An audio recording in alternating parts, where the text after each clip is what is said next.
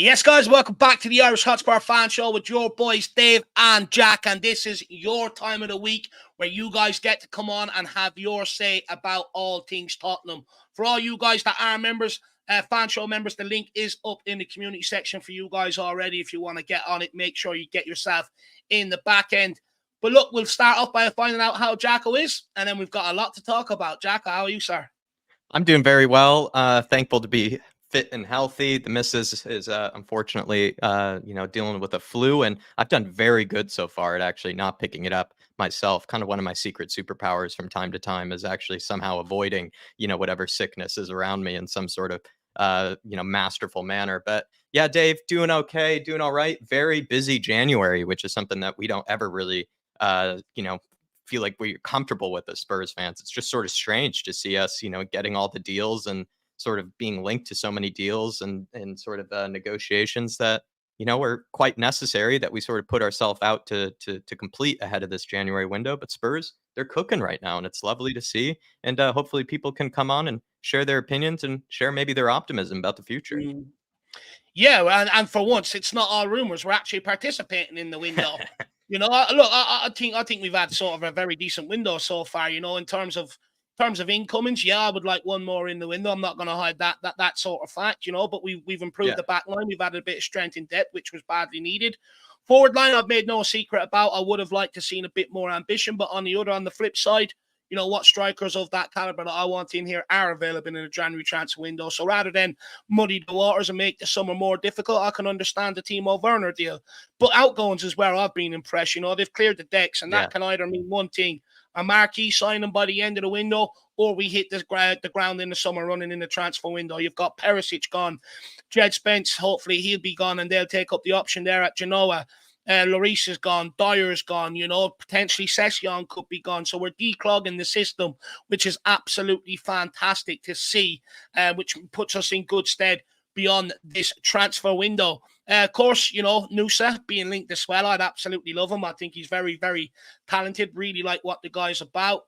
Long-term Son replacement, who knows?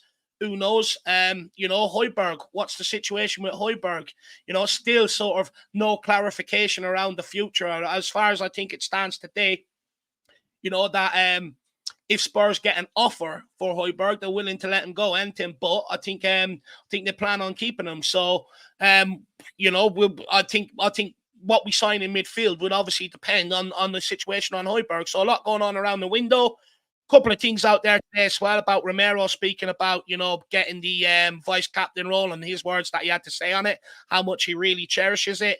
News around Ryan Sessegnon, could he be gone, which I hope so, barely ever fit. Tottenham linked with Szymanski. One of your guys, Jack Noel Buck from the MLS, from New England Revolution. Do you know much about him at all? Noel Buck, unfortunately, I do not. What I would say, though, is there is a infamous, or in some cases infamous, I think he's sort of like a Peter Drury, for America, where he does a lot of various sports and sort of commentary for it. There's a guy named Joe Buck, and not a lot of people like him over here. So maybe, hopefully, Noel Buck is in any way related to him. I actually forgot to look that up to see if he was related to Joe Buck, because that would have worried me a little bit. But no, Dave, unfortunately, know nothing about him. Just quickly on Nusa, and maybe I'll ask you a question on this. Do you feel like Spurs could be tapping into a bit of a golden generation over at Norway? Because when you think about it, right? Odegaard, Holland, Oscar Bob. I'm probably missing another Norwegian sort of talent. There's a midfielder, Nypan, that's very highly rated coming out of there as well. There's a guy that I think that moved to Lyon or something like that too, that was really talented as well. So could Spurs just be tapping into a golden generation over at Norway? No, look, I think so. That sort of everyone has their turn of being a hotbed producing talents, right? It was Belgium's over the last few years. That well seems to have dried up a little bit. And now it does look like Norway, Scandinavia, I'd even go as far as saying Sweden are producing some players right now, the likes of Rooney and people like that. So, I do think so. But I was actually thinking about this today, Jack. I'm actually very, very excited about Tottenham's future. And it's, something that I'm going to do something on a little bit later down the line. But, we have some real sort of prospects on our hand. You look at Jamie Donnelly, Dorrington, Devine, Phillips, the Santiago, Sunsup Bell, people like that. Then you got in the under-18s, Tyrese Hall, Lahan's coming through. You've got Mikey Moore, you've got Ollie Iro, Callum Logan, Herbie James, and then you add the likes of Nusa and players like that to what we've already got as well, and likes of Sarah and that. We have a real sort of golden generation on Tottenham's hands, and the future is really, really exciting. Now it's just a question of how we develop these guys. What's the pathway into the senior team? Do we set up something like Sir Alex Ferguson used to have, where he sent them out on loans to teams that he could trust that would develop them? But then he always sent them, I believe it was out to Royal Antwerp in Belgium, which was their final loan. And if they'd done well out there, then they'd come back and get the opportunity in the first team. I wonder, will Spurs look to develop something like that? Because when you look at the amount of talent on our hands, the last thing you want to do is waste all of that. I can't remember the last time we've had such exciting players coming through the ranks and adding such exciting players to that as well from across the world. So very, very, the future looks very, very bright in that regard. Also, Lo Celso, interesting, was asked today as well, who's the best player at Tottenham? He said Romero. So I want to know off you guys, is Lo Celso showing a bit of favoritism there? But most who's been your best player at Tottenham so far? So there's lots of sort of things to speak Good about. question. If you want. Look, one thing I would love is if people have maybe a different opinion. If you don't think we've done enough, if you think there's a lot more to do, come on, express it. Let's have a conversation in that regard and stuff like that. But nonetheless, I don't think we'll waste any more of their time, Jack. We don't want to be keeping them in the back end for hours on end. So I think what we'll do is we'll have a quick run through the chat. Let's welcome some people in and then get people in so we can get their voices heard. And we start off with Terry. Good evening. Good to see you. And it's 30 million for Real, and he's gone. Jack, actually, just quickly, before we move on, I actually do feel like this is important to ask you. Look, for me, I'm at the point I wouldn't sell him unless they come in with double what we paid for him, which is in and around 40 million. I think we paid 25.8 million, something like that. So if they came in with around 40, I'd consider. Outside of that, I've already given my reasons that people have heard why I wouldn't sort of sell him. Where do you stand on it? Because I know you've been a long-term backer of Emerson. So much bias I'm going to try to avoid from, expressing in this sort of answer here and not sound too ridiculous. Because personally, I probably wouldn't sell him for 200 mil. That's how much I love Emerson, but I'm going to try to be realistic here. I agree with what you just said there, right? Has Emerson played well enough that he probably deserves, or at least Spurs maybe deserve, almost double their original investment? I'd say so. I'd say that Emerson has shown to be a very useful player. Maybe that might not be forever at Spurs because he seems to be more of a defensive sort of head, a guy that's much more reliable in that department and can really help you out in that area. I think Spurs have really taken advantage of that this season. But with how much we invested originally, I think it was around 23, 24 million, like you mentioned there. It's actually, funny enough, less than what we spent on Sessegnon, just to add a bit of context to that. But Emerson, I'd say I wouldn't, if I were being realistic, I wouldn't say that Spurs should go for anything less than 30, 32, 33, something like that, because he is clearly a useful player and would probably do very well for a variety of clubs around Europe. I actually think, teams like Atletico Madrid and sort of clubs like that would really benefit from having him. I'm pretty sure La Liga would be happy to have him back. That was actually the reason we got him in the first place, because he had such a great season with Real Betis at the time. So I actually think Emerson had deserved probably a 30 million plus sort of transfer. No way should Spurs be taking a loss on it. He hasn't played that poorly that, he would get a loss. That would be crazy to me.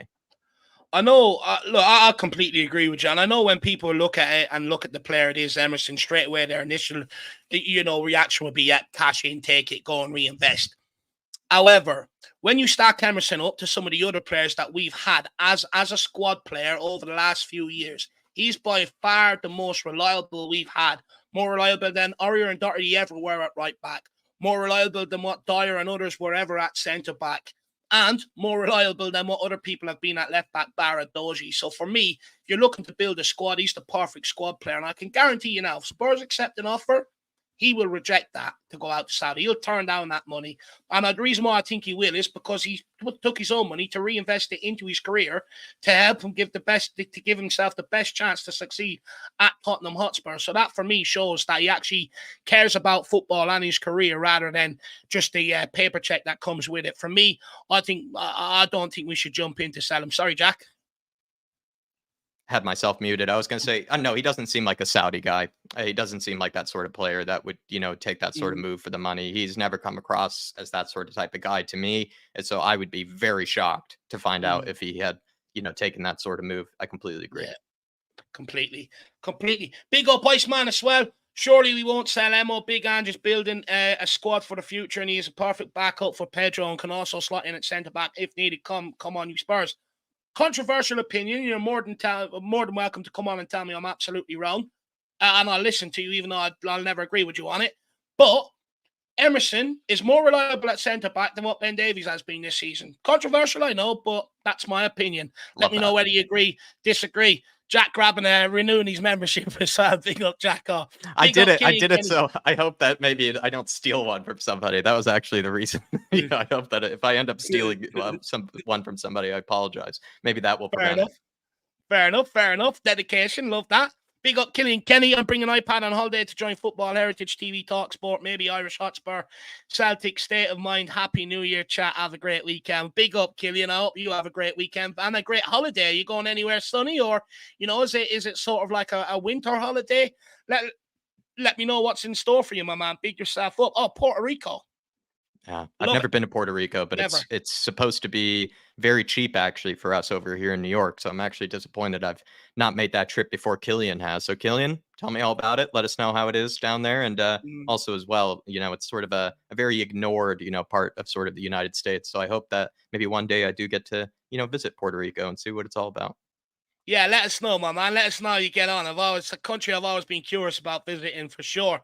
Stratters, good to see you, sir. He says, big up, chat. Are we taking bets on how late Dave will be, lol? Absolutely on time Should have today. bet the under. Look, first of all, what I will say is anytime I am late, or we're late here at the Irish Hotspur, it's always me, first of all. I'll own up to that. And second of all, you guys know by now, even when I'm invited on other channels, I'm still always late. I just have a problem of being timekeeping, and I actually really shouldn't, because believe it or not, when I was younger, I was a stickler for time. I used to hate people that were late or was just sort of leaving it just to get on time and stuff like that. But over the years, I've sort of took a laid-back approach to life, and that's probably to my detriment, Stratters. But big yourself up, my man. But I was on time today, so credit where you would have credit's lost money. You would have lost money, Stratters, if you had made any bets. You definitely would have lost, and Dave would have won. That's the thing. I could surprise you at any minute, So any minute, unpredictable. Big up, Adrian Shocker. Good to see you. So I sent me a brilliant picture on Twitter earlier on of a load of sauce bottles saying, what was it, the latest Tottenham sources for the transfer news. Absolutely brilliant. Big up, Adrian. Good to see you. Big up, Mick Hermalock as well. Good to see you in the building, sir, along with Del Boy. Great to see you. Plymouth. He's got our boys Define and Phillips in his hands. Make sure you take good care of them, Del Boy. Big yourself up. Jason Bell also says, big up, lads. We're almost back to real football, Tom. I'm really looking forward to Friday. I mean, I absolutely cannot wait. Friday night under the lights, bringing the big teams to the lane is exactly what being a Spurs fan is all about. I'm absolutely pumped for it, and this is why we do this, So, look, for me, I will say I do think we have to get it done Friday. I don't think we can afford for it to go to a replay and try and get a job done up there. I think we have to do it at home. This is our opportunity now, in my opinion, Jason Bell. And I think the players and the management probably recognize that. Big yourself up, Jason Bell. But big game Friday night, my man. I cannot wait. Kieran Spiteri, long time no see, Kieran. Hopefully you're keeping well, sir. How's life been treating you? Says, hey, Irish Hotspur, big up. In my opinion, I did not even close of selling Emerson. He's done well. He's got a manager that believes in him and a lot. And Emerson has been a different player this season. Could not agree more. Absolutely could not agree more. Very well said, Kieran. But let me know in the chat how life's treating you, sir. Big up Greeny as well. Good evening. Good to see you. Along with King Hoddle. Good to see you as well, sir. Who else have we got? Rob Rangerson. Great to see you in the building. We also have Shem Tan as well. Great to see you, my man. Says evening, Jack and Dave. Good to see you, handsome gentlemen, this evening. Look, handsome, I'll take it. I've been called a lot worse.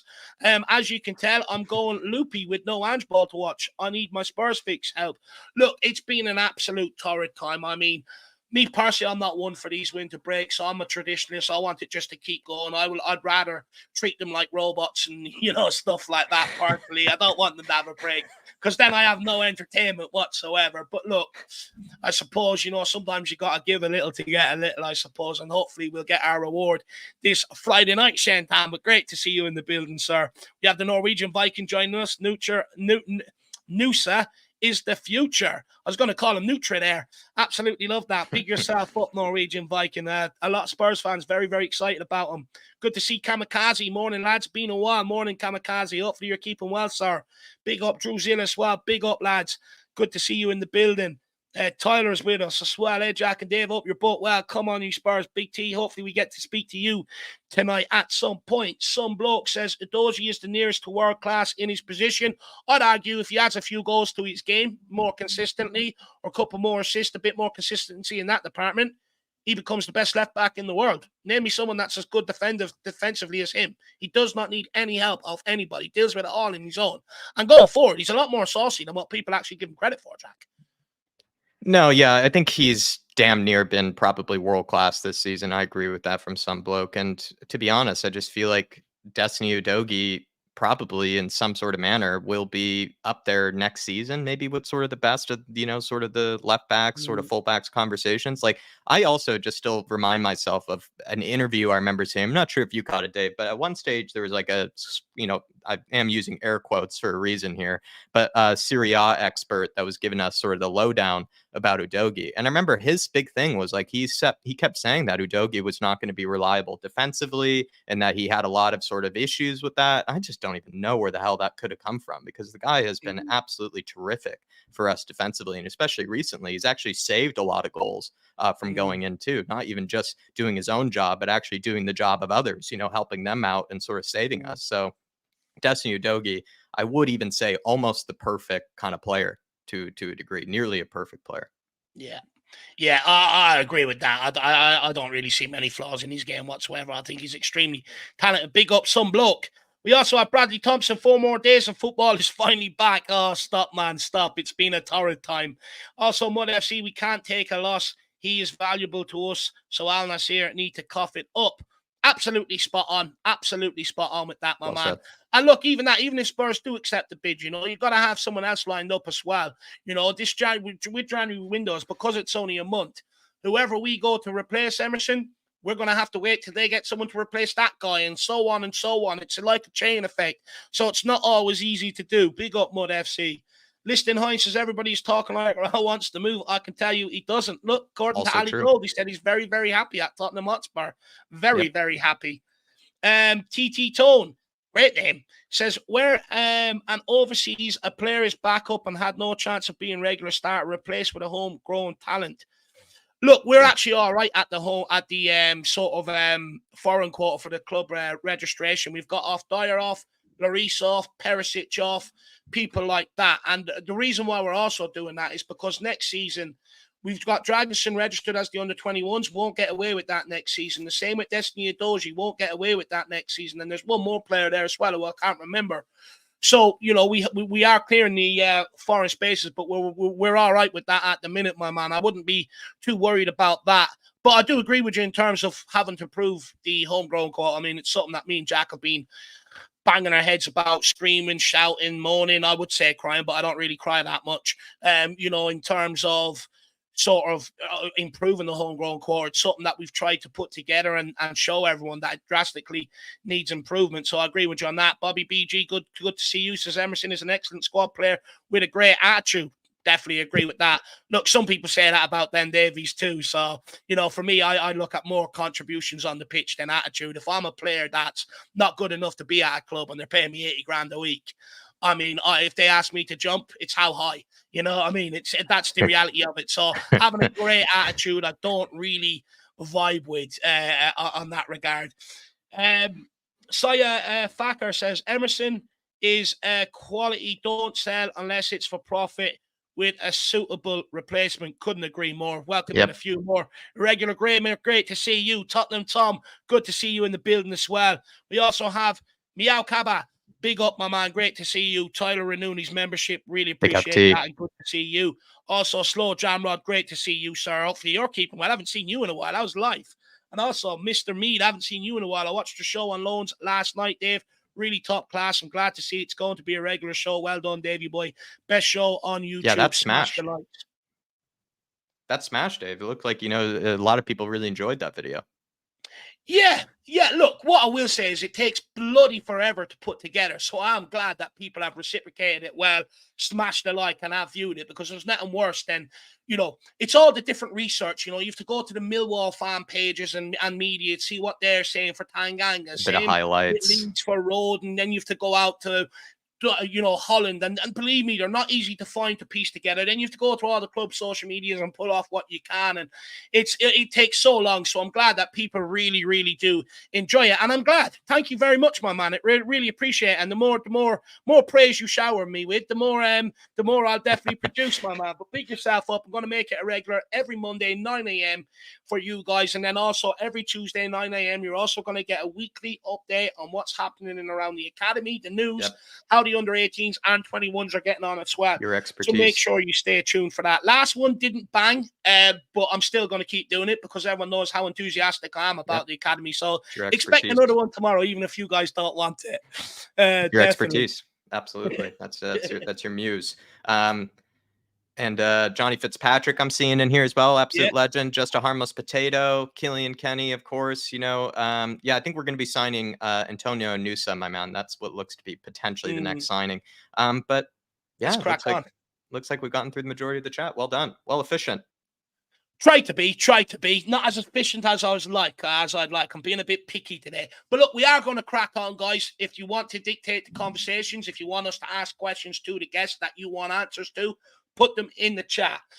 Feel free to make it a super chat if you want to support us. No harm in that either. Or simply, even if you disagree with it, put your comments in and we'll bring them up. And it's a great way for you guys to basically engage with the conversation as it's happening. Most importantly, smash the like as well, because we want to send this out to millions of people worldwide so that they can also have the great viewer experience that we hope that we provide for you guys. So big yourselves up in that regard. And the first guy we will have on, I believe, let me just check, is the Tron. Yep, let's get him on. Let's hear what he has to say. Big up, Tron. How are you keeping, my man? Yeah, I'm keeping all right. Thanks, lads. Look, just waiting for... Huh? Oh, go on. I was going to say, any news for us? Any breaking updates? No, it's been very quiet. And my thing. He's been very busy on the Manchester City thing. I'm waiting for a major news to drop on that. Once he drops it to me, I'll be able to go through each of the charges and explain what they're about. So I'm waiting for a major drop on that in the next probably 24, 48 hours. So yeah. It's been busy on that. Just on that, Dermo, because there's a lot of and obviously, look, you've studied this a hell of a lot. I've read into it. I know what I need to know from it, but I'm not deeply involved unless it really affects Tottenham Hotspur. But where it does affect us is how can we take advantage of this? Because you look around the January transfer window, we're one of the most active clubs, believe it or not, in this window right now in terms of incomings and outgoings. How can we take advantage now of these teams' sort of financial situations? And is there any players from certain clubs that you're looking at and saying, Tottenham, go and get him? It can be done. For me, Gallagher for one from Chelsea. He doesn't want to go, but Chelsea want to sell him because of FFP. You've got Man City. Well, they just bend the rules anyway. A lot of the top six can't buy any players. They have to sell before they can buy. And I think we've taken a march on them with our winter signings.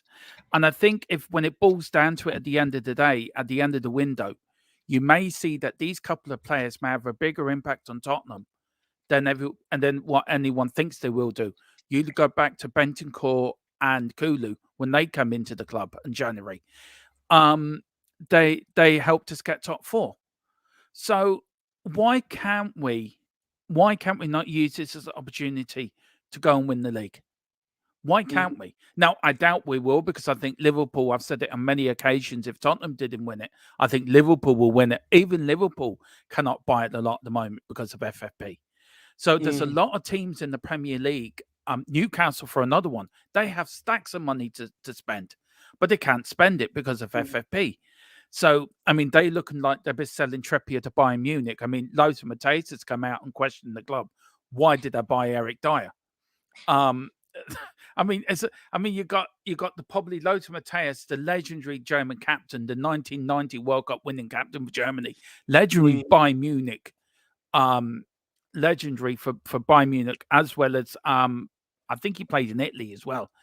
For Juventus, I think back in the day. I think it's Juventus. Maybe I'm wrong on that. But he's questioning why we're buying Eric Dyer. So this window, Tottenham have done absolutely blooming brilliant. We've got the deadwood out.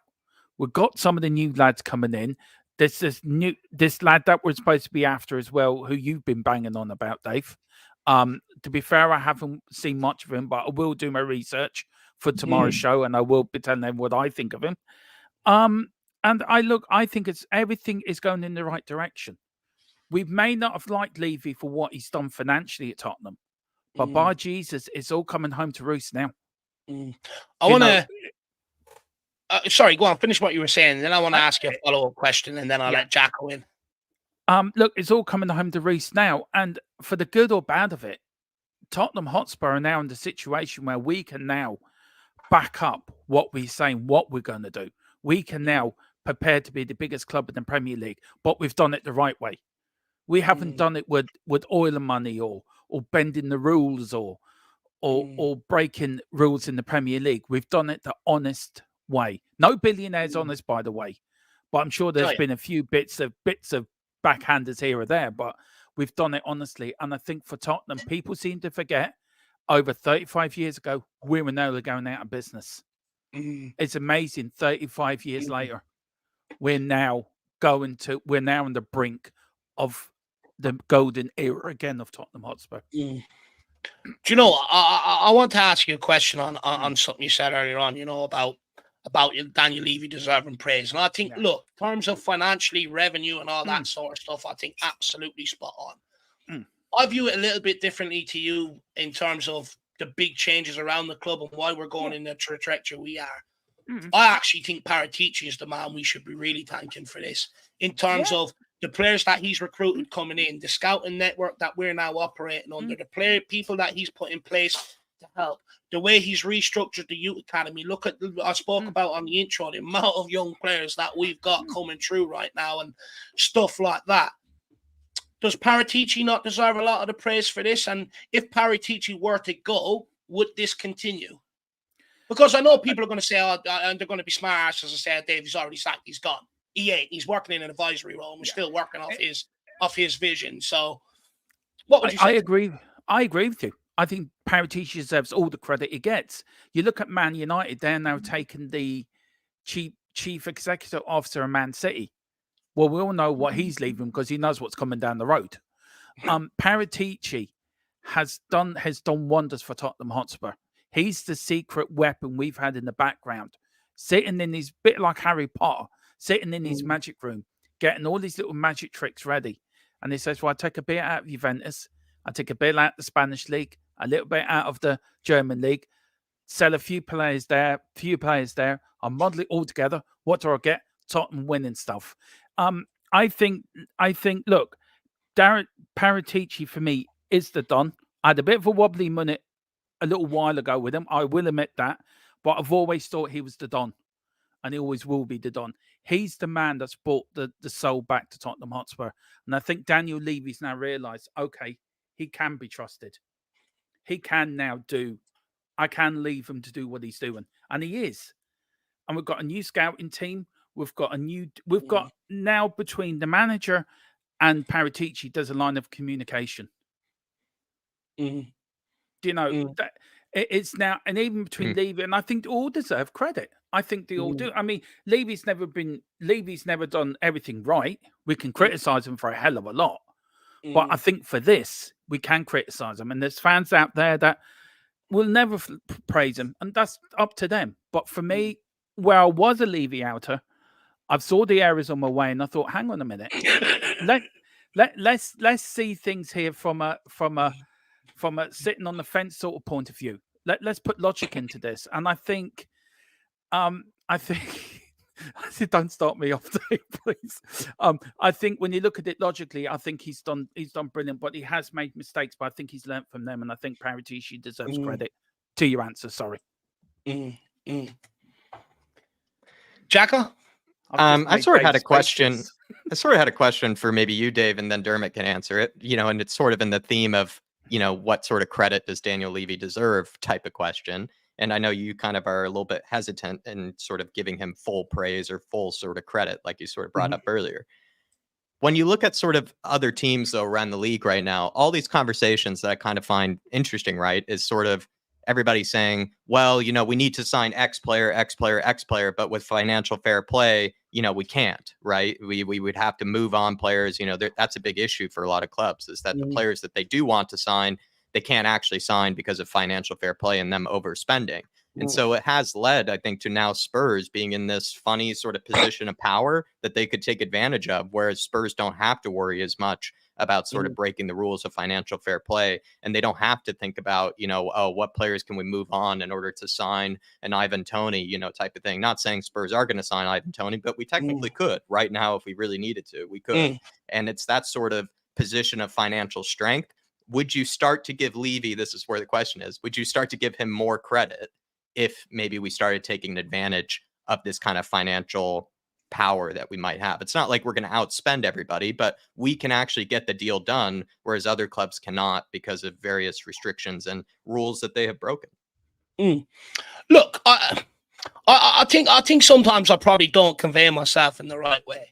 In terms of the size and the growth of the club, in terms of the stadium, in terms of the training complex, absolutely night and day from the stadium and that I used to go to as a kid, right? Night and day. Deserves a lot of credit in that regard. And I've also given him credit for the amount of diverse revenue streams that he's created for Tottenham Hotspur.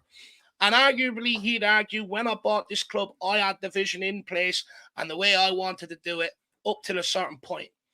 However, since the stadium was built and the training infrastructure, all these diverse revenue streams, how he used that for a period of time was nowhere near good enough and could have easily, we finished outside of Europe last season. Now, what he did do is he brought in Paratici, who was slowly being building behind the scenes. Now, Daniel Levy is a financial accountant, so he will see things one way and he sees bank balances. He doesn't take much sort of sway either side outside of what the numbers are telling him. Whereas Paratici has come in and he's been able to say to Daniel Levy, for instance, just take the Youth Academy as a bite-sized example, right? In the Youth Academy, it was low. Pay the wages low, keep them hungry, let them come into the first team and earn.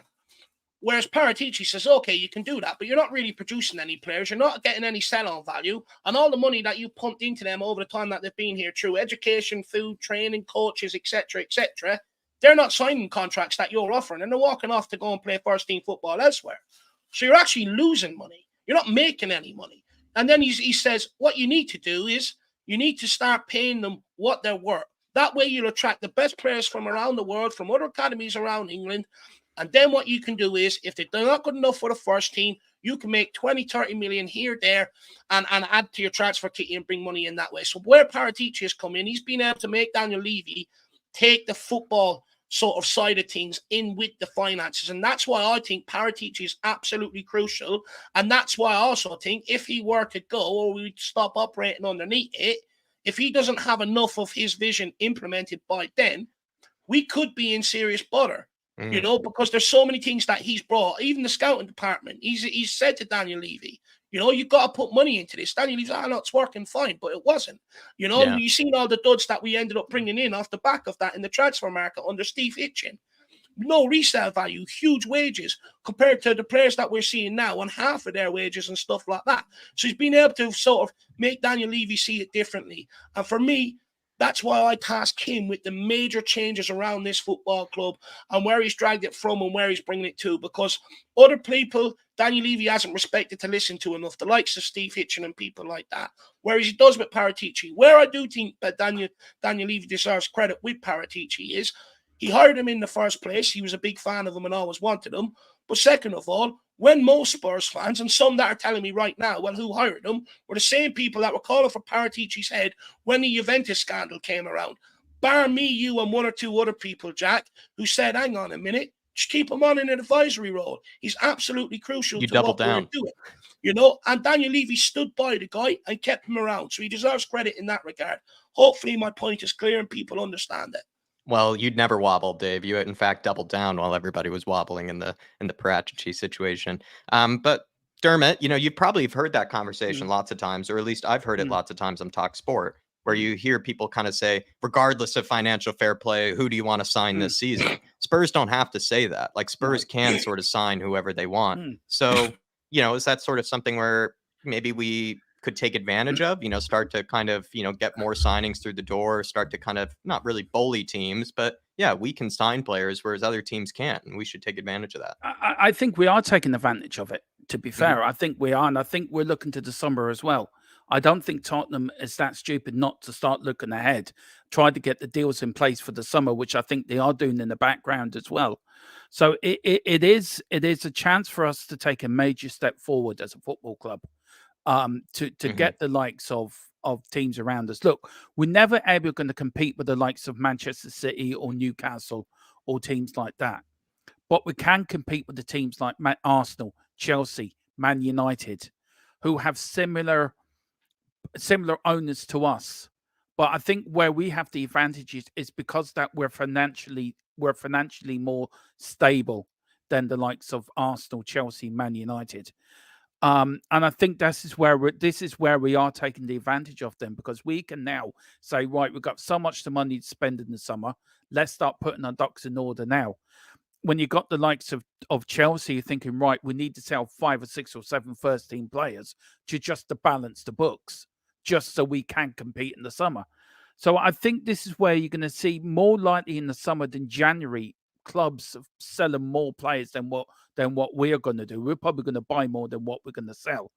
But it is a major chance for us to take a good 2 to 3 year step ahead of other teams around us, because it's going to take them that long to get sort of even again. And depends also what comes out the Man City thing. Will the Premier League have the balls and the bollocks to charge Man City and find them guilty? Will the likes of Chelsea get points deductions? Will the likes, I think, the 6 or 7 clubs in trouble at FFP? So look, as much as we have hated Daniel Levy over the years, I think financially we have to give him credit where it's due. We have to give Paratici credit where it's due for what he set up at the Tottenham, for what he's done. And I think as a club, we're very healthy. We're very much in a better place than we've ever been. And I think we could be on the verge of the golden era of Tottenham with Ange in charge. I really do. And I think fair play to Emerson as well for not taking the Saudi money. I think he deserves to, I think he shows what a person he is. And I tip my hat off to him. So fair play to him. Just quickly, Dermo, before we let you plug our channel, just something you said. I just want to clarify as well. I'm not saying that you said I do. I just want to clarify so people know where I am. Personally, I don't hate Daniel Levy. I mean, for me, he's not important enough to hate, and hate is a strong word. There's very few people on this planet I actually hate. But do I question him? Yes, I do. And I think that's okay. But anyway, Dermo, where can people find you, sir? Absolutely great way to kick off the fan show. Great conversation, my man. Yeah, and I wasn't saying that you did hate him, by the way. No, I know. That's what I was saying. I just want to clarify to people out there who maybe think I do hate him, Well you said. don't. Me and Dave are actually very similar on our thoughts on Daniel Levy, by the way, and Jack as well. We're all sort of similar. We're all similar thinking on our actions. We all want the best for Tottenham Hotspur. That's all we want. We don't want the best for the chief executive of the tea lady or the canteen woman. We just want the best for our club. So there you go. If Big Ange leaves, you will find me and Dave and Jack chained to the training ground gate, and we're not moving to Ange comes back. So there you go. Watch that. If Højbjerg leaves, you won't see Jack for dust. He'd be able to chain with me to the gate as well. It's Ellie I'd be more concerned about, to be honest with you. I'd be concerned for Ellie. But Dermo, where can people find you? What's coming up, my man? Yeah, look, if you like what I have to say, please come over to THFC till I die, your home of Tottenham, past, present, and the exciting future under Ange Postecoglou. We've got Newsbeat every day at 4. We had a big talk about the racism over the weekend. So me and Philip got our thoughts, what needs to happen. And there really was, and I have to say, the chat as well, brilliant discussion with the chat as well. We've got 10 of the best back, which is being pre-recorded tomorrow. I'm picking 5 managers, Philip picking 5. The greatest managers ever to grace the English game. So see who we pick and where they come in our top 10. And also we've got watch-alongs and a pre-match, post-match, and every other damn thing I can think of to go on the channel. We're only 250 away from 2K, so we're getting there. So I would love to get there before my birthday on the 5th. So I really would appreciate that. So if you can smash a like, do it here first as well for the guys here who are the mothership of my channel. So thank you very much. Big up, Great Tron, my call, man. Dermot. Great chatting to you. Great call, and we'll speak to you again very soon. Come on, Yeah. you Spurs. I'm going back now to look at stats of previous managers over the years. Is now doing my head in. Wow. So Before you do, I'm give now me a gonna... big come on, you Spurs. Come on, you Spurs. That's what we're talking about, my man. Narration. I'm gonna look at Don Reevy now. That's gonna be the extent of my evening. Have you in the background and looking at Don Reevy? How exciting! You're exciting, but Don Reevy's not. But anyway, mind. Well, look, you can go and look at Don and listen to me, my man. In fact, you can call me the Don if you want. But anyway, Dermot, we'll see you again soon. See you later, lad. Have a good one. See you, number 2 Spurs fan, Irish Spurs fan. Bye-bye. Yeah. Do you know what? I'm Can't speak to the Don that way. I'm not. I won that title. It wasn't, self-proclaimed. So, I feel like it demeans it when you self-proclaim it. So maybe I'll have to come up with a new title. But big up Chris, member for 29 months. Jesus, what an outstanding service. Come on, everyone. If there's an emoji like that in the chat, please put it in there for Chris. What a legend. And also praying hand emojis as well, because he's absolutely dying with the flu. And if you've got any remedies, put them in. Help Chris out. But he says, evening all, big up to you, David and Jack. Come on, you Spurs. Am I the only one feeling confident about Friday? I'm slightly confident, but I'm not going to go over the top with it because I do understand Haaland was back in training today. That's going to be a nuisance. And it is the time of the year, and Man City tend to turn it on and go on a run. So I'm not overconfident, but the fact that it's at home, I don't think City would like that. Jack, where are you at with confidence-wise?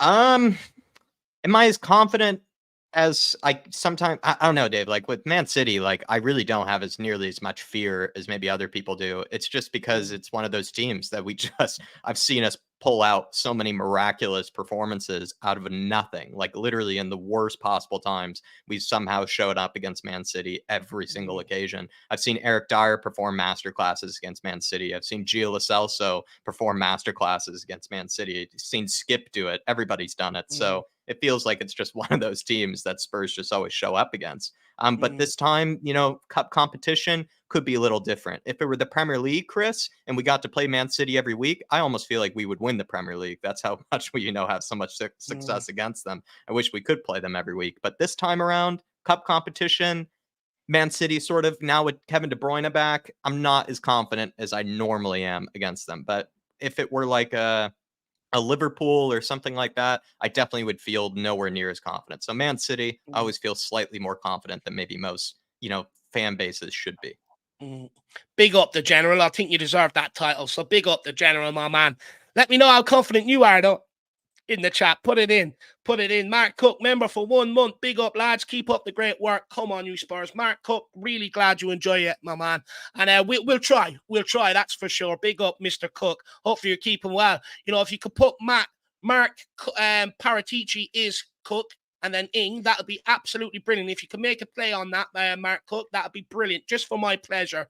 So big yourself up, Marky, and good to see you in the building. I also just want to quickly say a big up to Paul, Derek, Daniel, and Ricky Nato as well. Great to see all you guys in the building and welcome in. And also the one and only Derek Hutchinson as well. Great to see you.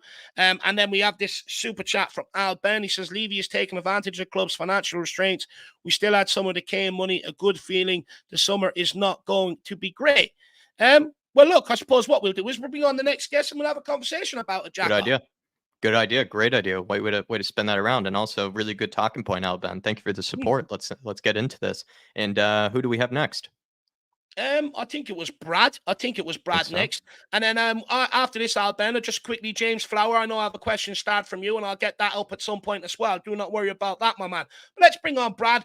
Let's welcome him in. First of all, we'll ask you how you are, Brad, and then you can address what Al Ben wants to talk about here with us. How you keep it? I'm good, thanks. I'm very tired these days. I don't know what it is, probably age. But yeah, I'm fine. I come alive now. Well, the concerts you've been going to, Brad, that's the problem. You're tying yourself Well, up. yeah, the rumours are about at the moment. Yes, I might as well make them, keep them going, I guess. Why not? Well, Jack, you can lead the way here with Al Ben Super Chat, and let's bring Brad into it. Alben saying Levy is taking advantage of club's financial restraints. We still had some of the Kane money left. A good feeling the summer is not going to be great, actually. So what are your thoughts on that, Brad? Maybe the Kane money is what we're using at this moment in time. Well, looking at the super chat, the first bit about taking advantage of the club's financial restraints, let's turn that around. Levy is obviously aware of FFP, and he said that in most of his when he famously was with Cambridge University. He said that that's what the club are looking at, to be well adverse in that, and that we'll be in a great position when the FFP affects other clubs, which at the moment, looking at Chelsea and Everton, or not so much Everton, Chelsea and Man City, it looks like it might be. The only thing I would say about that is that I just hope that by the time we're in that great position, and we're in not a bad position, by the time we're in that great position, that we haven't fallen so far behind the other clubs who are still going through court cases, that it doesn't sort of come to fruition. I'm not sure what's happened with the Kane money. I don't know. I need to look at the club's books to see whether we still got that. I would imagine it's probably... It's because don't forget, when people say, "Oh, we got the Kane money," well, no, it's paid in installments. It's never paid. We don't get 100 million straight away. It's paid in a certain amount of installments. So the Kane money will be spread over the next sort of months and years or whatever, and then it will come into what the accounts are and what the budget is. Blah blah blah blah blah. The summer, I'm just hoping at the moment. I'm just hoping that I'm looking at last summer, Van der Bay, Vicario, Madison, just to name just 3 players. That was, to me, good signings. So far this season, Dragusin, who we haven't seen him much, but could be a good signing. We don't know about Timo Werner, but it could be. If we get this Nusa guy, even if we don't actually have him until next season. So the transfer signings have been fairly okay at the moment. So hopefully that will continue in the summer. And I think in the summer, it will depend a lot on what actually does happen with this FFP and whether we do see clubs being taken to the cleaners. Because I think, looking at the first line of that, you could read it the other way and saying that clubs will have to sell their players to sort of, get over the FFP. So, and we can go in there and say, "Oh, we'll have him for you." So, which, to be fair, is what we did with Alfie Devine. We're in an incredibly bad financial position, and we said, "Well, we'll buy one of your best players off you then." Yeah. And now we look forward to seeing Alfie Devine, hopefully next season, as being a regular member of the Tottenham squad. So, so I'm hoping that summer, that it looks good at the moment. There are good things happening. I just hope it continues, because we have been here before. And just when we get to that, this happens all the time under ENIC. This is why I'm keeping my powder dry. We get to that stage where, right, this is it. We're going to go for it now. We're going to do it. We're going to get to that top level, and then suddenly it all crashes around us, and we have to start again. So I'm keeping my powder dry, but so far so good. Do you know what? For me, I think so far so good as well, like you, Brad. But it does all depend what we do this summer. I'd love to see sort of a flagship signing come in here in the summer. But Jack, to Alben's point here, right? Jackie's saying what the money we're using over the summer and right now is the Harry Kane money to the best of our ability. But I suppose he's questioning, where's the money going to come from for the summer business? Because when you look at it, outside of Harry Kane, what have we sold the last few years?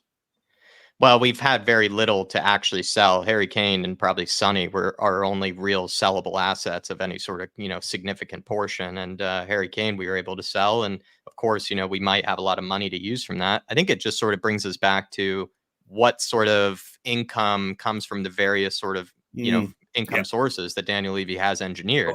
The go-kart track that Dave and I photoshopped ourselves into is being released and is coming out, I think, this Thursday.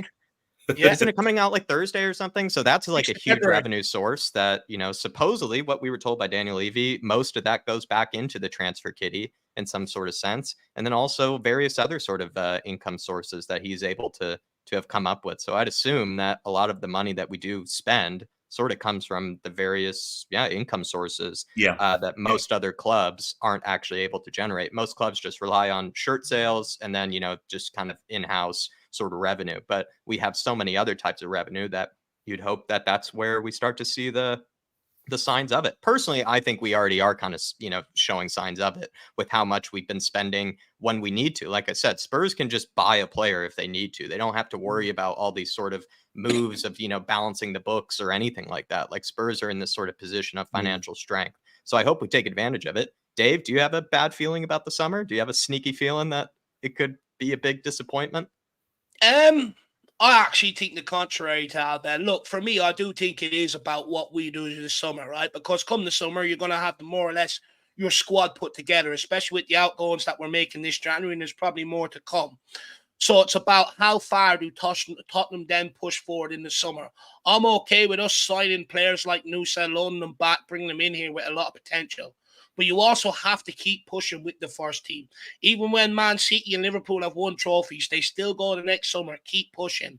And for me, it's about what sort of signings do they make in the summer. Do they tail off with the signings, bringing bang average players in here because they're looking for specific backups and don't want to pay too much?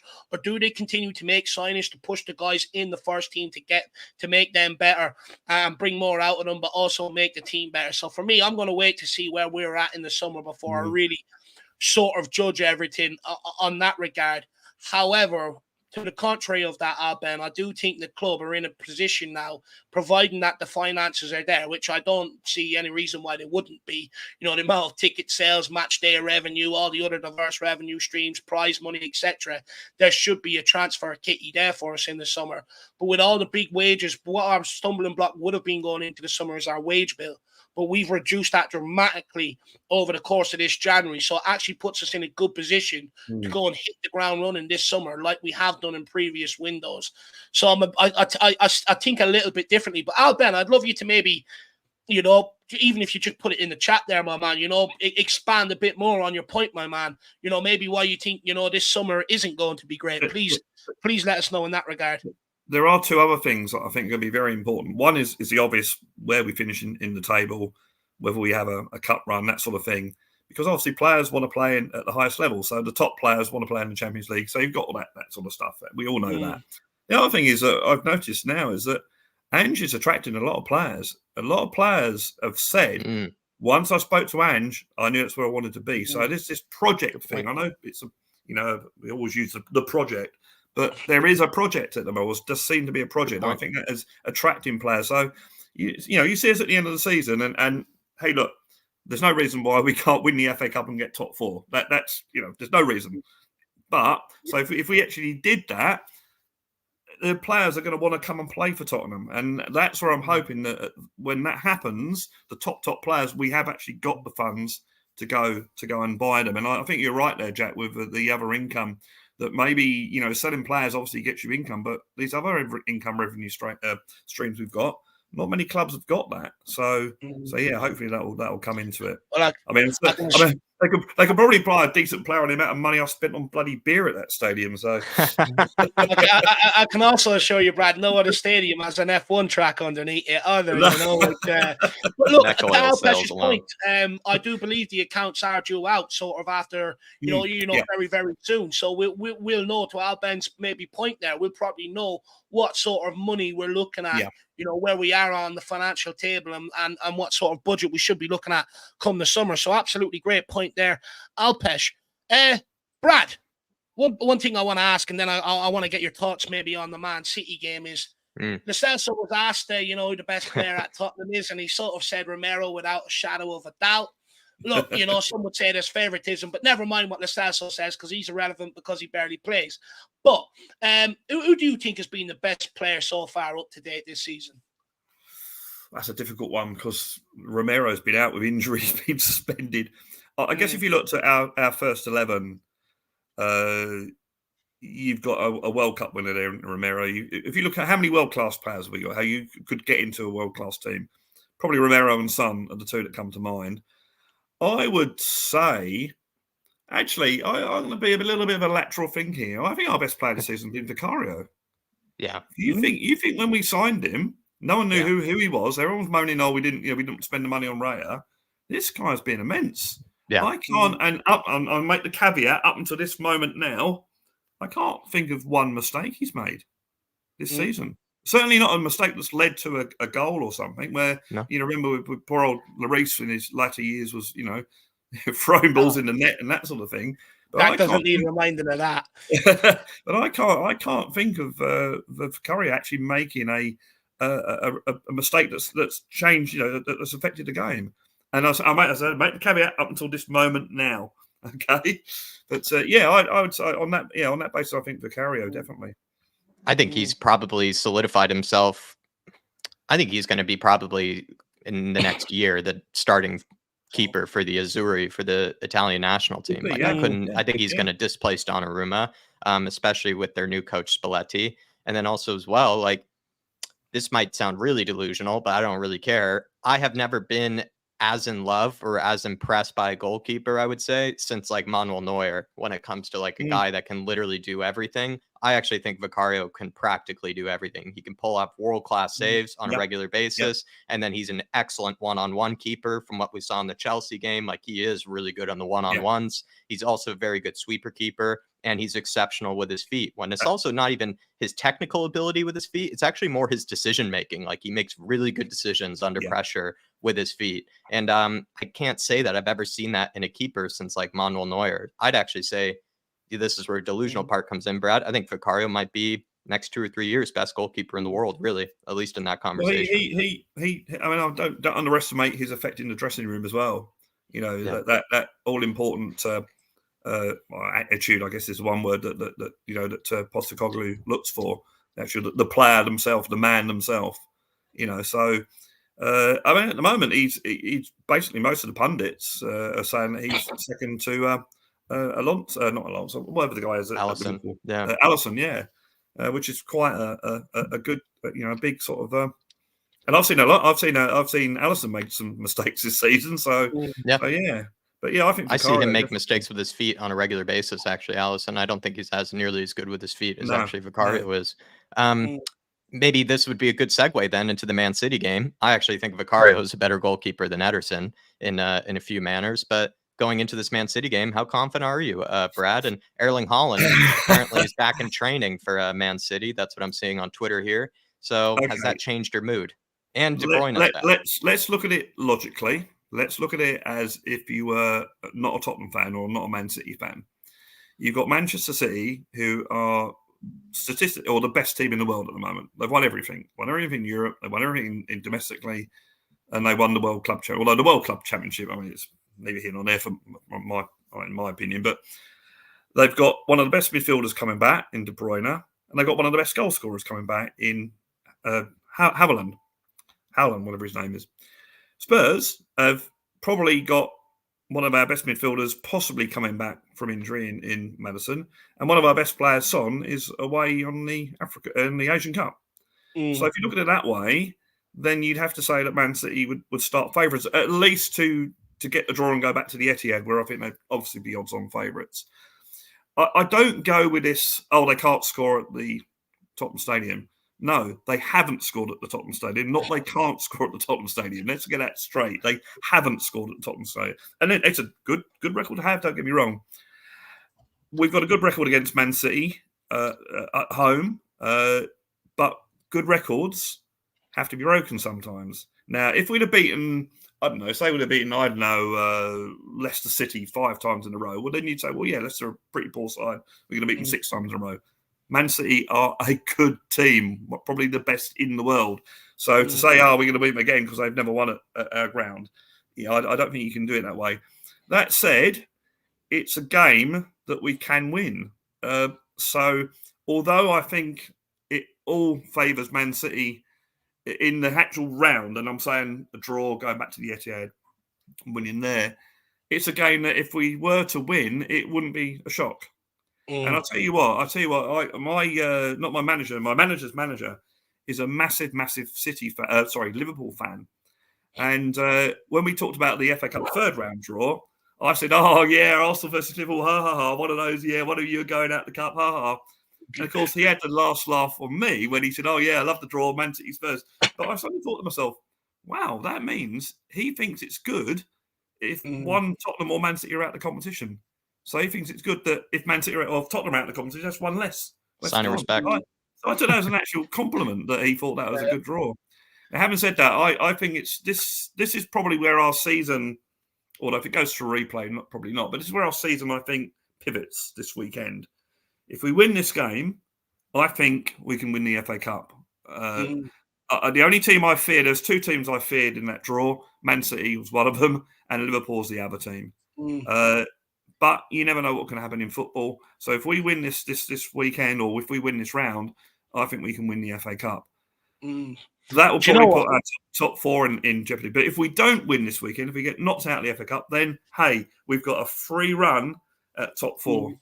So I think it's in a sort of strange way a win-win situation that, you know, if we lose, well, then we go for the top. Yeah, we go for top 4 and that sort of thing. I mean, but as I said before, no reason why we can't do both. You know, but yeah. We're getting all our players back at the right time, I'd argue. Yeah, and for me, I think we're trying to gear up for an FA Cup and a top 4 finish. Oh, I'd love it. I honestly, speaking personally, my heart, if you said, well, you either get top 4 or win the FA Cup, my heart says, I want the cup. I want to win the FA Cup. And I think a lot of Spurs fans. My mind says that, well, if we're going to go on in the next couple of seasons and buy the players we want, then top 4 is an advantage because you've got Champions League football and players want to play in the Champions League. And then you win the FA Cup and the leagues in years to come.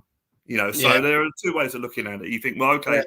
I mean, I've already, this season, as I said to you many, many times, it's a free pass for Ange Postecoglou. And he's done absolutely amazingly well, incredibly well. So I think this is quite an interesting weekend. I've got the Friday off, so I'll be around the Tottenham area quite early on Friday. So I don't like Friday night football, to be honest. I just don't like it. Look, we'll wait and see how we get on Friday night, Brad. Big game around the corner. But look, I know Brad doesn't have a song up yet, but people, please get over, check out his channel, smash the subscribe button, check out what he's already got up there. And the next thing I need to put up is when we're at FA Cup in the final. In the final of the FA Cup. I said before, if we get to the FA Cup final, I'm writing a song. I'm writing a Tottenham song. I tend to keep my Tottenham out of my music channel because it's a music channel, so I try and keep the Tottenham things out of it. The fact that I'm a Tottenham supporter, although obviously most people know. But if we get to the FA Cup final, or next season the League Cup final for that matter, or maybe even Champions League final next season, I will definitely write a Tottenham song without a doubt, sort of thing. I'll be all over that. Yeah, please check out the channel. I'm probably going to do a song near the end of February. I'm working on a new one at the moment, but there's plenty of stuff on there to look at from the early days where I'm basically playing live in front of a camera phone to now where I use all the musical software and play all the instruments and film nutty videos and whatnot. So so please check it out. Click like, subscribe, comment, all those sort of wonderful things. And thanks to these guys again, as I say every week, for letting me have the opportunity to say that. Hello to everyone in the chat.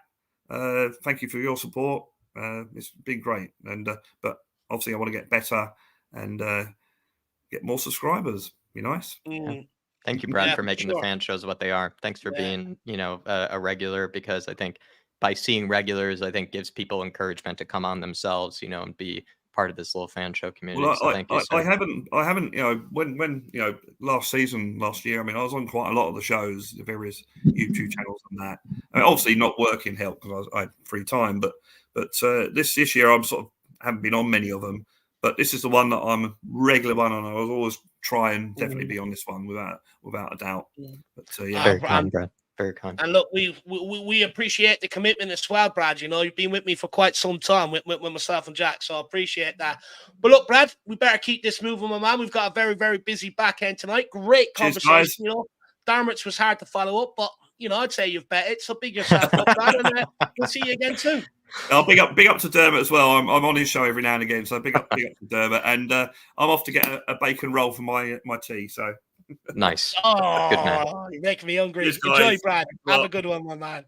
Bye-bye. See ya. Bye-bye. Have a good night, Brad. Definitely slap some brown sauce on that bad boy as well. Adds to it. Absolutely love that. Great calling by Brad, by the way. Absolute great call. And Al Ben, you still haven't got back to me, my man, on about the summer. So let me know. Put it in the chat, buddy. Dermot put on the a super sticker. I think that's the Romano shades. So big up. Yeah, Dermot. Profitron shades. Maybe he's just feeling good and looking good after he's kicked us off. He was the leader. Got us started on this fan show, and he feels pretty good about himself. Or maybe he's just doing a cheeky little emoji, Dave, after calling himself the #1 Spurs fan. Yeah, maybe a little gotcha moment. Yeah, fair play. I'll accept that. Well done, Dermo. Well done, my man. We also have Ian Cook, member for 23 months. Well done, my man. Really appreciate that. That's absolutely incredible. He says, good evening, Dave and Jack and the chat. I think Nusa will be a good signing and can't wait for City game. I think we beat them and then we win the cup. Jack, I'll take half. You take half. What half do you want to take? I could repeat myself on the Nusa thing, and how about Right, you you give go your cup. optimism? Yeah. You go I'll take cup. the Nusa part. You take the FA Cup part. Okay. With Nusa, I'll repeat myself from earlier, Ian Cook. What I can add to the conversation on sort of Antonio Nusa is that, from what I can tell, there clearly is some sort of Norwegian kind of golden generation coming through at the moment. The majority of their best players, I think, are all under like 25 or 26. And then it does seem like there's just a lot of sort of guys that are either coming out of the Norwegian league, or they're guys that just are of Norwegian descent that seem to be sort of the bigger stars around Europe at this moment in time. Like I brought up earlier, Oscar Bob, Erling Haaland. You have, of course, Odegaard, who's still very young, like Odegaard. I know he's going to, yeah, you Ghostagard for sure. And then plenty of other players that I'm failing to think of at this moment. But there is a golden generation there, and I think Spurs are tapping into that, and I'm glad that they are. He also just looks like, more of a Premier League sort of physical build and mold. Like, for how young he is, he's tall, looks strong, very quick, of course, as well. So he looks to be a real talent. Well, Mark, in terms of the Man City game, we've just got an update. So, despite returning to training for Man City, Erling Haaland is unlikely to feature against Tottenham this week. So that's absolutely brilliant. So I'm absolutely delighted with that. So I would like to think that improves our chances, my man. Look, I'm confident enough going into this. As soon as the draw was made, I didn't like it, but on reflection, when I sat back and looked at it, we've been a bogey team for Man City and a tournament Pep Guardiola's ass for quite some time now. Take it back to the Champions League where we've done them, and stuff like that. We've done them a couple of times in the league and that as well.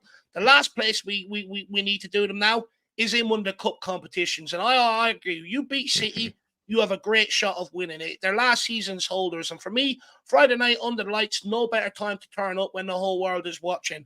I just hope it doesn't capitulate like it did against Chelsea last time the whole world was watching. But look, when it comes to Man City, Pep Guardiola would have bowed his head. The fans would have been, oh, don't fancy that one. And the players, I think, looking at it, they would have said, Tottenham away is the last straw we want. So to be honest with you, I think there's a prime opportunity for us to take them Friday night, knock them out.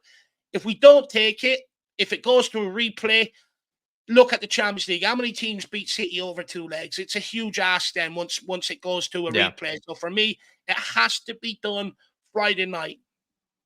I would love to see Maddison back. That'd be absolutely brilliant, because if we want to do City, we're going to have to score goals. And without Maddison, and especially now without Sonny, that creativity just is not there. We're struggling to break teams down like Burnley, who we scored 5 in the earlier on in the season when we had everybody fit. We could have put 10 by them, but we struggled in recent games to break teams down. So I think it hinges on how fit Maddison is. But big up, Mark, my man, absolutely. And quickly on Ian, Dave. This is Ian Cook. Oh, Ian, sorry. There was a Mark, but that's what I was about to say. There was a Mark Cook from earlier. Do we seeing maybe a little lingering of a Cook army coming through here? I wonder, are they cousins or brothers? I've often wondered that. First of all, I do apologize, Ian, because I know some people get agitated when they get the name wrong. It's just Mark Cook from my mind earlier on and I just seen Cook, to be honest with you. And I'm that hungry. I'm also thinking about cooking dinner as well. So I have multiple cooks on my mind. So I do apologize about that, Ian. But look, let me know if you and Mark are brothers or cousins or something like that. Pick yourselves up. And we also have the one and only DJ Samuel. Wow. Huge. First of all, I just want to say I hope that was not a mistake and it was only supposed to be a $5. If it is, get in contact, my man. I think you've got my number, and I'll definitely refund you at the end of the month when it comes in, for sure, if that's the case. But if not, I really do appreciate the size of the generosity, my man. And if you did a bet or something, Jack, you and DJ linking up secretly winning. Me and DJ, I think you might have cut off for a bit there, but DJ Samuel, really appreciate it, my man. And I really like this super sticker, actually, Dave, if you got to take a look at it. It's like a guy in a chair, like a little rhino guy.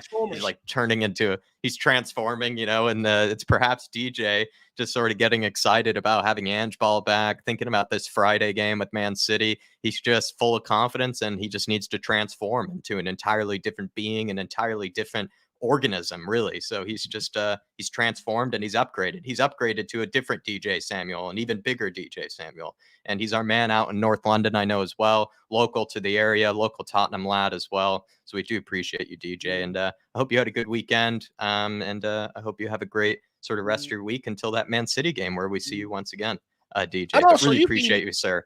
Man out in North London. Yeah, definitely. You know, hard streets to grow up on as well, my man. So big yourself up. But look, also, well, you've been around quite some time. When are you going to come and have a conversation with your two boys, my man? Come on, DJ, get on here and have a chat with us someday. Yeah, look, but also that transformer, I mean, that could be for Dermatron or that could be for the transformation of Tottenham. Please clarify in the chat, DJ Samuel, but really do appreciate it, brother. Absolute top man. Really can't believe that. Absolute legend. It really does help everything we try and do here. So big yourself up, my man. But look, I suppose let's keep it moving. Shawnee Maddox has some tough acts to follow in Tron and Brad, so let's bring them on and let's keep these conversations flowing. I'm really enjoying them tonight. You guys are bringing your A game. Big up, Shawnee. How are you keeping, sir? I'm doing well. Again, some tough acts to follow. Fortunately, I've been behind them a few times now, so it gets a little easier. You've got to start getting in there a minute or two earlier, you know, get in ahead of them. I think I was the first one in there, but if we all pop in before you do, it doesn't change the order too much. It doesn't really matter too much. I kind of like going third. It gives me a little bit of time just to kind of vibe in the chat a bit. But when you started talking about food, Dermot can be pretty quick, though. Dermot can be pretty quick. Like sometimes that guy just has it, you know, even before I put the link out, you know, he'll have the link. You know, he's that good sometimes, Dermatron. So we'll have to do an instant replay on that for next time to see who actually got in there first, who got the buzzer beater. But Dave, I know you have a special honorary Yank question here for Shawnee Maddox, and we could get this out of the way. Might as well. You want to get into him, the transfer rumor? Yeah, we'll get out of the way. Let me just bring it up. I think I already know what answer I'm going to get anyway, but, you know, we can discuss. We can put it out there. If there's anyone in the chat that knows anything about this guy, please let us know. But Spurs have previously shown interest in 18-year-old central midfielder Noel Buck, who plays for MLS side New England Revolution. The England under-19 international, who holds both American and British passports, interesting, is well regarded within the England setup and has been getting game time internationally ahead of some of the Premier League's more well-known young players. He's understood to be available for around £6 million. So, Shawnee Maddox, you know much about him? I haven't seen him play. Again, I think my local team is DC United, so I know a little bit more about Rooney. Them when they're there. But I feel like it's harder to get excited about the MLS as the quality drop-off is just a little lower at times. Although I was there in last year in September, and I saw a hat trick by Christian Benteke, which was fun. It was just like, oh, it was a throwback to the old days of watching him at Palace. I didn't know he was over there. Nice to know where Christian Benteke is nowadays. In case anyone is looking, he's chilling in DC right now. Do you know what, Shawnee? Just another follow-up question on that, my man. And I think Tyler makes sort of a good point here.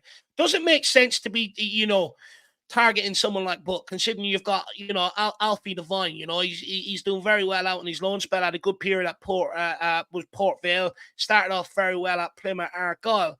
You know, are you worried about how much young players Spurs are going after? Because they're also linked to Vermeeren, Adam Moore, and people like that. I mean, I think it's better to kind of spread our eggs into a few different baskets. But I mean, part of the problem is we're not creating a lot of opportunities. We have too many Hoibergs and other guys who've just not been playing consistently or well enough that are still here. And I think if you shift them out and you bring in some of these youngsters, they'll be happier to kind of really compete with each other for these spots.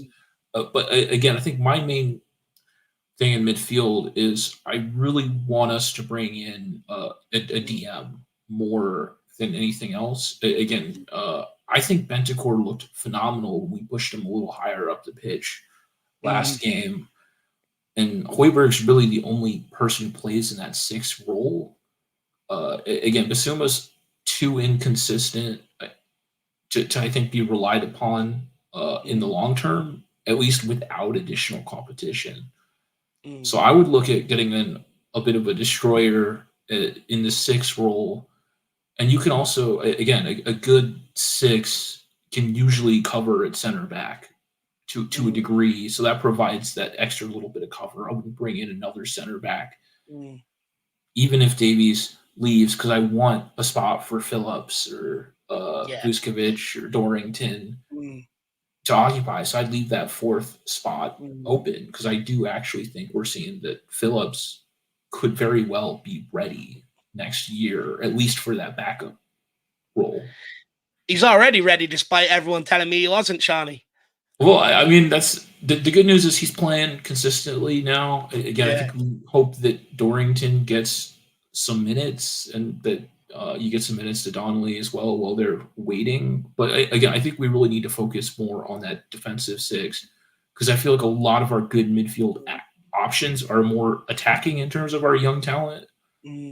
So until we can kind of find that guy to really upgrade on what Højbjerg has done at times. Do you know what, Shawnee? I sort of look at the midfield a slight little bit differently to you. For me, I think Bentancur is more suited to a 6 in this system. I just trust him a lot more on the ball than any other options we got, even Bissouma. I think he does a fine job there.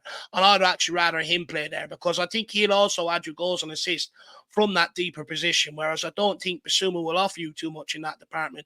And I'd actually be looking at signing a replacement, not a replacement, sorry, but someone to come in here and compete with Papamat Sarr that's going to do the dog work that he does. Maybe someone else that can come in and provide what James Maddison does. But in terms of the 6, I actually think you're pretty much shorted if you kept Bissouma and Bentancur there competing, and sort of brought in other midfielders to sort of compete with Maddison and Papamat Sarr.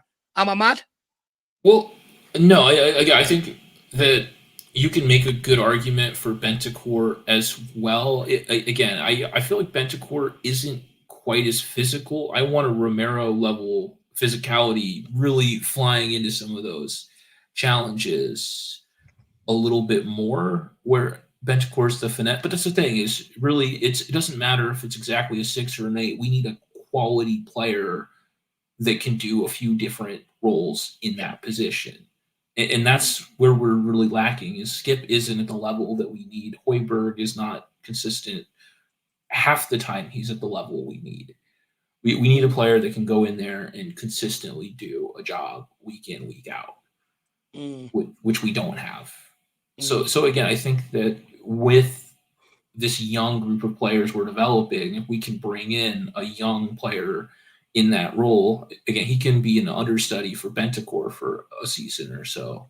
But you get a young player with some talent to grow with the rest of this squad that you're building for the next 5 years. So you can potentially compete for multiple titles. Yeah. Look, I definitely agree with that, my man. Come here as well. Before I want to get back to maybe what Al Ben was discussing with us and Brad before, and I want to bring you in on it because he's come back in again. But before we do, you've watched my loan report. You're a huge fan, which I really appreciate, my man. Any sort of players that you're looking at that maybe if they have a good season, they can genuinely come back and compete for first team. Great question. Or get into the senior squad next season? And is there any players that you've been keeping an eye on that you think, look, you just got to cash in at the earliest opportunity? Yeah, no, I mean, I think we see Sessegnon, he's too injury prone. If we can get him out, that's a good step in the right direction. Parrott's an interesting one. I think, again, like you were saying in your show earlier today, I think he's young enough that you can still give it another year. But again, it's really with him kind of proving himself in the Dutch league. You give him back into preseason and we see what level is he at. Is he better than Valise is right now? Because I would say that there's probably a chance that he and Valise are at a pretty similar level. So, again, you keep one of them here as the backup next season. One of them goes on loan. Unless we're going to bring in a $60, $70 million striker next season. But, again, I think he's potentially one of the ones that looks there. I haven't seen enough of Divine, again, to make a full judgment there, because again, I feel like I know more about the academy guys because I've been watching a few more of those games than the Loney ones. Yeah. But Divine is the other one that you're like, okay, this is kind of the chance for him to really make a bit of a name for himself and maybe be in that shout. Like he could maybe be at that level that Dele Alli was when he first came into and broke through into the squad.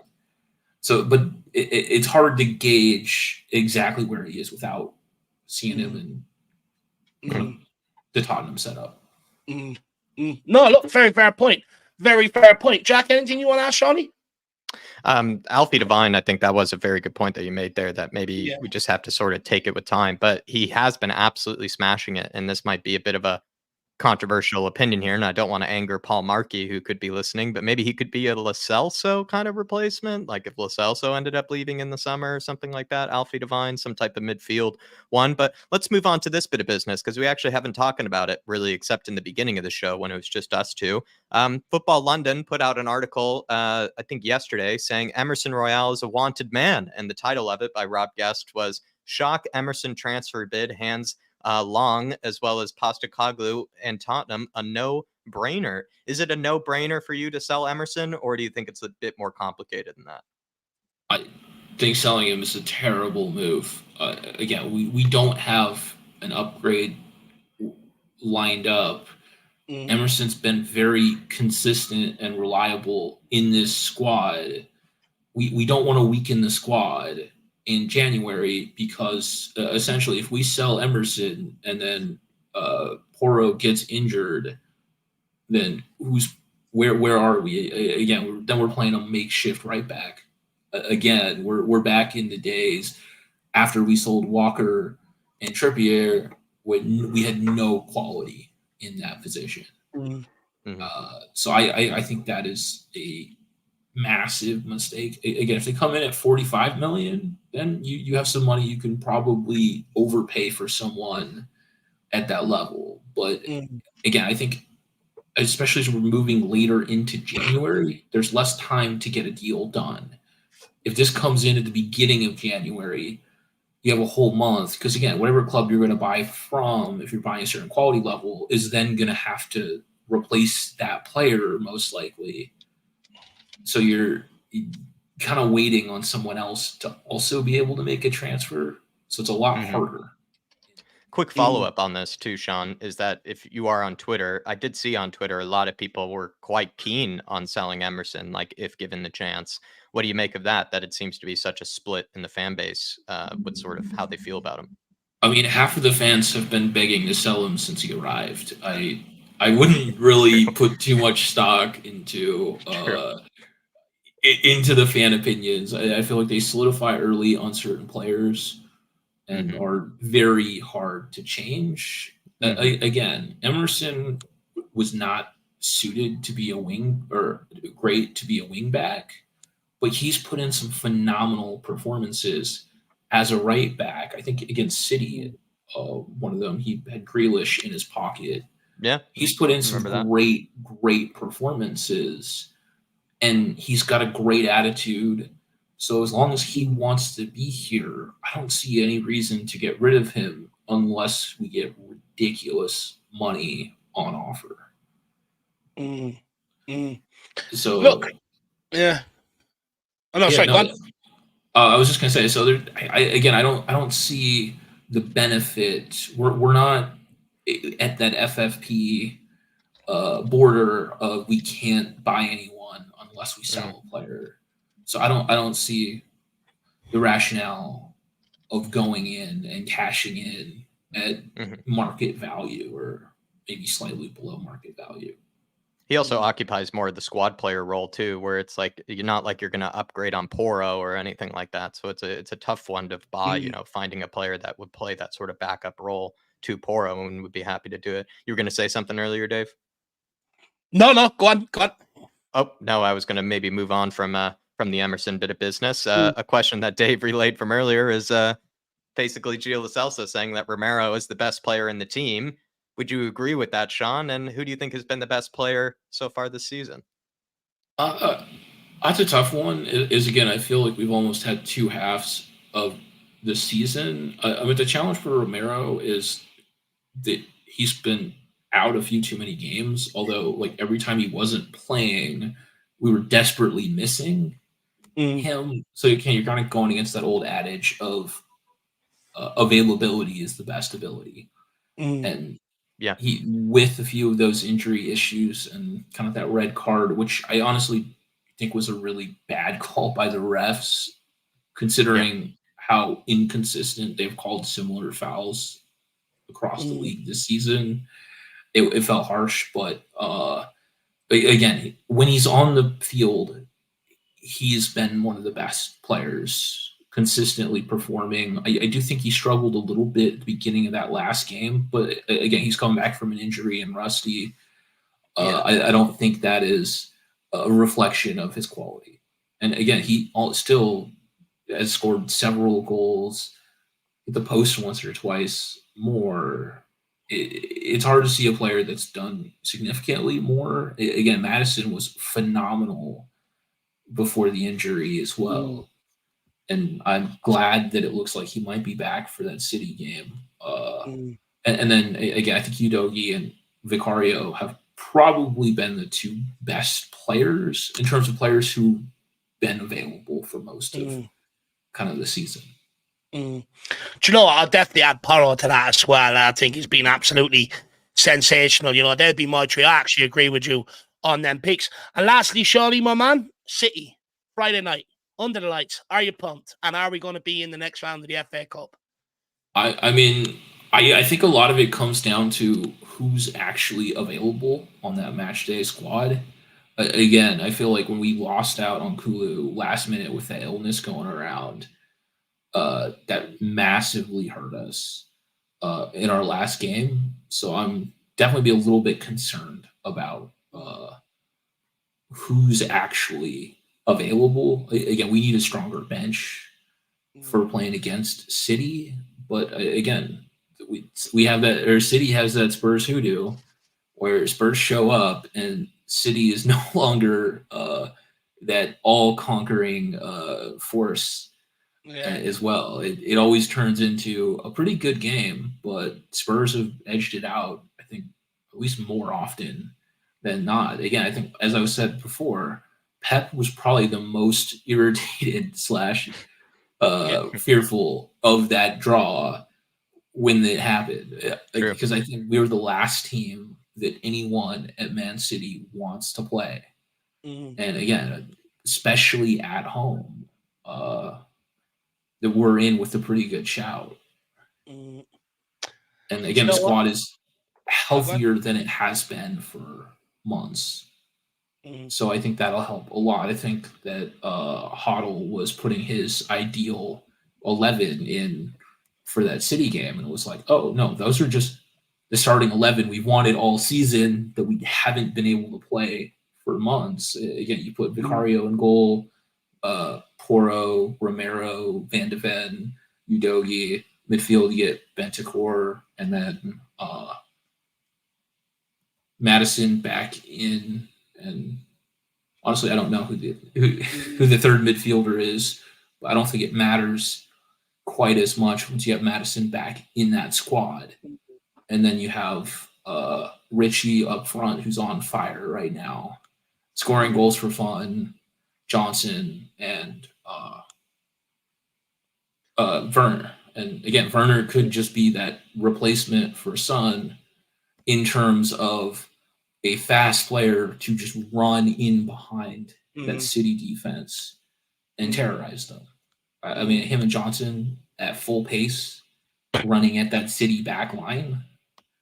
I mean, that's when City's been – that's how we did damage when we played them in the league, was those fast attackers running at them. The only problem between the two of them, though, is, you know, they wouldn't score a goal between them at this moment in time. That's the big problem there. But look, you know, interesting. I think Kulu would probably be the third option in that midfield then. I remembered. I was like, I knew I was forgetting someone, and it's like, oh yeah, actually Kulu's back, so you throw him at Cam. And again, even if Werner and Johnson aren't finishing, they just need to run in behind and square that ball to Richie, who I mean, in his current form, could see 2-3 goals. Well, If look, he gets let's service. wait and see what happens in that regard, Shawnee. Hopefully you're right, my man. Hopefully you're right, and hopefully we do get the win. But Shawnee, great chat as always. You definitely lived up to Brad and Dermot, so really appreciate that, my man. And look, we'll speak again very soon. No doubt I'll be speaking to you in the comment section underneath the Academy update tomorrow. Oh, definitely. Take care. Nice one. See you, Shawnee. Nice one, Sean. Good afternoon, Great my work. man. See you, buddy. Everyone, big up Shawnee. What a guy. Really like Shawnee. Very well taught out and everything else. So make sure you give him a lot of love in the chat. Absolutely love it. Jack Quincy B saying, we spank City. That's just what we do. Yeah, I think it's something that Spurs just have been able to do with no matter what team available, no matter what manager. It's just we found a way to spank them in a variety of ways. And can we do it again under Postecoglou? I think we can. It's just, I don't know, with De Bruyne back, that's the one thing that worries me. It's a huge relief to find out that Haaland isn't available for that game. A huge relief. But De Bruyne, when he came... Matty Cash, you were saying? Yeah, what he done to Bentancur, you can get him to do it to De Bruyne. That'd be nice to have him in some way, or maybe someone can, lead him down, give him the wrong directions, to North London or something like that, and he ends up someplace else. But De Bruyne, I mean, it's just that goal that he scored just sort of reminded me of how ridiculously good that guy is. He's almost a cheat code, really, with how classy he is. So that's the one player that I'm more worried about, really. And if it were just the regular Man City team that we came up against last time, I'd actually have a lot of confidence ahead of this one. But for the most part, keeping the confidence here. Well, look, we did bring in Mr. Sheen, which shines what's hit. Mr. Sheen shines what's clean. So we brought in Drago Sheen to shine Pep's head. So let's hope that happens. Big up Mr. Shire as well. Great to see you. First of all, never, ever, ever need to apologize. And I stress this to everybody. We fully understand. Everyone's got lives going on. Sometimes you've got other things going on that take up a lot of your time. So never, ever have to apologize or explain yourself. Just glad to see you that you're keeping well. You're still alive, Davey, and that. So big yourself up. And by the way, how's the mum, my man? How's the mum? Please let me know the situation on that. Big yourself up, brother. And then I haven't forgot, because we're going to use this now to bring on Jose and have a conversation about it from Ben. But he gets back. He says the 150 million injected capital, never really saw it, but when it was said that it was used to pay for players from previous. Now, look, what I will say is I did have my suspicions that 50 million or whatever else was left to draw on. Would that pay for Kulu? Would that pay for Porro? Transfer fees that had sort of had to be paid at a later date and stuff like that. And then he also says Levy impresses the girl, then tells her he is broke. So look, I would say not a terrible tactic. You don't always want to just be blowing the bankroll every single time, at the bar or at the restaurant. Sometimes it's never a bad idea just to be like, listen, maybe just one drink only, and just have a nice chat. Go for a coffee, right? Go for a coffee. You don't always need to be hitting the clubs or anything like that. When you're trying to impress the ladies or impress a guy or whatever you're trying to do, just gotta, think about things a little bit cheaper sometimes. Go for the cheap approach. Sometimes a nice walk in the park is a lovely first date. Yeah. No, big yourself up, Ben, but we'll get on Jose now and we'll see what he has to say or what he's maybe expecting for the rest of this window in summer. Just quickly, I know it's flashing like mad. There's people trying to get in the back end. It's currently full at the minute. Just bear with us. What we're going to do is we're going to try and speed it up a little bit and hopefully so we can get everybody on. So just bear with us for those who are trying to enter the back room. But look, let's keep going. Let's bring on Jose. Yeah. Jose, my man, how are you keeping, sir? Yeah, not bad. Hi, Jack. Hi, Dave. How are you both? And how's everyone in the chat? Good to see you. Seems to be bouncing. Can't complain. Look, I think we're all just twiddling our thumbs waiting for Friday, aren't we, Jose? But look, before we get in and get your thoughts on Friday, buddy, let's talk about what Al Ben is saying here. He sort of suggests, his earlier suggestion was that he's maybe a bit skeptical around what's available for the summer, and that's because of the 150 million that he's saying that some of it then was used to pay off for the likes of the Porro deal and stuff like that. So I think the big question point is regardless of what we do the rest of this window, what sort of summer do you think is in store for us? Because that's the one where everyone really will sort of be looking at going into next season, especially if this season finishes on a high. Like anything, your budgets, your books, you do them every year, and you can forward plan, so you can do 4-5 year forecasts, and you amend your forecasts every year dependent on the business that you've been doing. Going back to the 150 million to start off with, people have checked with Company's House, and 50 million of that 150 still hasn't been drawn. So it's a common perception out there. You know, there's 50 million still left that hasn't been drawn. Now, I know that it's set a target date for when it had to be drawn by, but they then extended that date by a further year, I believe. So to me, I think that, you know, at the end of the day, looking at the books, the money, I think Tottenham have got money, and with next week will be telling as well, with when they release the figures next week. I actually don't think we'll be in a worse position in the summer. Either we're doing the deals now, i.e. we're having the conversations now for the summer, or with FFP, with people, with FFP, I'm not sure whether clubs have actually got a grip of this yet. We know that two have owned up to it in Everton and Forest, but the word on the street is that there's a lot of other teams that are going to be outed by the Premier, and they're going to be charged. So with all this going on, people don't know. It's the first time this has ever happened this season. People don't exactly know where they stand. There's some teams at the moment that want to hold on to their players now during this window because they don't actually know all the ramifications and everything that's going to go on. So I think that if that happens and they do hold on to them and that, then there's going to be movements in the summer and people will start getting rid of players in the summer. I think we're in a good position. I agree with you at what you said earlier, Dave. If I go back and look, if I look at the Tottenham fan base prior to, on the 31st of December, right? I look at the Tottenham fan base on the 31st of December and, you know, people would go mad. We never do any business till the last day, deadline day. Rah. Anyway, this week has been rather quiet for this last 7 days, hasn't it? Because we've done business already. We brought in 2 players. We've got players will return to us on loan. Not that we recalled them. We only recalled 1, but other players returned because they were cut short. We've managed to find deals for them and get them back out. We've found other players loans as well with pathways. I think the business that we've done so far is absolutely impressive. Now, David, you came on to the Christmas show that we had on Talk and Ball, where I've got a load of content creators for 1 week leading up to Christmas, and I asked the crystal ball gazing question: how many players are we going to sign? What's the window going to look like? And we're crystal ball gazing. And the one thing I did say on my show at the time was the most important thing for me is not about the players we bring in, is can we move players out? Because that's always been our problem at Tottenham for many, many a year. Well, we've done it, haven't we? We've got the players out. We've moved them out. Okay, we've not sold everyone, but the three of the top earners, we've moved along. We've created space. So under FFP, and we've created space with our salaries and everything. So just on the outgoings, and then I have maybe a follow-up question on what you've just said there as well. But in terms of outgoing, Bryan Hill, you know, he's already turned down a move away from the club already this January. But when you look at the situation, right, Solomon's coming back, which will put him down the pecking order. You sign Antonio Nusa, he's done all his work off the left-hand side for Norway and Club Brugge, or the majority of it. So, you know, even if you sign him and bring him back here in the summer, that probably spells the end of Gil in that regard as well. What do we do with Gil? You know, because for me, he's a player that sort of has all the potential in the world, but like some other players that have been here, we've never really grasped it, or they haven't really fulfilled it. Do you expect Gil to be moved on before the window closes, or do you think he'd be kept around here until at least summer? Because also, with Werner coming in as well, you know, it's going to limit his game time even further, even more.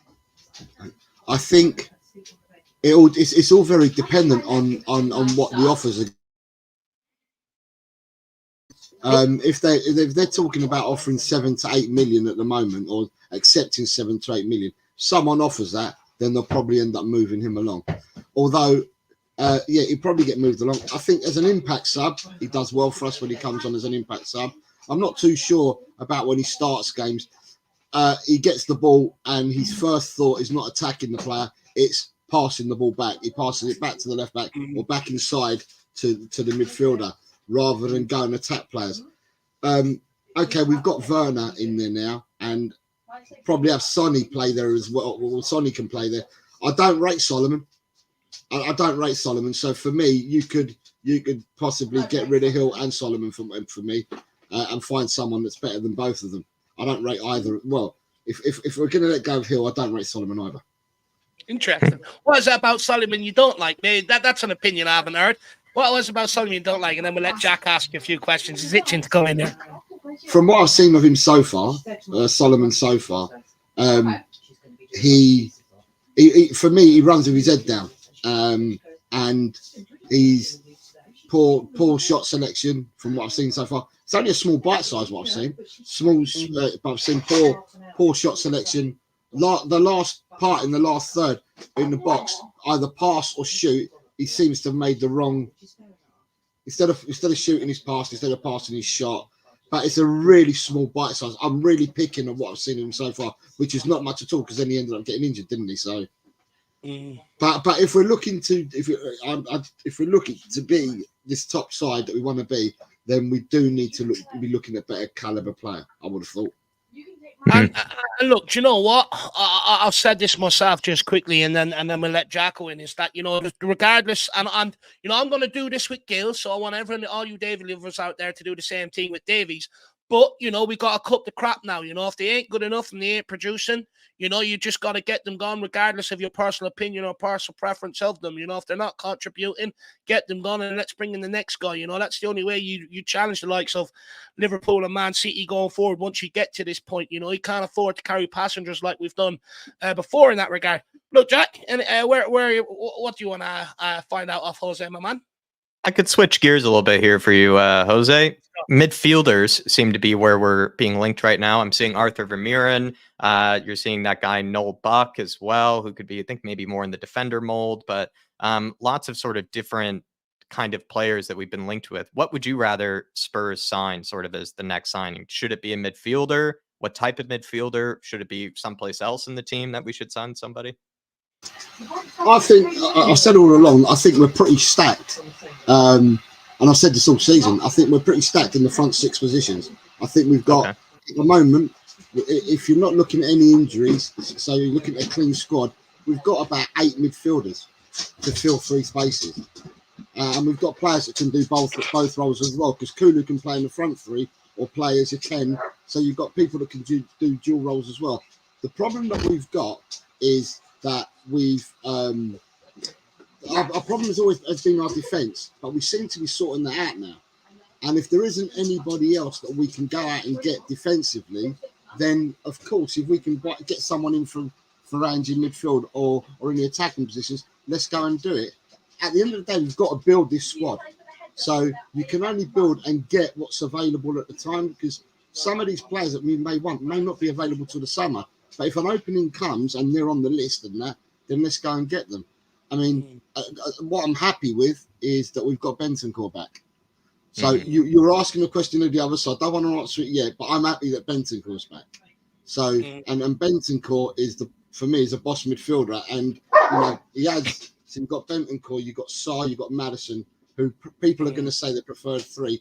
You still got Bissouma to come into that. You've got Lo Celso's played well for us this season as well to come into that. You've got Skip there. You've got Højbjerg there. We're pretty stacked in the midfield, but it depends what Ange wants and what he's after to suit his system. The young boy at Royal Antwerp is a really, really good player. I've seen him play. I watched him in the European Champions League, and I've watched him play in the Juniper Pro League. He's a decent footballer. People are saying about him being too skinny, not enough weight on him, and all that. Well, I hate to talk about other players in the same mould at that age, but I remember Cesc Fabregas coming over from Barca.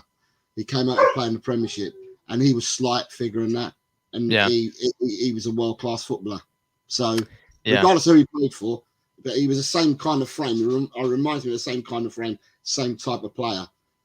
I think it's more based off kind of the mentality of a player, really. I mean, yes, like certain players might not be as physically strong as others, but I think it's more actually mentality and their ability to be able to withstand contact and withstand sort of physicality of other players. You look at guys like Luka Modric, who have always done very well with, playing in a very physical game, whether it's been the Premier League, whether it's been in big, marquee Champions League games, doesn't really matter. Like, he is able to dominate that midfield. I'd say the same thing with Bernardo Silva. Like Bernardo Silva is by no means, I would say, a big, stocky, strong-looking guy, yet he seems to always be able to handle himself. Same thing with the other Silva, David Silva. So many players actually kind of in the Premier League or really just in general that, yes, they actually probably might be maybe slightly weaker, sort of physical players, but they somehow are able to navigate around that in whatever way they sort of can, or they're also just strong enough to be able mentally to kind of withstand the contact and the physicality of other players, that even when they do get knocked down, it doesn't, intimidate them, or it doesn't, make them think twice about doing it again, type of moves, sort of thing. They aren't deterred by more physical players trying to bully them. I think that's what it really is. And I don't want to circle back to Bryan Hill, but I actually think that's where some people get it mixed up with Bryan Hill. I think Bryan Hill sometimes might just be more guilty of not wanting the contact, maybe in certain cases. I don't think it means that he, he doesn't need to be, I think, a ton stronger. It's about like being able to physically or mentally being able to withstand contact, pressure, a guy shoving you over, all that sort of stuff. That's just me personally, though. Look, my thoughts on sort of the young signings in general is, Jose, I think you might agree with me here. We're going back to what we used to do, right? This is sort of the last talking point for you, and then we let you plug that channel of yours, my man. But look, it's something we've done in years gone by. I know some fans are looking at it and they would rather that money be spent on the first team right now, which I can understand to a certain degree. But are we sort of trying to get back to where we were once? One thing that we were good at. You look at Luka Modric, brought him in from Dynamo. Look at the player he went on to be. Look at identified Gareth Bale young, identified Sarah Nadoji of recent examples young, Aaron Lennon, Kyle Walker, Danny Rose, even Hugo Lloris to a certain extent. Are you happy to see the club getting back to this? Because one thing it did do is it produced an amazing period for Spurs fans. Right. So for me, I mean, I've heard there's been a lot of chitter chat around about people being happy what we're doing, and then there's people that are unhappy saying we need to go and get marquee signings X, Y, and Z. Now, I take people, but it made me think about it, right? And I thought to myself, Man United years back when they had the class of '92, 6 youngsters came into that team. Okay, you had some older heads, but you know what? We've got older heads in our team at the moment, if we look at it. And, the youngsters complement the older heads, and they have done so far this season. I think it's great what we're doing, but what we're doing is we're identifying players, regardless of age. They seem to, a lot of them seem to be young, but regardless of age, we're identifying players that can play the system that the manager wants. They're doing the homework on it, and they're bringing in the right players. We've brought in the right players so far. I have no reason to disbelieve that us going for Nusa and for the Buck and the MLS and all these other youngsters that we're looking at, if we can steal a march and we can get these players in, then so be it. Let's get them in. Some of the players that we're talking about, the youngsters that we're talking about in this country, that they're looking at, your Hackneys and people like that, these people will be homegrown players. So therefore, they're not going to affect your squad size and your squad depth and whatever. So, get them in. But if you're going to get them in, I want them to be brought in and to be around the first team squad. I don't want them to be brought in and then be put into the under 21s or then be farmed out on loan. If you're going to bring them in, keep them around the squad and let them learn with the people that they're going to be playing with in the future. If we look at the average age of our team, has been reduced dramatically. And the players that we're bringing, it's not all youngsters we're bringing in, but they seem the majority seem to be youngsters. But I mean, Vicario's not 21 or 22. Maddison wasn't 21 or 22. So therefore, we've got a mixture, and the mixture that we have seems to be getting us cooking. And we're currently cooking. We're not started boiling yet, but with a few more players, either now and the summer again, we'll get there. It's just look at where we are now, right? And I will say this to every fan, because everyone has a different opinion and a different viewpoint on it. I felt comfortable at the start of the season when we hired Postecoglou. I heard people saying we're going to go and get thumped, we're going to go and lose games by 4 or 5, blah blah blah. And I said, when has Ange ever gone and lost these games by 4 or 5? It doesn't happen. Do you know what I mean? We're not going to get tonked by every team. And I had faith, and what I believed is what's actually happening. But how many people out there thought we'd be where we are now, doing what we're doing now? at the end of the day, we've got to be happy. As Tottenham fans, we have to be happy. And we've got identity. We've got vision.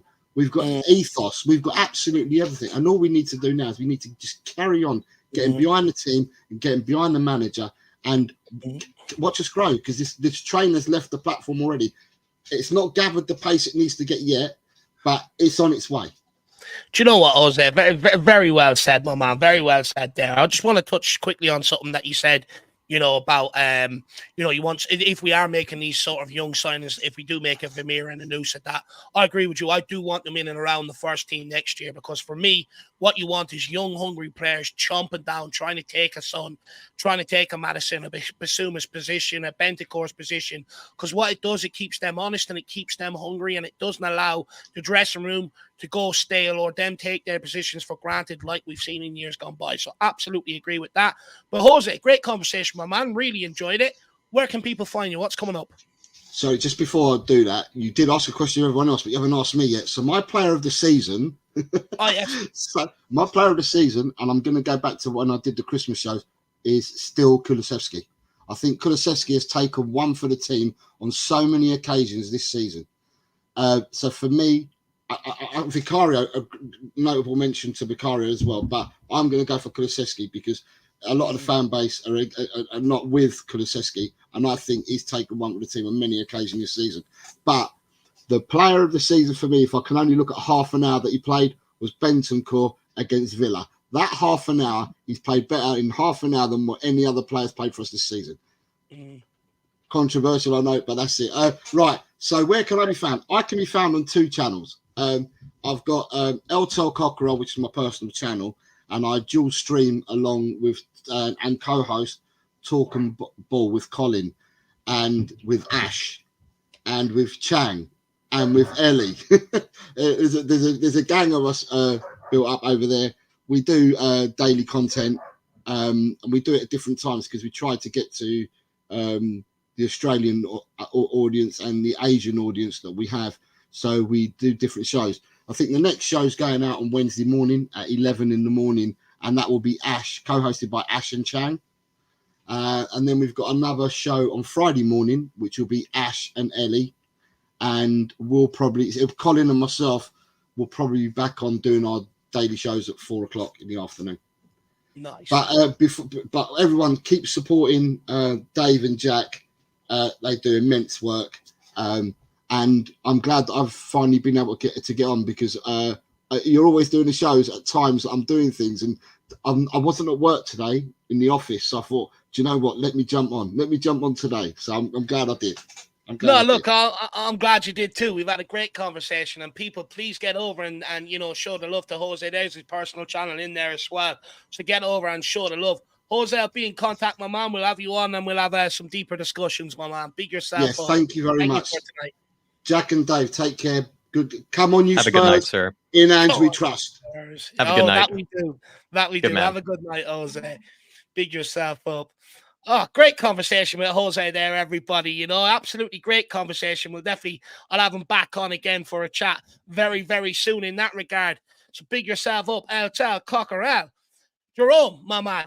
Good to see Good you. to see you, Jay. How's life over in Australia? I know it's summer over there at the minute. I was speaking to was it Paul the other night, and he was saying it was absolutely bloody roasting. So I hope you're okay, my man. I'm one of them. I don't do well in the heat, so that's why I say to people when it's warm, I hope you're doing all right. But he says, Jacko, why do we need a marquee signing? We need hungry. Yeah, hungry. Hungry young players that wants to play for the club and not a big fat paycheck. Just look at Ndombele. He looks like a retired player. I maybe have a slight different point of view to this, so I'll let you go first, Jacko. Tanguy Ndombele is sort of giving off a bit of the Eden Hazard vibes, maybe right now for sure. Sort of kind of like, yeah, almost putting himself near retirement. I don't know, like I feel like if Spurs don't have all that much left that's needed to do in the summer, I might disagree with Jerome. Like, I think if we have sort of an area where we already have terrific players, what else do you do then? Like, other than pretty much upgrade on what you might already have. I mean, I think in Ange's case, though, he's sort of a guy that's made it work with so many different levels of quality of player. I don't think he's that guy that feels like he needs the best player in the world in a certain position in order for his system to work, kind of like what Arteta had and whatnot. I don't think he's that picky, but I don't know, Dave. Like, if we don't have that many positions that really need fixing, because it's always been with Spurs, it's been more like fixing, Jerome. It's not like we need to bring in like a world-class player. Like, we just need to bring a guy that can actually just kick a ball straight. That's what's been the case at times. Like with Eric Dyer and Ben Davies, etc. I even said with Dragusin, like, as long as he doesn't concede 60 plus goals a season, he'll already be a much better improvement on what we had earlier. But after a few seasons of this sort of rebuild under Ange, you don't really have all that many improvements. So the only way you could improve is by potentially buying a huge marquee player in a position. I do understand the logic, though, that sometimes with that comes big personalities, big attitudes, sometimes a bigger paycheck than some of the other guys who have been there already a long time. So they might not be okay with that. That sometimes can be a weird squad dynamic. So it could be the case that bringing in a big marquee player messes up with the squad chemistry. But I might disagree with Jerome, where it's like, if we don't have all that much to do in the summer, what else do you do then? Then just buy a marquee player or try to look for a real top quality candidate, like in a certain position, if that's all you have to do. Do you know what? I think I actually agree with you, Jack.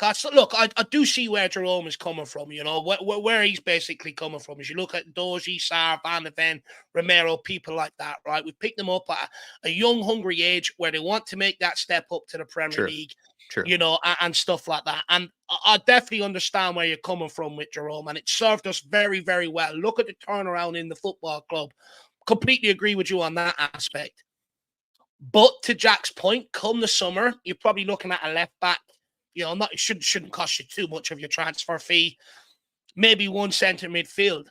But I do think there is an opportunity for a marquee signing in that forward position.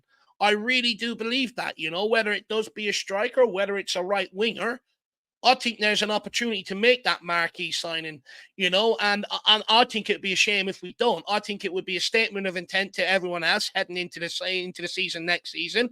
I think, you know, and for me, but most importantly on that statement signing, I wanted to be someone that's been there and done it on the big occasion in that regard, because I feel like that's what this team could be sprinkled with, is someone that when we do get to them games, has the composure and the calmness about themselves in the build-up, on the pitch and stuff like that to help get everybody over the line. That's where I think we could really bring in a marquee sign and sprinkle the team with, just to calm everyone's nerves around when we do get back into these high-pressured situations. And, you know, when you get into them games, cup finals, going for a league, you have to beat Man City's and Liverpool's, and then players can really sort of make a difference in them games. We're doing fine as is. But you know me, Jerome, I'm always looking to improve. I'm always looking to get better. So that's where I would say I would like the marquee signing. If not a marquee signing, someone that's experienced and been there and done it. That's where I'm at with that. But look, good question for later. Yeah. Well, sorry, look, go ahead. Who's the next guest? Quickly. Yeah, go ahead. Sorry. I'm behind you. No. Yeah, I think I'm lagging. I've got so many tabs open. That's probably what it is. But you know, as for Ndombele, just not working out. We're going to have a serious problem on our hands this summer. How many teams are going to want to take a punt off the back of it, off the back of his latest spell out at Galatasaray and all the problems that's happened out there? So we'll have him back here, a year or two left on his contract, 200K a week. Huge problem in that regard. Don't know what we're going to do there, Jerome. But look, and Jack just quickly follows up, and then we'll get the next guest in on this sort of talking point. He says, let's look at Potter's team in the second and third season. Tell me one marquee name that we signed. We were cooking with young, unknown players. And look, again, I'm not debating that. But when we got to them final stages, we didn't have that sort of world-class player or that player that's been there and done it to be able to help us get over the line. And I think that's where we've sort of fell short. You know, it felt like teams like Liverpool, you know, in the FA Cup final, Chelsea, you know, other teams that have beaten us in finals and that as well under Pochettino. They just had that extra bit of magic, you know, they had that strength in depth off the bench. And it ultimately, usually their star players stood up in them big games. And for me, I just feel like that's what the Pochettino project was probably missing, was that one marquee signing away from really helping us sort of get over the line, especially on the pitch, especially in and around the big occasions. But again, point taken. I do understand where you're coming from on this, Jerome. I can see where he's coming from. I'd argue that Ndombele at the time, considering the hype that was around him and sort of the potential that there was, and also with Lo Celso, I'd argue one of those was sort of a marquee signing. We were trying to sort of improve in the midfield. We knew that Dele Alli had sort of started to kind of by that stage, like he wasn't as his numbers and everything weren't as great as what they used to be. And we felt like we needed more creativity in that midfield. Ericsson looked like he was sort of out the door. Like it felt like Spurs had an opportunity to sign a marquee midfielder, and we actually ended up sort of signing two, and none of them worked out. I think that's obviously because of Steve Hitchen and sort of his recruitment and his lack of due diligence in certain areas when it came to those two players. But that's what sort of doesn't deter me about this is like, I feel like Spurs have just gotten it wrong in the past when it comes to marquee signings, perhaps because of people like Steve Hitchen, who just didn't know what they were doing with the money in the first place. Whereas I actually trust Paratici or whoever's in charge of the funds to maybe risk it this time and see if we could get that marquee signing correct. I'm just going to say that perhaps it was more just Steve Hitchen just not spending money wisely, enough in those marquee areas. Because I think that was the case with Ndombele and Lo Celso. I think those were supposed to be marquee signings. And look, Jerome, I'm not going to sit here, just to add to that as well, I'm not going to sit here and say, my way is right.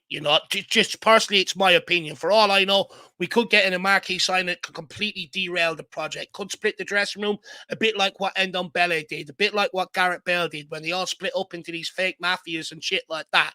So look, we'll wait and see. But that's my opinion. I fully understand your opinion. And look, maybe you are right. Maybe you are right, Jerome. But big yourself up. But look, let's get on the next guest. Let's see what they have to say about it. Jacko, who's next with us?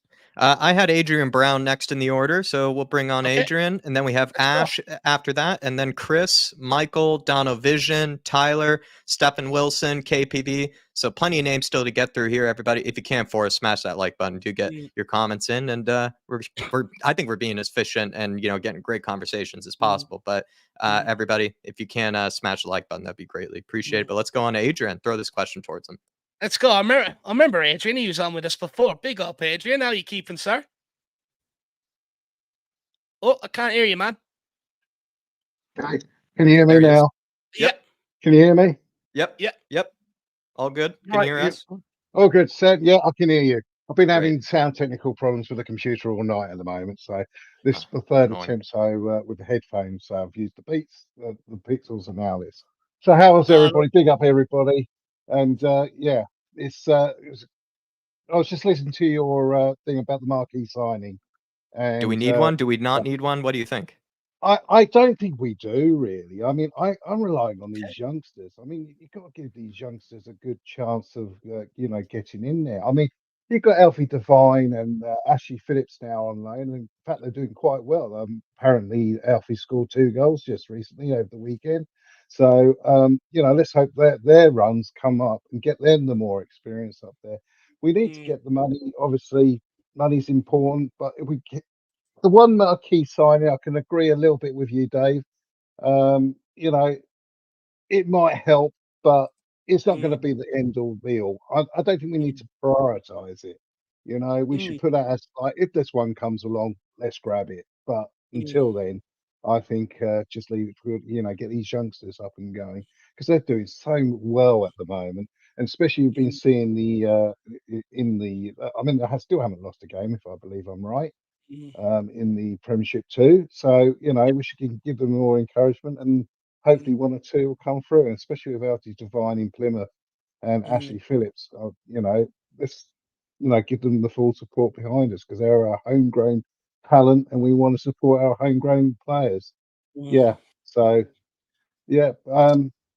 That's music to Jerome's ears. He'd be absolutely loving that, someone that understands what he's trying to say. So, but also, just quickly before we move on to whatever else you wanted to say there, my man, what do you think of my point where because Jerome does raise a good point. Look where Pochettino has got us young, hungry players. But to my point, I just felt like if we had that that one special player, don't get me wrong, they're all special. If we had one that was just really sort of, blows your mind, we probably would have got over the line. Do you take that argument, or do you think I just need to shut up because I don't know what I'm talking about?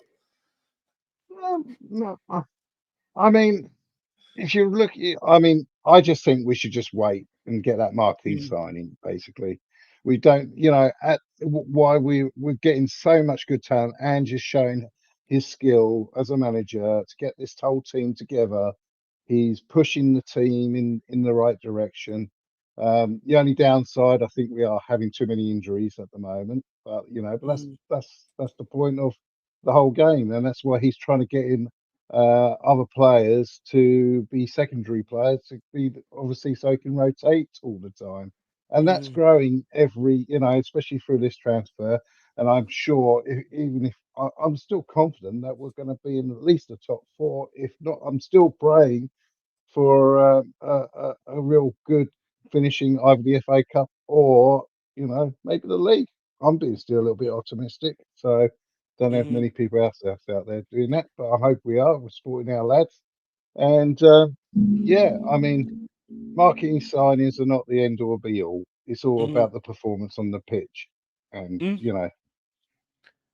Absolutely spot on. Look, one thing I would say, just to end off on the marquee signings, I do think if we were going to make it, what I love about Ange is it's all about character for him, and if we do make it this time around, I think it would be of the right sort of ilk, the right character that won't derail the dressing room. But look, I do hear all your points on it. But man, I wanted to bring up something a little bit different. I want to try and freshen things up a little. So I'm going to bring up what Romero had to say about being given the vice captain of Spurs. He says, at the beginning, when I was told about it, I was surprised. It was a surprise to me at the time. I'm very happy that the club, the coach, gave me this responsibility. It's very important to me.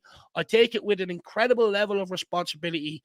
I surely have a lot to learn and have great examples of captains I've had throughout my short career. It was a beautiful moment for me, very emotional. I enjoy it every day.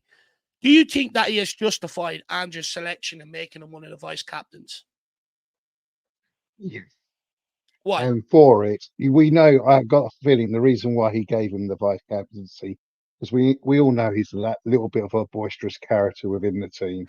He's the bit of the rebel. He's the one that will push forward through and that. And being a captain, even as a vice captain, he knows he's got to show a good example on the pitch and everything like that. So if I remember rightly, in the last season, he was very much, going for that ball and, weren't really giving two tops what was happening. I think having the vice captaincy now, it's given him a lot of responsibility, and he knows that, especially with Son being the captain, he's a kind of gentleman who is, do it by example, and and that's the best kind of captain you can ever be out there. If people, that's what you want as a captain, somebody who can follow, a bit of a role model. And Romero's done exactly that. So now being a vice captain, I do think it's brought him in. I know there's been a couple of red cards, but that's just his nature, Romero. So it's going to happen.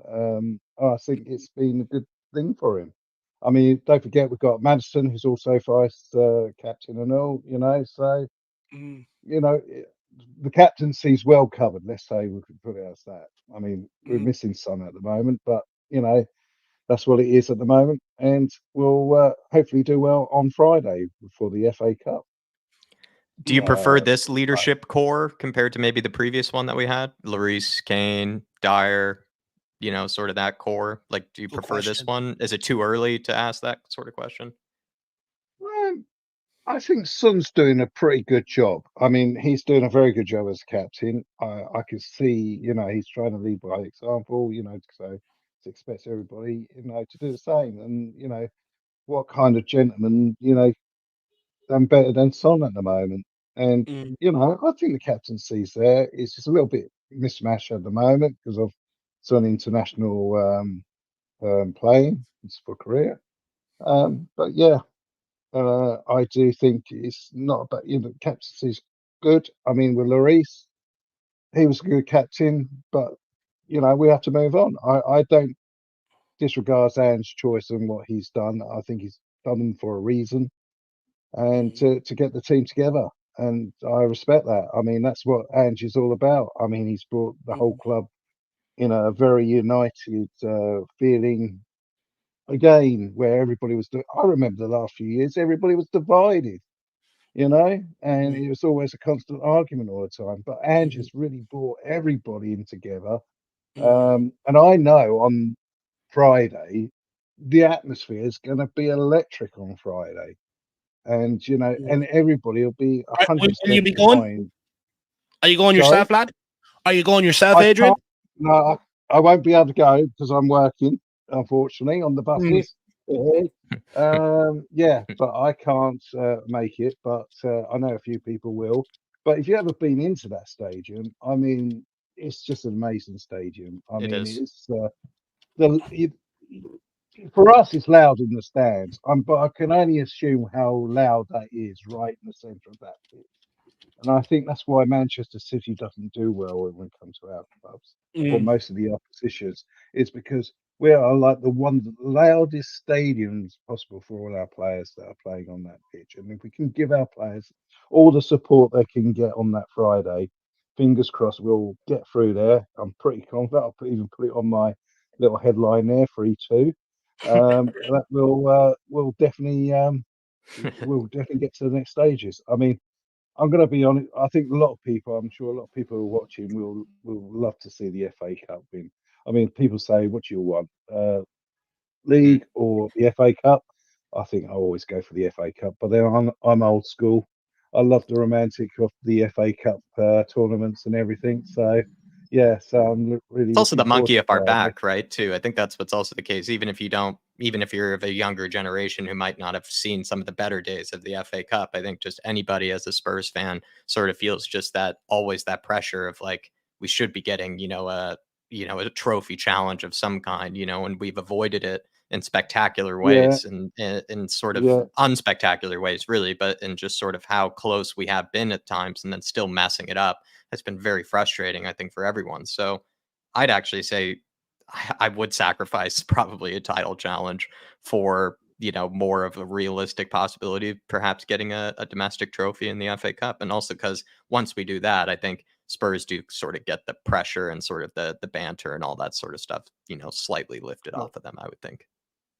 For sure, for sure. I mean, but then I'm still going to be optimistic that we'll still get the league and all. So I think we're still in it. I mean, there's only a few points in it. So yeah, I'm just, Do you like think? I said, I'm always had that Spursy reserve, but I'm pretty sure we'll get there. You know, I'm just Yeah. trying to just hold on the seat just that little bit, but let's have that optimism that we'll definitely be in the top four. I've got no doubts about that. I feel very confident for the top four, especially when Ange we got. clearly, yeah. Ange clearly though, like has a definitive idea of how he wants to play. Do you think he has a way of inspiring players of how to win? Because that was like what made Jose and Conte sort of special, is that they do inspire players like that desire and that hunger to win. Do you think he can do something like that where he can inspire players to be hungry for actual trophies and actual success, not just playing pretty football? I think he's already have. Yeah. Really, I do. I mean, Yeah. yeah. I mean, every single. There's not even one player within our team that have said, you know, when they've, especially the new signings, they've already had the personal phone call from Ange, and they believe in his philosophy. You know, he's already implanted the seed in their heads, and if that person runs with that seed with, you know, full 100% commitment, which I do feel every single player so far has come into the team has said that they really do want to succeed to get Tottenham up to the top again. And that's what we want. And that's what always we want, you know, us Tottenham fans, is to show they can do their best and then we can compete with the top. You know, we've always been at the top, but always down the bottom, top, if you know what I mean. We want to be at the top. You know, I was talking to a Manchester United fan the other day, and he can actually see how we're swapping tables with Manchester United.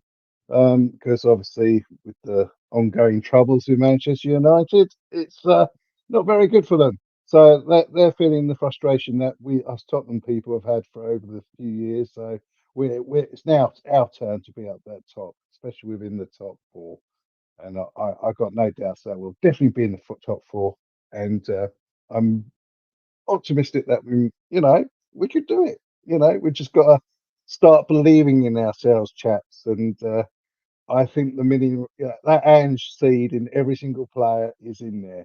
Believe me, it's just going to trigger the next few months. It's going to be seen. If we can avoid so much injuries, we've got the injury players coming back in.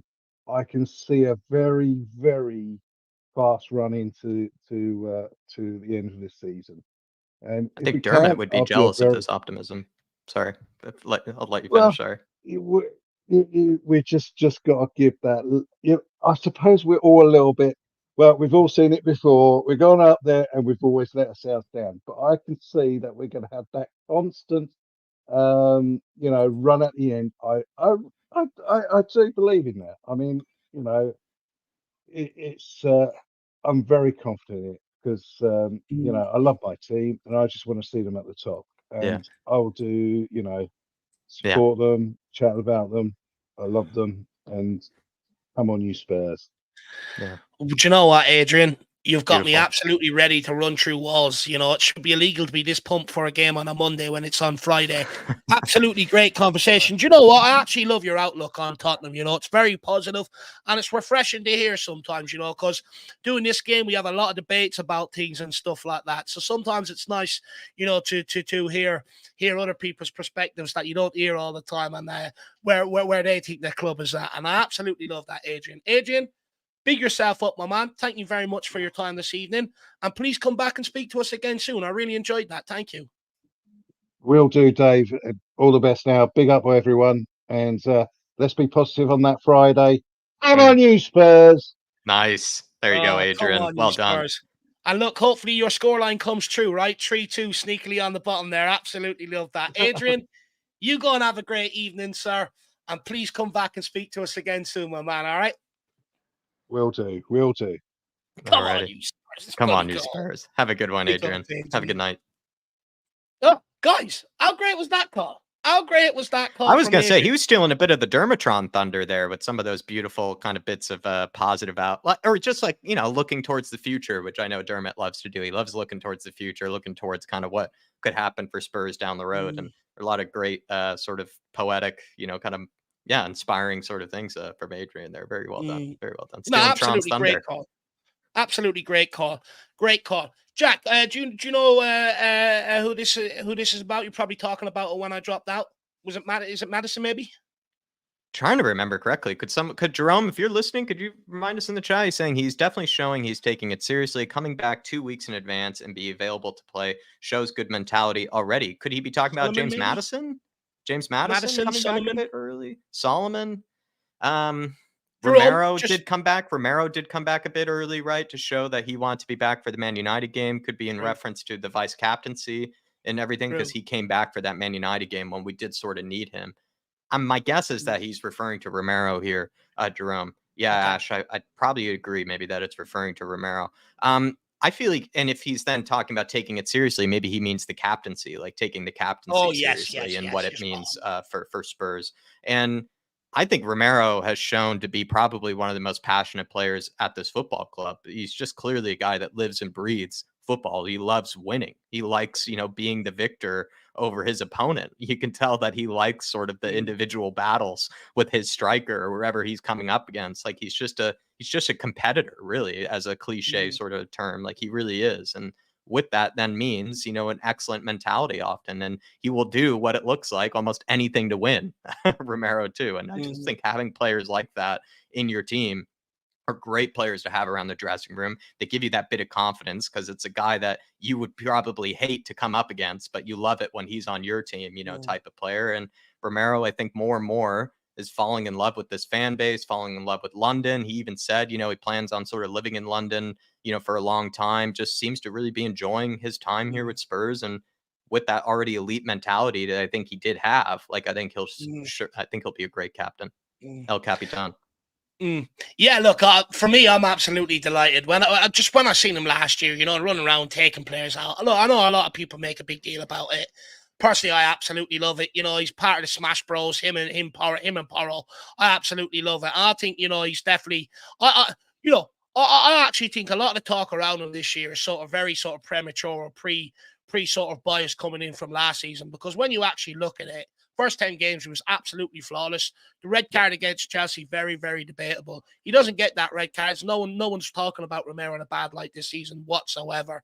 But look, Jerome, we did get there in the end, my man. I'm sorry about that. You know, we've just got so much going on today. We're absolutely crazy here. So I do apologize about that. But, you know, due to great people in the chat, we got there in the end. Jerome, and as well, you could have just put it in the chat, buddy. We would have got there. But I really do appreciate the dedication to the channel. However, that's mine and Jack's opinion. Some people would say bias because we love him. So let's see what the next guest has to say on it. Jack, who have we got next? Because I've absolutely lost control of the running order. So fair play to Jack for keeping it going. It's a lot of people have come in tonight. I believe we have Ash next. Then we have Chris. Then we should have Michael, Donavision after that. Tyler, Stephen Wilson, KPV. And if I have forgotten somebody in that list, I do apologize. I'll sort it out later. But we have Ash next. Let's bring her in here. Let's bring on Ash and let's see what she has to say. Great to have her back on. Ash, first of all, how are you keeping, my dear? I'm very well. I finally managed to catch this stream, because it's quite late in the night for me. So yeah, I managed it. Yes, I'm so excited to be back. Can I just say quickly as well, absolutely love the shows that you're doing on Talking Ball. They're absolutely brilliant. So keep that up. But look, let's get straight into it. Let's not waste any time. Jerome, he's saying about Romero. He's definitely showing that he's taking it seriously, coming back 2 weeks in advance and being available to play. Shows good mentality already. And that's around the sort of vice captaincy and the words that we read out Romero has to say and how much he absolutely loves it, which is great to hear. Do you think that it has the potential to take him to the next level, having that sort of responsibility within a team? Yeah, no, see, I'm one of those people, even last season was a Romero apologist. I was one of those people who was like, this player is going to be world class. You know, I was literally telling, like my City and Arsenal friends that, this player is actually better than all the defenders you have. You know, I was one of those deluded Spurs fans. So I love Romero, and he's the type of player I love, in the sense that he's always up for a challenge. He's always ready to go. And, you asked earlier, you asked people who if they thought Romero was one of the best players in the team this season. And I think that perhaps he may not be the best player in the team, but he has the potential to be. If he plays more of his matches, because when he plays for 90 minutes, we never lose. So if he plays all of his games, he has the potential to be one of the best defenders in the league. And I will also say that perhaps he is the best player in training, because he's the kind of player that it's not like he's going soft on people because it's training. He's the same Romero, no matter where you find him, how you what time of the day it is, what you're getting with him. So with all of these players, they're someone like Bryan Hill, it would be like, bam, welcome to the Premier League, every time he comes on to training. So I feel like, Romero's just that kind of guy. So even though he may not be the best player in our team, which I think is Vicario, he would be the best player in training. And do you think he's a good leader? Yeah, I mean, I think, like I said, with the player, he has the potential to be a good leader. And he's still quite young, he's only 25. He just turned 25. So he has time to develop his leadership skills as well. I think that, if he took some of Sonny's empathy, that would be nice. To have some sort of balance, because it's great to have a hard man, but as a captain, you need to be slightly more than that as well. Slightly less evil. Yeah. Do you know what? Him and Sonny can be good cop, bad cop. Do you ever see that routines that detectives like to play sometimes? They can be good cop, bad cop. But I do think you hit on a very important nail on the head there when it comes to, Romero in the training sessions. One thing that I've heard a lot of players from the class of 91 at United, Crouch and his time at Liverpool with Gerrard and stuff, when new players came in, they set the standard from day one. They hit them hard. They zip balls into them to see how good their control was and stuff like that. And that is very, very important to have players like that. that sets the standards, maintains the standards, and doesn't let anyone sort of drop below it, doesn't let anyone have an off day. Because you best believe them players going in there know when they come up against Romero, they have to be on it every single time because they don't want to get tackled in training. If we used to have a guy called Kenny, when I was playing in the senior team, he was only 16 years of age. And he was absolutely relentless. He'd take you out. And what it done is it taught you, don't give him the opportunity. Be quicker than him. Be more skillful than him. It brings you to a new level. So I think you absolutely hit a great point on the head there, and one that shouldn't go unmissed. Jack, any more questions for Ash? And then I'll come in with a couple.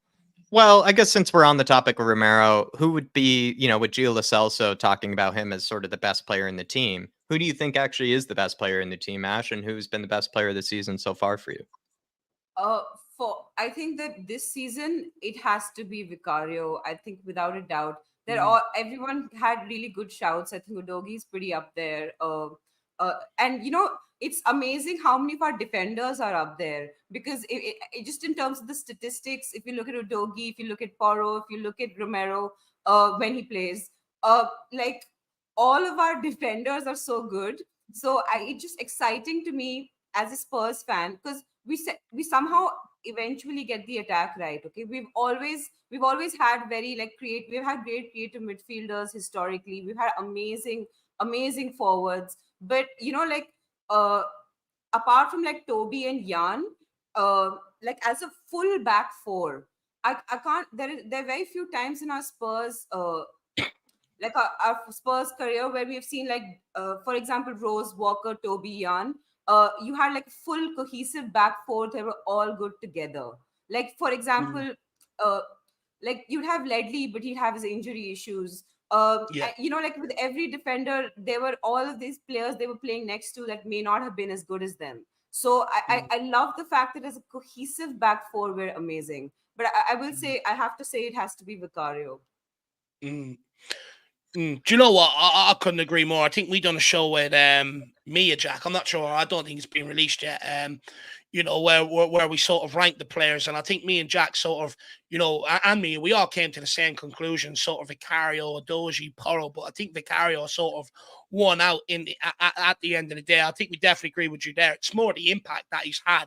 Now, I would also add, the fact that Lloris was so bad, even the Vicario being half decent, would make Spurs fans happy clap for him. But he's been more than half decent. He's been absolutely sensational. Ash, where are you at with the transfer window so far? Are you happy with the transfer window? Are you a little bit disappointed? I'm currently very happy with the transfer window. And you know what makes me even happier? Guess how many people Arsenal has? 0. And today's also the day we beat them 5-1 in 2008 under Ramos. So Arsenal, you have 2 things going wrong for you today. Still no transfers, and we beat you 5-1. Well, at some point. So I'm really happy with our transfer window. I would like to see another signing come in. I wish we were getting Nusa in instead of loaning him back, but he's still young, and probably they don't want to move him yet. I am a little worried about the fact, like you mentioned earlier, that we're looking at so many young players together. We're looking at Vermeeren, we're looking at Nusa, we're looking at that American guy you mentioned from New England. Yeah. So we are looking at a bunch of people, and I think it's great. It can go one of 2 ways, right? It can be like the Chelsea loan army, right? Where, when they had a transfer ban, there was a time when they had these like they had kids who were up and coming. They had like Mason Mount, Reece James, there was Tammy Abrams. There were a bunch of people there who Chelsea thought was their future. They were kind of sort of looking like they might have a project on their hands, but they're not the kind of club that knows how to handle a project. So they basically just, got rid of them and instead signed Kai Havertz for 100 million and Timo Werner. So I do think that let's not recruit all these people and just make a giant loan army that we can't pay attention to. But that's not what we're doing. Because you look at the Alfie Devine loan, we saw that he's doing well with Port Vale, and we immediately moved him up a league. So we're like, in previous seasons, it's possible we'll be like, oh, this player's out on loan. Let's see how he does the whole year. And then we'll, it's a very like reactive strategy to loaning. Whereas here, you're actually considering the fact that the player is improving, and within a few months, then you're moving him up. That's that. It's like proactive transfers, like But you know proactive what? loan strategy.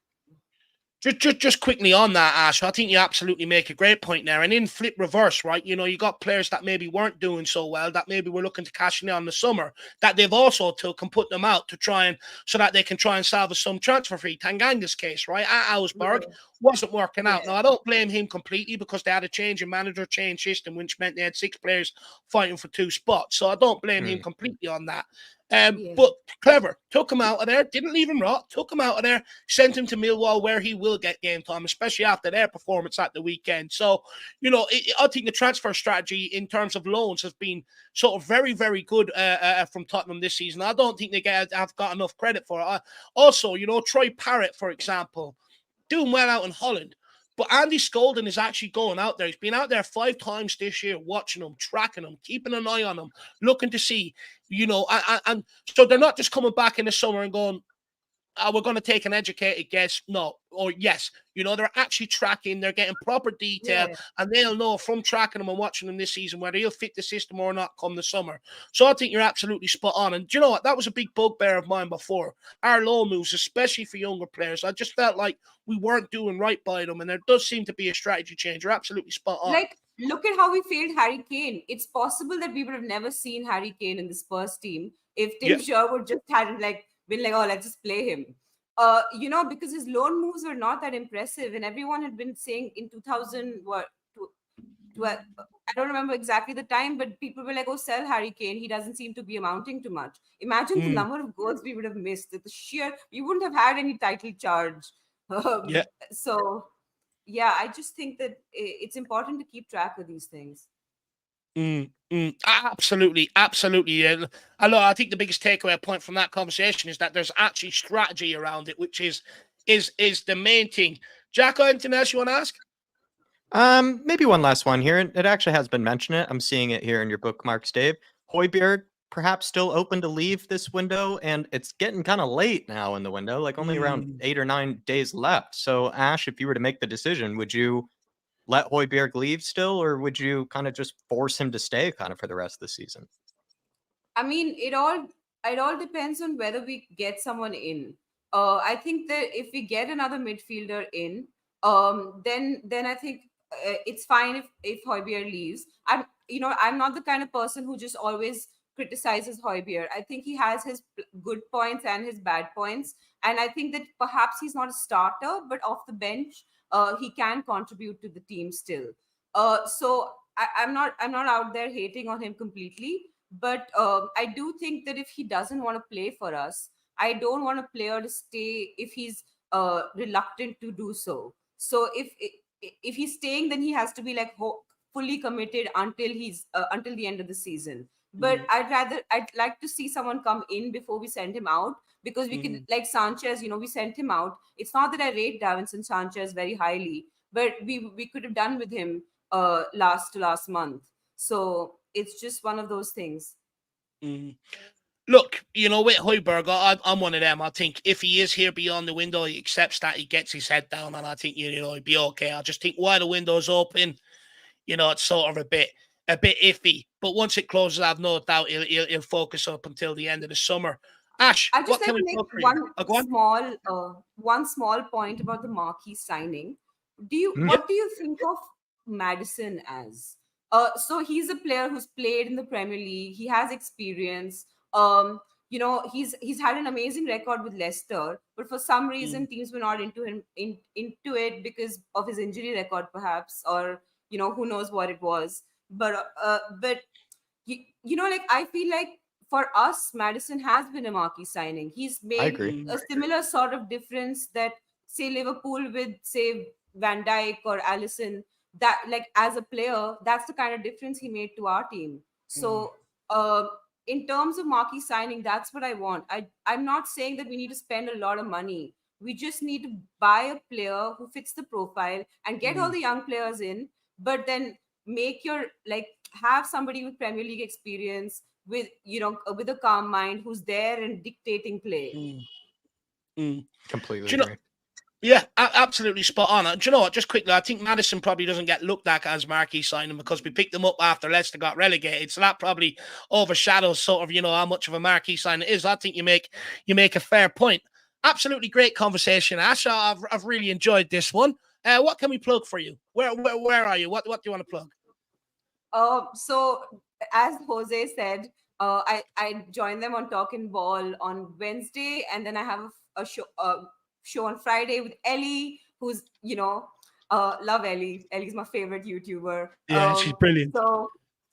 So yeah, Talking Ball is where you can find me. Perfect. Okay. Perfect. I'll put that in there for you now.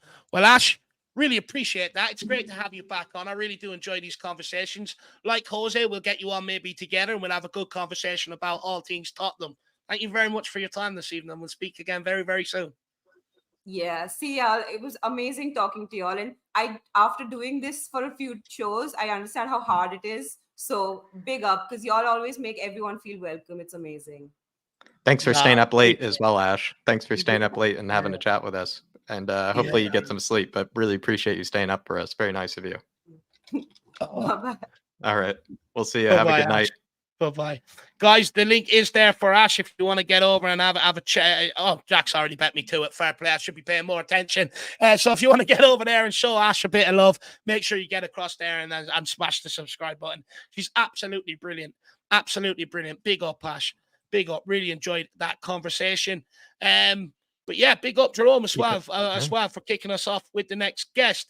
Now, Jack, where are we at now with the running order? Who've got next? Let's keep it moving. We're going as efficient as we can. Great conversations, great chat so far. If you're still listening, everybody, we really do appreciate that because it's been already about 2.5 hours. So everybody that's listened so far, really appreciate it. Smash that like button. But Chris, there he is, the general. He's back in here. Finally, get him back on. The general. Big up, Chris, my man. First of all, Good. long time no see, and I'm absolutely delighted to have an OG back. People give him the respect in the comments. How are you, sir? Good evening, everybody. Thanks for that warm welcome. I much appreciate it for that. Right, let's get some housekeeping out of the way first. Smash a like, get your super chats in, and ask me a question. And Jack, my condolences to you on losing Eric Dyer. I know it hurts. I'm considering a sabbatical leave, Chris, because like I said to you, I think in the chat one day, I've forgotten who to blame now, for most of the things that go wrong, in my own life or with Spurs. He was just such an easy sort of target for me. And now I actually have to start thinking, more critically, have to actually start using my brain now when it comes to problems with Spurs. I can't just insert Eric Dyer into anything, or even when I, maybe break, something or drop, a glass, I can't just blame it on Moonhead anymore. I actually have to blame myself. It's become frustrating. Well, from what I've seen on his debut at Bryan, that went off steamingly well, didn't it? Cost him a title first day he's there. There's a lot of pressure in that game as well, actually, Byron. I can't believe they lost that game. That's insane that they lost that game. They really needed to win it. So Eric Dyer doing what we knew he would. Eric made a sure good impression on them. I'm not gonna lie. I had a cheeky chuckle when I was doing the loan report and seeing he was on the bench and didn't play. He made it look like he was leaving to go and get some game time, and he's continuing on where he left off at Tottenham. But anyway, look, that's enough of that. Moonhead. He's took up enough of my years that I've had on my life so far. Chris, look, yes, what a massive turnaround. Look, it's been ages since we spoke, which we should never leave it this long. By the way, that's an absolute crime on my behalf. But Chris, my man.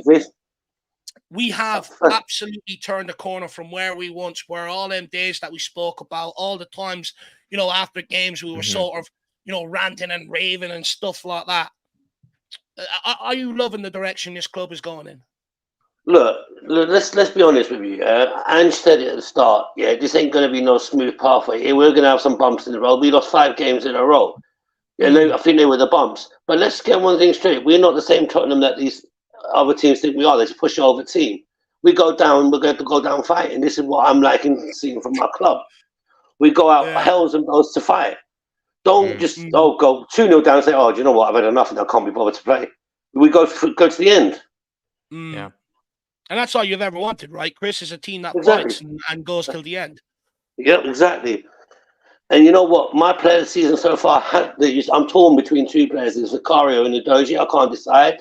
Because them 2 have been immense. Poro's in with a shout. Sar's in with a shout. So many players we can call out. Isn't that the funny thing, Chris, is that in seasons past, like for example, last season, people were jokingly saying that Fraser Forster was probably like this, one of the signings of the season and one of the best players of the season. Exactly, and now look Jack. at us. But Jack, the something else I want to address here is the hate on the players that I've been seeing recently. The hate on Emerson Royal and Johnson. It's unwarranted. There's no need for it. Let's start with Emerson and then we'll get into Johnson. Because I want to sort of maybe come back a little bit on Johnson. So let's go with Emerson first. Emerson Royal, people have given so much hate this season, but I can't see why. He's played out of position most of the season. He's played left back when he's been needed to. He's played right centre back when he's been needed to. And to be fair, he hasn't done much wrong. So I don't get the hate. Yeah, okay, if somebody comes in with a 35 million pound bid, we probably would accept it and get another right back in or right centre back in. But there's no need for the hate on him. There isn't. Yeah. He's played out of position so many times this season and actually done well. And there's no need for the hate. Just support the guy. He's wearing the Tottenham shirt, so support him. Yeah, I know the distinction you're trying to make, Chris. Yeah, I know what you're saying. And do you know what irritates me about that a little bit, Jack, on Chris as well, is we've seen so many players before, and when they haven't, and say for instance, I've had a pop at them. The general sort of rebuttal is, but he's playing out of position. We never have to say that about Emerson, right? No, not at all. Because David, at least when he goes on that pitch, no matter how badly people rate him, he's always putting a shift no matter where he's played. He doesn't just say, I'm here for the health's sake of it. He wants to play and he wants the game time and he enjoys being at the club. So all that hate on him is not warranted, mate. Honestly, it's unwarranted and it's unjustified. Nina, controversial opinion alert or question alert.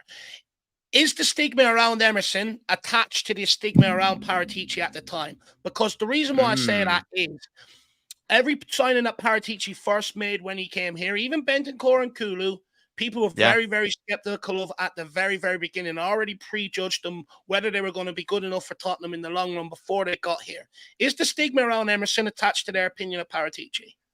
Quite possibly. It's like the same stigma they attached Vicario to when we didn't sign Raya. Oh, we should have signed Raya, £40 million. Oh, we signed the cheaper option. Blah, blah, blah, blah, blah. Now, look how that turned out. People should learn, before they start judging the player, watch him play first. Because Vicario has shown everybody that this season. He has shown every single hater that I'm better than him. He's 10 times better than Raya. Yeah. And people were just basing that off of the highlight packages, right, Chris? That's what I remember. No one knew who Vicario was. We were just judging him off the highlight package, and everybody was like, no, he's not good enough. He's not good enough. Exactly. And now they're all up his ass like, I knew he would be good. I knew he'd be good, but no, you didn't. A month ago, you were saying he was shit. Yeah, well, I'd agree. King Oddle completely disagrees. He says, no, Dave, you're reaching. Fair enough. Look, I only asked the questions. But look, let's move on to Johnson, a player we haven't spoke about tonight. Let's go, Chris. What's your opinion? He's still young, He's come from a team, which doesn't play the same way as Ange played in the first place. Steve Cooper played in a totally different way to what we do now, That's true. Some players will come in and walk it and piss it straight through. Some players take time to adapt.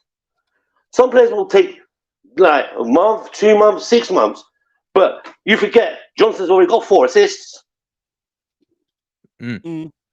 So all this hatred on him because he had one bad game against Man United is unwarranted, mate. No, you can't be judging players like that. It's wrong.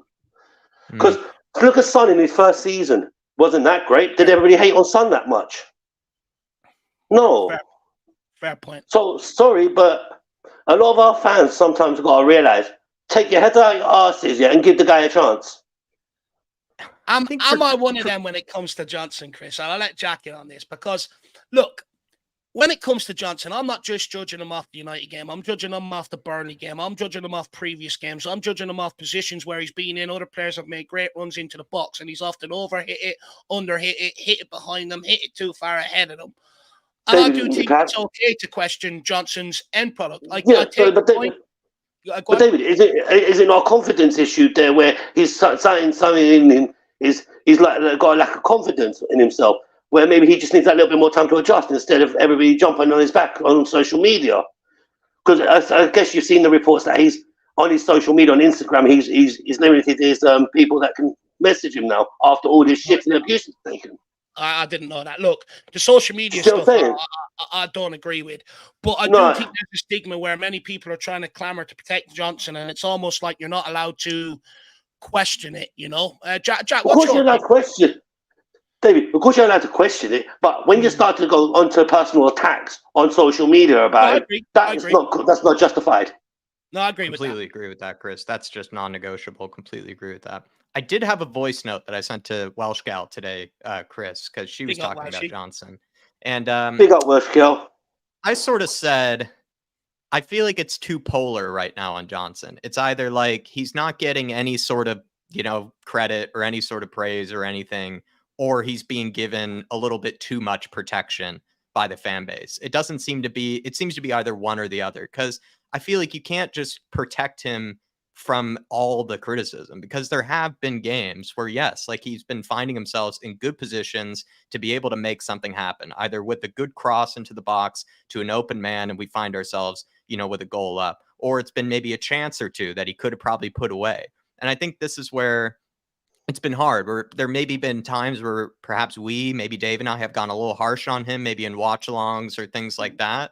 But then also it's like, he has had moments where I would argue, like, you're not being mean or anything. Like, he probably did deserve criticism, like on certain stages where he just didn't put in the final product, or he didn't get the output that we would have expected someone to do. But at the same time, you're right. He has 4 assists. He's got a goal. He's not been terrible. Like, he's not been, you know, the worst signing I've ever seen. I'll tell you what, yeah, I do get sometimes a player does warrant some criticism if he's having a bad performance, i.e. the Man United. I thought he was shocking. And I will say, I thought he had a really shit game. Yeah. Right? But when it goes onto a personal level, that's when it has to. That's when you have to say you can't be doing that. Completely agree. It's like also Manor Solomon. People are judging Manor Solomon on very few little performances he's had. But if my memory serves me correctly, he had 2 assists for Sun against Burnley when we won 5-2 earlier in the season. True. Guy's been injured. The guy's been injured. So instead of criticising him, let's see what he does when he comes back from injury in the next few weeks. Then criticise him if he's not good enough. All I'm saying is sometimes our fans forget one thing. They're too quick to jump on people's backs, on players' backs. I know what you mean. Give them a chance first. Do you know what? Look, I agree with that. And look, sometimes, not all the time, I can do that as well. However, with Johnson, I think where a lot of the criticism comes in is I genuinely feel like he's had the best moments in the game. And that's where the criticism comes from. If they were falling to other players, you know, I think they'd be more clinical with them. But the fact that the best moments have fallen to him is probably where a lot of the criticism comes from. But look, I do take your point. I think you raise a great point, and it's fantastic that you've come on and you've held your ground. I really like that. But David, you got okay, right? Okay, I'll give you an example. Earlier on in the season, before he had his surgery, Richarlison against Burnley, 3 or 4 golden opportunities in the first 10 minutes, or against Luton, absolutely shocking. He deserved to be digged up for that, and rightly so. There's not only one player that can be digged up for individual performances; it's other players too. But as I said, over what I've seen over the last few weeks, I just thought it was an utter disgrace from some of our fan base, just going on a personal levels, and it's not for me. Not for me, mate. Hoddle has hit the nail on the head, actually. He's saying that it isn't the criticism of individual games or performances. The issue is maybe fans taking that sort of individual criticism and then sort of, you know, elaborating on it or exacerbating it further into saying he's never going to make it at Spurs. Exactly, you know, exactly that. Exactly, people did the same thing with Richie, you know, in those games against Burnley, right? After that game against Burnley, everybody was back on the Richie train saying he won't be good enough. He's never good enough. Told you he wasn't good enough. And then he scores in the Premier League, you know, the following game against Man United. So I think this King Hoddle hit the nail on the head here. It's that's exactly it. That's exactly it. 100%. Going too far into the future, like sort of type of thing. It's like you can say he had a bad game, doesn't mean that he's not going to ever make it in a Spurs shirt. So what if Van de Ven didn't have a good start to his Tottenham career and he was absolutely shocking the first 3 games? Would they have written him off too? Do you know what I mean? Or say for example Romero. An interesting example. Yeah, Emerson Romero, when he first came in, with his rashness, did they write him off then? No. Sometimes some of our supporters just look at the name and think, oh, he's just not good enough. And sorry, but that don't work. That don't work. You need to sit down and analyze that first before you make that judgment. Look, each to their own. Is Johnson good enough what we need right now? Simple answer is whether people like it or not. Probably no. not. Am I Probably writing him not. off? No. You know, at the end of the day, we've paid 50 million. He's on a 4 or 5 year contract. He's going to be here for another season. Ange's going to improve him. So obviously, obviously, Ange saw something in him. Yeah, to want to bring him in and play him every single game. See, do you know what I'm saying? Obviously, Ange is seeing something there for him to say, you know what? Yeah, I want him in my team. He's got something here. Ange is the one best judge of character for that. I'd also say once we sold Harry Kane, we had to bring in a player that qualifies as homegrown. So Ange Postecoglou's market was reduced, you know, just down to the homegrown market when he had players to pick from that position that he wanted. So, you know, I think Ange, you know, we also have to understand that when it comes around Brennan Johnson. But Chris, one more thing for you, my man. What's going to happen Friday night in the FA Cup, buddy? I'm confident we're going to beat them 2-0. And also, where does the confidence, City fans would say arrogance, where does that come from? It's just confidence. It's Man City. For some strange reason, we just don't seem to lose against Man City at Tottenham Stadium. We just don't. It's like I saw it on Twitter. All the Man City fans shit themselves as soon as they saw what they got us. They went, "Oh no, not them. Anybody but them at their ground." If it was at the Etihad, I'd be slightly more worried. But at home now, I'm confident. But well, as I said, for me, I just like to say, whoa, we're in an upwards trajectory and let's keep it going. Absolutely spot on. And do you know what? In the case of Johnson and Emerson, the chat agreed with you, my man. So fair play to you. And do you know what? I really appreciate you having a difference of opinion, my man. It's nice, you know. It's nice to have a good back and forth at times. Chris, yeah, but David, it's not. David, it wasn't a case of it was a difference of opinion. It's just that, like, after what I've been seeing on social media over the last few days and weeks about certain players, you know what I mean? Like, there's no defending that. You can't defend going on abusing somebody personally just because they're not cutting it as a player as that they should be. Look, on that 100% could not agree with you more. I'm not even gonna argue about, you know, attacking players personally on their social media and stuff like that. But do you know what, Chris? That sort of defense is exactly why we love you and exactly why we miss you, my man. So big yourself up. Great call. Please look after yourself and get yourself back nice fit ready. And next time I'm in England, I'd love if we could meet up again. Yeah, sure. Well, I don't know when I'm going to be back in London again for the next game because the work's just so busy at the moment. Sorry, man. Probably July, July probably the next time now. August, July, sometime like that. It's good to have you back, Chris. It's good to talk to you. All right, lads. Yeah, and don't forget, you know, smash a like and get your super chats in to support the Flat Cap Army now, yeah? Appreciate you, Chris. All right, take it easy, lads. Have a good night, man. Really appreciate it. Thanks for being patient as well. No problem, man. Chris. Yeah. Good man. Jack, what a throwback. What a call. OG, like you said, Dave, nothing, the General, El Capitan, Chris, really. I mean, it's the OG. He's been here probably, I think he's been here like months before even I joined as well. Like the guy is just, he's one of the furniture. Chris is, he's one of the furniture. Nah, he is. I absolutely love the guy. And, you know, it's that sort of passion behind what he's saying. I absolutely miss that. So big yourself up, Chris. And like Brad says, great return. Chris, the General is OG. back. Absolutely love that. Absolutely OG love OG. that. Yeah, absolutely brilliant call. But look, let's keep this show on the road. Who we got next, Jacko? We have Michael, who's been waiting very patiently, our man out in Poland. And let's bring him in here. And I sent him actually a picture of I had a Polish can of beer actually the other day, Dave, and I sent a picture to him. Made me think of Michael. But nice. I'm sure he doesn't want to talk about Polish beer. I'm sure he wants to talk about SPURS. Well, first of all, we'll get his quick opinion on the beer to make sure that Jack's drinking the good stuff. And then I want to ask him about the guy we've been linked with from Turkey, Szymanski, I believe. I want to get your thoughts on that. But Michael, first of all, is Jack drinking the good stuff? You got boys. I hope you can hear me well.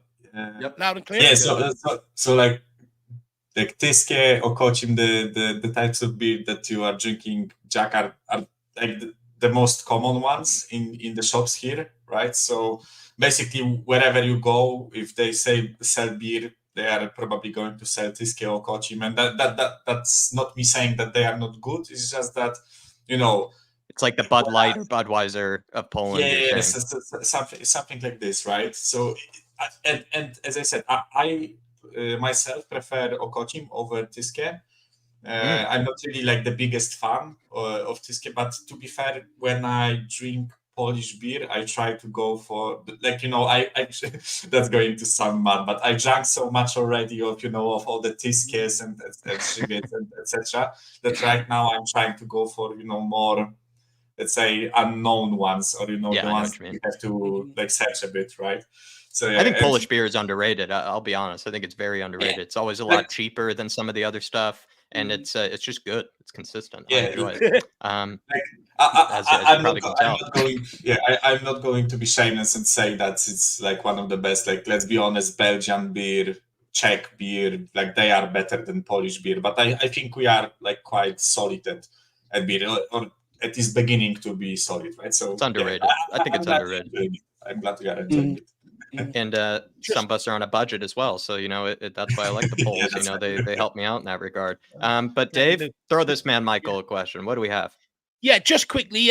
Mia is, it's going to be way too late for her to get on, so I'm going to, just out of respect, because she's also, here all the time, I'm going to put her link in the chat, and you guys please get over and show her the love, and we'll make sure she gets on next Monday. But Michael, talk to me. This guy out in Turkey, Tottenham have been linked now. Sean did say earlier on that it is worth noting that that's also the guy that linked us to what's that Swedish centre back, Victor Nelson, and people like that out of Turkey, that goalkeeper before.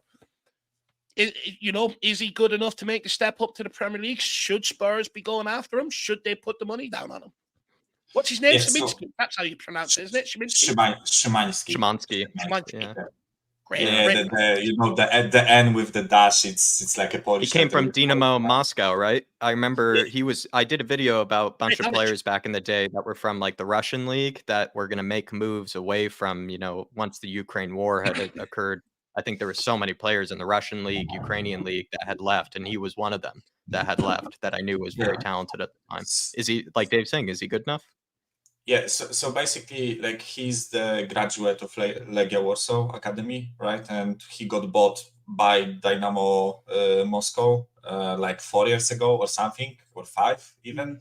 And he was playing there. Like, I'm going to be honest, when he was a kid here in Poland and in Russia, he wasn't like ripping up trees. But I think the key point that happened in his career, like, as bad as it will sound again, like, because of the war, he had to move out of Russia, right? Where probably, like, before the conflict happened, a lot of Polish players were playing in Russia because Russia is a bigger league, bigger teams, bigger money, and they don't really need, like, I often criticize Polish players for lacking ambition to take the next step. And I feel like in like Szymański's case, I think because of the circumstances, he was made to move out and he was loaned to Feyenoord, right? And I think that's a really key thing because as many of us may remember, we were heavily linked with Arne Slot before we got Postecoglou, right?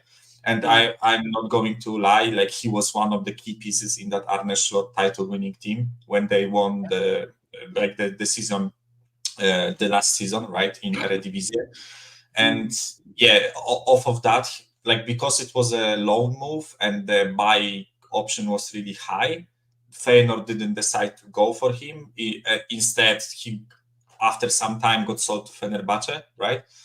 And also, like, I have to caveat all of this with saying that Eredivisie and Turkish league, the Superliga, I think it's called, right? They are like not the best competitions. Let's be honest about it, right? And Szymański, both in Holland and in Turkey, plays for the best team in the league, right? Feyenoord were the best team last season. Fenerbahce are clearly the best team this season in the Turkish league, right? So you can look at it both like two ways. On like a plus side, I think because he plays for the best teams, he dominates the ball a lot. He has time and space to like develop his skills. They play like we do, right? They like a lot of possession. They like to dominate teams. They like to pin them back, etc., right? But on the other hand, you can make a point that he's not really being challenged that much, right? If he's playing for the best team in the league, right? So that's the way I look at like the context of it. But if I were to talk about the player himself, I think like his biggest strength, and again, like caveated with like the level of competition, right? But I think he runs like an absolute madman. I think this guy has like a two Duracell like batteries stuck up his ass. I don't know where he gets all that energy from, right? He plays mainly as an like attacking mid, like more of a 10 than an 8, right? Even I would call it a shadow striker, like especially for Fenerbahce, he plays like literally as a shadow striker behind Eden Dzeko, and that's where he gets most of his goals and assists from Dzeko's movement or laying it to Dzeko, right? So, but that doesn't stop him from tracking back a lot. You are muted, Dave. Sorry, I was just going to ask you. You say he plays as a sort of a shadow striker. Where would he fit then in the Postecoglou system? I will get to it in a minute. I promise. Okay. Yeah. So, like, he plays as this like shadow striker attacking mid, but that doesn't stop him from tracking back a lot. As I said, he runs a lot. He fights for the ball, and I think one of his like maybe not like so useful attributes is that he has a deadly shot from range. Like if you watch his compilations, he scores a lot of goals from distance, from outside of the box, right? So those would be my like biggest attributes of his, but his biggest like downsides, I think he's not the type of player to like the ball to his feet a lot. He's not that type of like metronome like Maddison. Maddison is whenever he gets the chance, he gets on the ball, he tries to do something, right? Whereas with Szymański, I feel like he's way better at like quickly distributing the ball. He's not really that playmaker, pass 150 passes a game type of guy. And the other disadvantage for me is the fact that like he's quite short. I think he's like 1.75 m, and he's not like the bulkiest. So I think he can get bullied off the ball if competition is tough. But on the other hand, he plays in the Turkish league. If there is like a tough league where they rough you up, it's probably the Turkish league, right? So that's basically it. So when I look at the guy, I kind of like have a feeling that a step up for him would be a good choice, especially if he keeps performing in the Turkish league, but I wouldn't do it in January. If he keeps performing like this until the end of the season, I think we could take a punt on him. Now, if you want to find a harsh person towards Polish players, it's probably me. Like, as much as it sounds like, I want to say this, like Lewandowski is not the standard in Poland. He is the outlying, like, anomaly, right? Yeah. Most of our players don't really handle pressure and stepping up well. I don't know why. We are a big country. It's honestly mad that we can produce like more talent, right? 40 million people, and we have Lewandowski and Zielinski at high level, and after that it's really like kind of mid, right? So I would be a bit afraid that the step up might prove a bit too big for me. And again, I really want to emphasize that I would rather be harsh towards him and say that he maybe is not good enough, rather than overhype him and for him to become the next, get this guy out of my club type of thing, right? I would rather him develop his career a bit more, but he's 24, right? So it's also the fact that he's not the youngest. So I'm really torn about it. Like he's played also in sort of what you would call like kind of the outskirts sort of kind of leagues. Like he was playing in Russia.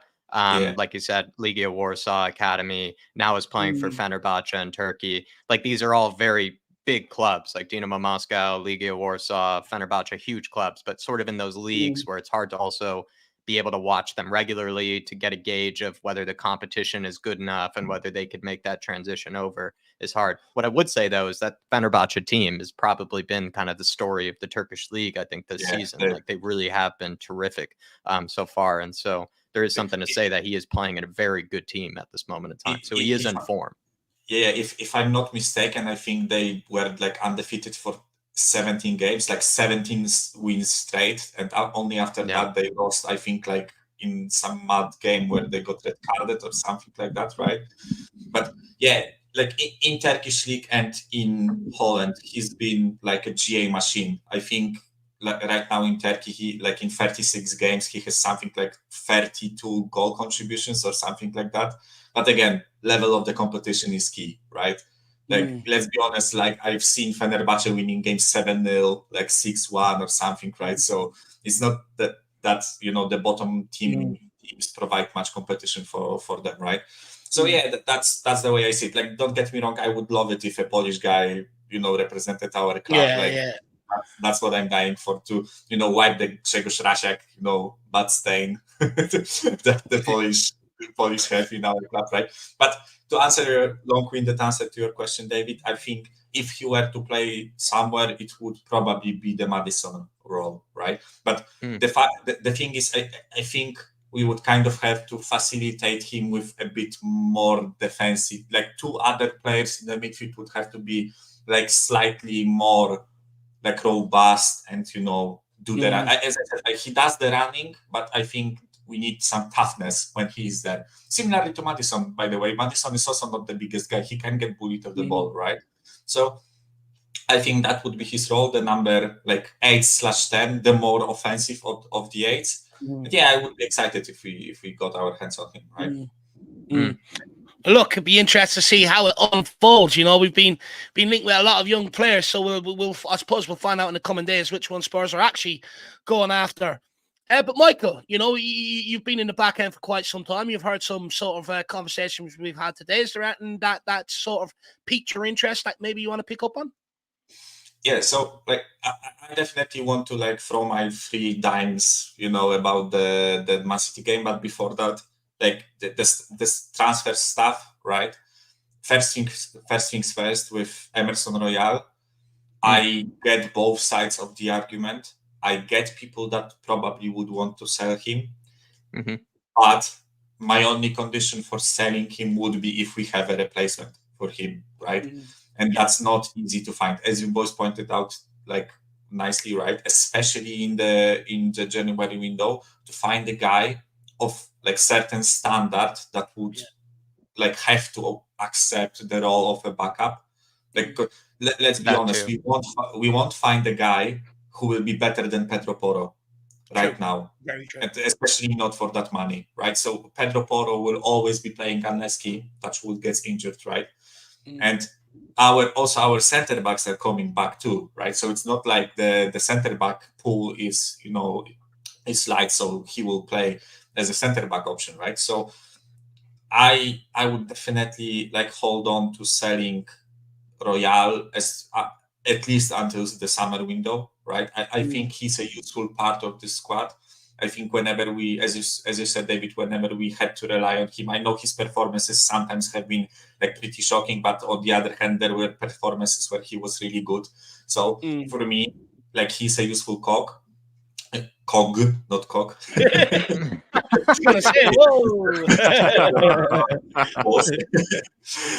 Yeah, so that's the way I see the Emerson stuff. And with Nusa and Vermieren, God, please make this happen. Like, what do you like about him?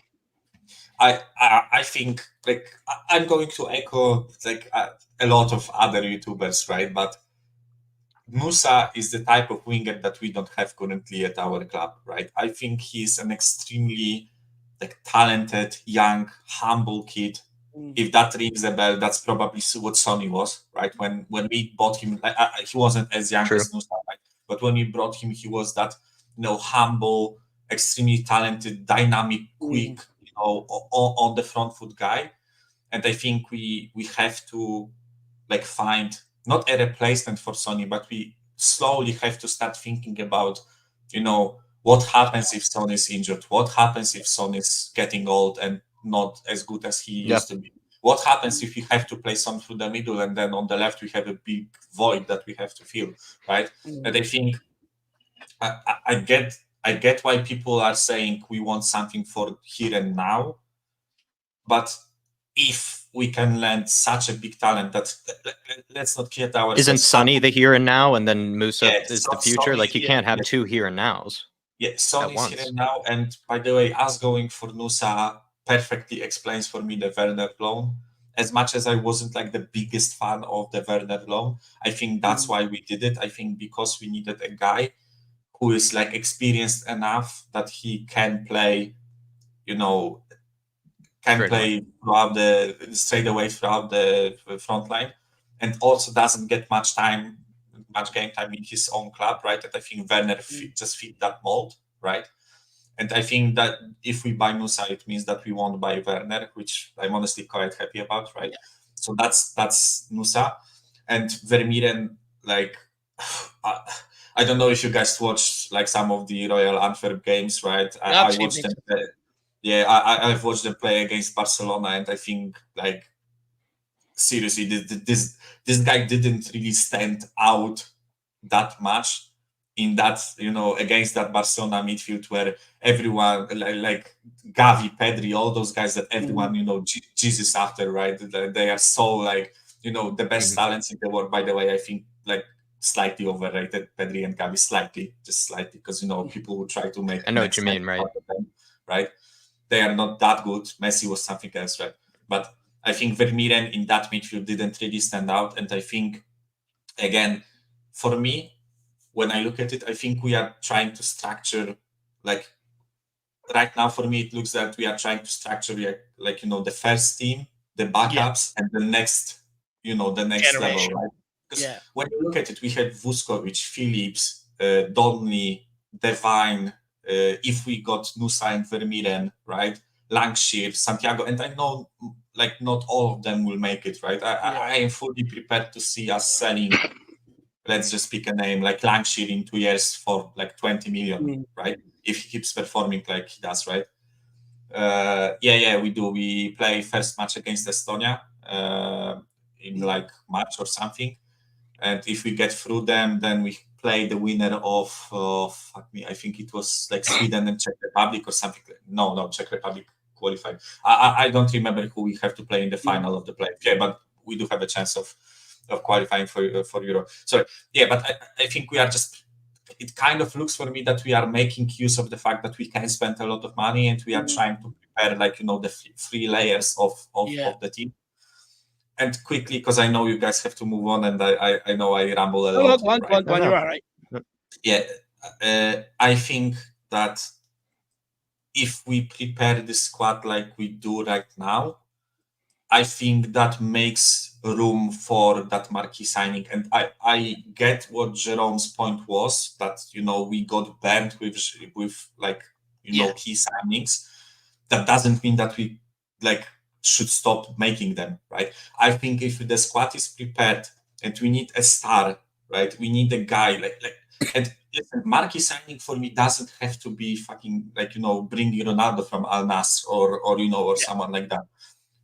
Jimenez for me would be a marquee signing because he's a highly sought after striker in Europe.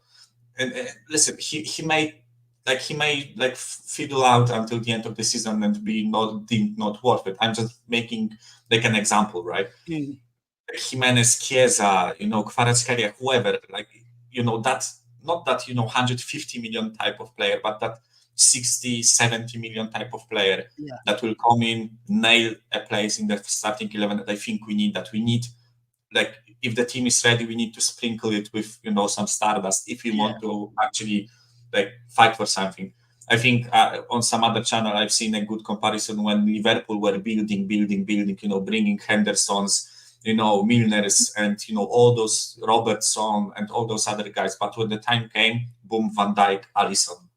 Two absolute star players that brought them from here to here. Just as I sound like Sava, but very good point. Very good point. I sound the foundation though.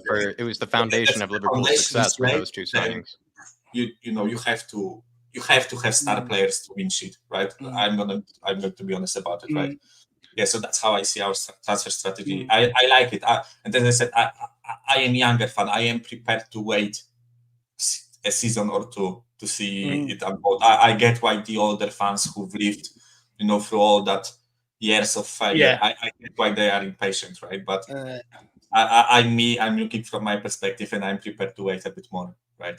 No, look, everyone's entitled to their point of view. At the end of the day, we all want what's best for the club, and the reason why we say things is because we believe it's best for the club, right? But Michael, City, what's going to happen Friday night, my man? Oh Jesus, it's going to be such a shit show, that game. I can already feel it, right?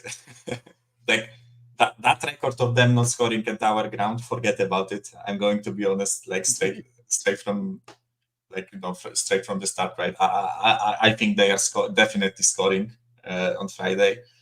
And listen, I know we have our first team defense back, but they are a bit rusty coming from their injuries, etc. Sean against United. Yeah. Like, actually, like, I don't want to criticize, but Van de Ven was actually quite poor against United. On the ball, he was okay, but defending wise, he was like too big. Well, especially the Rashford goal. Like, it was pretty much his job to close him down, right? Not just stand off and do that weird shit that he did with his leg, right? When Rashford just slipped it through him, right? But I'm not going to criticize because the guy is coming back from an injury, right? But yeah, coming back to the point, I think that record of them not scoring is going in the bin. And I'm also a bit afraid because whenever we beat them, we had Kane or Son on the pitch, or both of them. I'm just a bit like, if Maddison comes back and he's actually ready to play, I think he can be that starlet that actually like gets us through it. But game changer. But if he's not on it, if he's not like 100% fit, he has to hold back a bit. He can only play for like 50 minutes or something. I can honestly see this game being, as I said, a major shit show. But listen, what kind of a Spurs fan would I be if I predicted us to lose to City? Like that. That's not in my DNA. Whenever I see their badge, I think win. Yeah. So no, look, for me, I don't know. Like, for me, a 3-2 win. I think their defense has not been like that good recently. Our defense, I think, will be a bit of a shit show. So yeah, like I think 3-2, and it will be a cracking game. I hope it's. First of all, I hope it's a cracking game. If we are to go out, I want them to leave blood, sweat, tears, everything on that pitch. Yeah. Listen, if we lose like 2-3 to them or something, it's fucking City, right? Treble winners, best team in the world. I'm not going to be mad that we lost to them, right? True. Well, look, we'll wait and see what happens, Michael. At the end of the day, these are the games we live for, so I'd go in there being excited, my man. But look, great call, great breakdown on Kaminsky, and that. So really enjoyed that, and I really enjoyed talking about the transfer window on that, my man. Michael, great conversation, sir. We'll speak to you again very, very soon. Big up, Dave. Good night, man. I'm waiting for that message from you. I will. Don't worry, I'm putting shows all together this week, so I'll drop you that message. Okosim. Have an Okosim. What, Okoshim? Is that what it is? Okoshim? Okochim. I know. I know the pronunciations. No, that's easy. Okochim. Yeah, Okochim. Like, easy. It's the same sound as like Perisic. When you say at the end of the Perisic, it's the same sound. I can make the itch sound, no problem. I can make the itch sound with glee and with no problems. Michael, have a good rest of your night, sir. Yeah. And we'll speak to you soon. Have a good one. Big up, Michael. Great call. Bye-bye. Great call. Absolutely great call by Michael, another OG of the channel, guys. So make sure you big him up in the comments. A great breakdown on the Polish player Kaminsky as well. So let us know in the comments from Michael's breakdown. Do you think Spurs should pull the trigger or not? But look, let's keep this going. We've got 4 people left. These will be the last 4 we're taking, and then we will be calling it an evening. So where are we next? Donovision. He's joined back in. He's waited very patiently back in the lineup. Let's bring the Donovision in here. He's been waiting since nearly the start. Big up, Donovan. Absolute top trooper, my man. Big up, Donovan. How are you keeping, sir? Hey, big up, guys. Good to see everyone. Always good to see you, Donovan. At the gym today?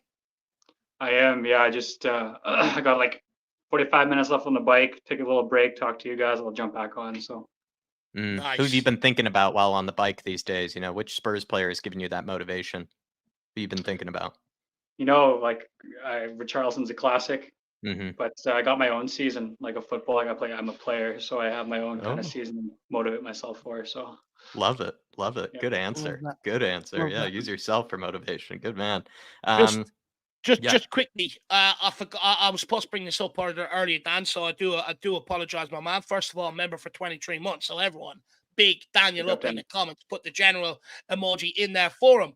But Donovan, you can help us answer this. He says, first of all, finally made a live show. Danny boy, no worries about that. We understand you're a very busy man. But he says, we need a Maddison backup. Would you agree with that? Is Lo Celso ever going to be that guy? Because let's face it, that's what he was kept around for. Yeah, it was kind of a tangent, but I was watching the highlight on TikTok. It popped up of when the ball boy threw the ball to the Olympiacos and we got that goal. And he was doing the rounds in the changing room at the lunch there. And he introduced to Lo Celso. And that was Lo Celso's year if he was supposed to be the Emerson replacement, right? Like he was supposed to come in and be that maestro. And we've seen glimpses of it. I would argue we don't need to splash money on that spot because we have Lo Celso, you know, we're fiscally responsible. It's just if the guy can stay fit or not, right? Yeah. Like that's his biggest problem ever since we've got him. Like either it's a mental thing or he just takes a lot of knocks. You know, everyone's trying to kick the guy. But no, I think Lo Celso's proven more often than not that he has a capability. And if Maddison's injury is just a one-off, we're only going to need Lo Celso for the cup games anyway, so we should be fine. Isn't it slightly frustrating though, Donovan, that like in the Man United game, I had said to Dave, like, if we had Lo Celso available, we probably would have won that game. But the fact that we had to play Højbjerg, Skip, and Bentancur really hurt us because we just didn't have that sort of extra creative presence in there. So that's where my frustration with Lo Celso comes from, is like we did need him available and fit for that game, and he couldn't stay fit or available for that game. And these are the games where, yeah, you like he's not even playing all that much, and yet he still finds himself always on the medical table. So like, can he really get away with that? Like, can you really be a backup player and just always be injured? Like, sort of like him. It's like I found that very frustrating that he wasn't available for that Man United. I hear because I was really leaning on him. Yeah, I hear what you're saying. Because like when you're one of the marquee signings, and like you're making over $60,000 a week of wages, you want to be available.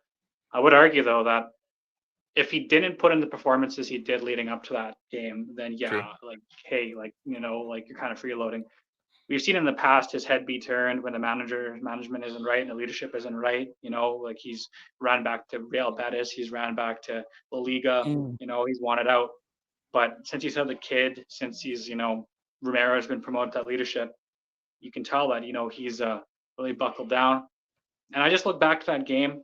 I forget what game it was at home, where he was just absolutely kicked. He was kicked and he was stomped on. You could tell that he had his socks ripped up and he had blood. You could see the blood through the white of the sock. And I mean, every footballer gets kicked, but when you're the main source of creation, and that's what the teams look for to stop you and stifle you. Like Maddison could only get kicked for so long, and he was out for 4 or 5 months with an ankle injury, right? So it's going to happen when you play that position. When you take all that pressure of the world on you on the half turn or something, and then you get 2 guys clattering the back of your Achilles. I mean, you can only stand up for so long. But I do agree with you that we did need some more creativity against Man United, because watching those 2 sixes just recycle possession over and over and over again, it was just like, come on, man, let's go make a forward pass. Yeah, that's the game where you need the Maddison backup, and we didn't have the Maddison backup, it felt like, and that's where the frustration for me comes from. Yeah, Dave. And you were absolutely spot on when you made that point. It is something that we did lack. And look, what do we do with the likes of Lo Celso and Sessegnon then come the summer, say? Because look, right now you could make the argument they're needed to cover, Edozie and Maddison. However, the best thing for a manager is availability, but they're never available, so they can't even perform the backup role. And look, like you said, we've seen glimpses out of Lo Celso, but we've also seen glimpses out of Sessegnon, but they're never ever available when we actually really, really need them. So what do we do come the summer? Do we keep them around as a backup again, knowing that there's a chance that they could go injured again, or do you look to cash in at the earliest opportunity? Yeah, I wouldn't force him out the door. Obviously Ryan Sessegnon's hamstrings are made of like salami, so he can only do so much with that guy. But I wouldn't compare Sessegnon and Lo Celso. Like one's a mainstay international for their squad and one of the best internationals in the world, like with Argentina. And Ryan Sessegnon is just a park player. I don't even know how that guy's a professional footballer. But in answer to your question, like if we get 30 million or above 25, I would take it for Lo Celso and bring in like a Morgan Gibbs White or like a Dewsbury Hall or some creative player that can, play 60, 70 games in a calendar year, and like a Hoiberg level of attacking player that's just always reliable.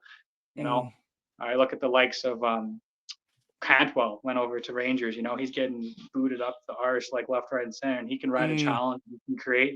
We need players like that. But no, I wouldn't force him out the door. There's more pressing positions in our team that we need cover for. Like I would argue, with Udogie out, if Udogie goes, there's that whole left back flank of creativity gone, and the way we create out of the back. Poro, knock on wood, how that man hasn't, succumbed to anything is amazing. Is a blessing, reliable. because he the distance covered and the stats, So no, I wouldn't force Lascelles out the door, but Tanganga, Sessignon, who else we got? Maybe even a loan move for Skip. We're almost there where we've completely recycled the squad. So, we're only a couple chancers away from something big here. So, you can't get too hard on the players. And if we're only a couple of transfers away, could that mean we have an opportunity to splash some cash maybe this summer? Or are you kind of with others where we don't really need to splash the cash on a big signing or anything like that? Just sort of continue to do what Spurs have been doing, pick up young, talented, hungry players. Oop. There he is. He's coming back in straight away. Came back in straight away. There he is. Okay, good. You can hear me? Yeah, I can hear you just fine. Okay, sweet. I was asking you about marquee players. Like it was a conversation we were having earlier, like whether we should be signing a big name or be spending a lot of cash on somebody when that hasn't worked out for us in the past. Do you agree with that? That maybe Spurs should avoid, signing a big name this summer? Well, that's what I was saying was that it's crazy, like how time gets away from you. Like the Champions League final was like 5 years ago almost, and so Son's almost like mid-30s now. So if we are going to splash out on these players, we need to bring in quality replacements for like the big name players that our club is known for, like the Canes and the Suns, because that's what's gotten us to our level. I think Michael mentioned Chiesa. I'm a big fan of Chiesa. I think Rashford would be huge. I think if we got Rashford, that would bring us to another level. I think Postecoglou would get the best out of Marcus. Clearly, he doesn't. You can tell he doesn't. He's one of the few players left under Ten Hag that are actually performing, but you can tell that's dwindling. So yes and no. Long answer. Yeah. Postecoglou's proven that he can like work with a shoestring budget. Just give him the right players, And if he wants Gallagher, get Gallagher in. If he wants that Japanese center back, bring him in. We got the financials to do it. I don't know if you saw Jack and Davo. Welcome back. Sorry, I just needed a number one lad. All good, man. All good, mate. I saw that Spurs in 2020 to 2022 had the most revenue behind United, and we're only like 4 million behind them. And so now our new financials are going to come out next month, and I can see us overtaking them by another 30 or 40 million, and we might be the most profitable football club in history. So to our advantage, and I don't want to be a Levy in or outer or push any propaganda here, but you can see that the vision of the long-term investment and natural growth strategy is paying dividends. And let's just hope it actually comes from the transfer market. Because if we have the money, we're not spending it, then there's different questions to ask. But give them another year and see what happens. Good point. Very good points. On Daniel Levy, though, there, just quickly, do you think like his sort of vision is finally coming together in a way, like what he used to be criticized for when it came to where he was spending money, all the hotels, movie theaters, go-karts, all this stuff, when Spurs were supposed to be spending money sort of on transfers? Now with like all the transfers that Paratici has made, the revision of the academy, just the whole reshaping of this squad, combined with all these extra sources of revenue like the NFL and the go-karting, does it feel like things are just finally coming together? Like all the pieces are starting to make sense in kind of this whole project? I hope so, Jack. You hope it does. But no, seriously, like you said it earlier yourself there. How do you say it? Konecki? Jack Konecki? I don't even know, man. Your guess is as good as mine, because I hear a different pronunciation every time, when it comes to my last name, and I think any of them work really. I've almost forgotten myself. Yeah, no, he said it earlier, Konecki, that like maybe he had the right plan, but he just employed the wrong people. Like you look at the Scott Munn, or whatever who it was, like whoever that guy was who came in and was famous for saying, "I hate the January transfer window." Oh, Right? Hitchin. Yeah, Hitchin. Yeah. Hitchin, there we go. Hitchin, yeah, Steve Yeah. Hitchin. Yeah, like we bring a person like him in, and you charge of your equipment for 5-6 years. No wonder you backslid. So Yeah. Yeah. you bring in the competent leadership and competent management in any business, it's going to thrive, right? So, yeah. And just a little touch on those economics. I don't get too into it. That's more Sean Butler's territory. But Mhm. you can see how the percentages grew. Like let's say like what 5% of a $1 million business is like what $50,000, but you got 5% of a $5 billion business. There you go. It grows that much more. So the Mm. more Spurs grow as a brand, the more money that percentage of transfer budget's going to grow, and it's going to grow organically to the point where it's like, if you ever play Football Manager or FIFA and you haven't used your whole budget and it just runs over and runs over, next thing you know, you got all of this money spacked up.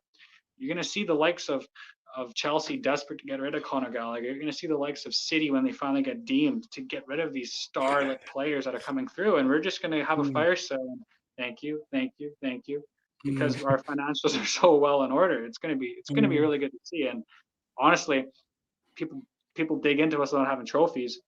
Well, we can say we're the best run financial club. I mean, that's something to brag about. So, Yeah. Well, because that's what it's all about. Like you hear on Talk Sport constantly, people talking about how they don't have the money to spend, or like they can't actually spend the money that they want to because of financial fair play, etc. And Spurs are not in that position. And I think plenty of clubs, despite all the banter we do receive, they would be very jealous of the situation we find ourselves in, which is we can technically buy almost any player we want. Like, of course, there's only, the players that would come to Spurs, but we can spend close to, what is it, like 400 million? Yeah. Like if we wanted to, like this totally, window or any totally. window. That's we're something like, no other club could say. Oh yeah, sorry for interrupting, but yeah, and we're like one player away from getting that wage book back to normal. We get them Dembele off the wages. We've already got Perisic off. We've got Lloris off, and we've gotten and Davinson Sanchez off the wage bill. Like that opens up hundreds of thousands of dollars or pounds a week that we can bring in these marquee signings for the next summer placement. It's just looking good. So now we just got to start matching it with our pitch ambition, and Ange Postecoglou is a perfect manager for that. So good days for Spurs ahead. Do you think opposition fan bases are actually a bit jealous of Spurs and where they are right now? Oh, despite totally, Jack. Yeah. Why do you think we've been ripped on so hard on the media and stuff? Like the harder. Like, good answer.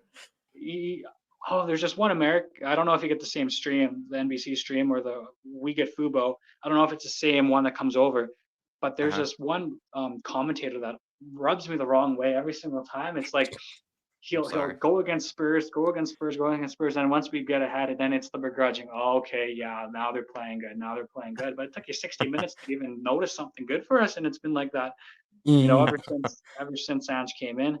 And greatness is just going to attract more haters. So us against the world, like the old 99, class of 99. Gary Neville came out, great quote where it's like him and his brother standing next to each other in the tunnel. His brother's at Everton, and he's over at United, and he's just looking straight ahead. And he's thinking, I could have given my brother a high five, hey, what's up? But no, man, it's siege mentality, us against the world. And that's how it has to be. Because well said. Absolutely love that.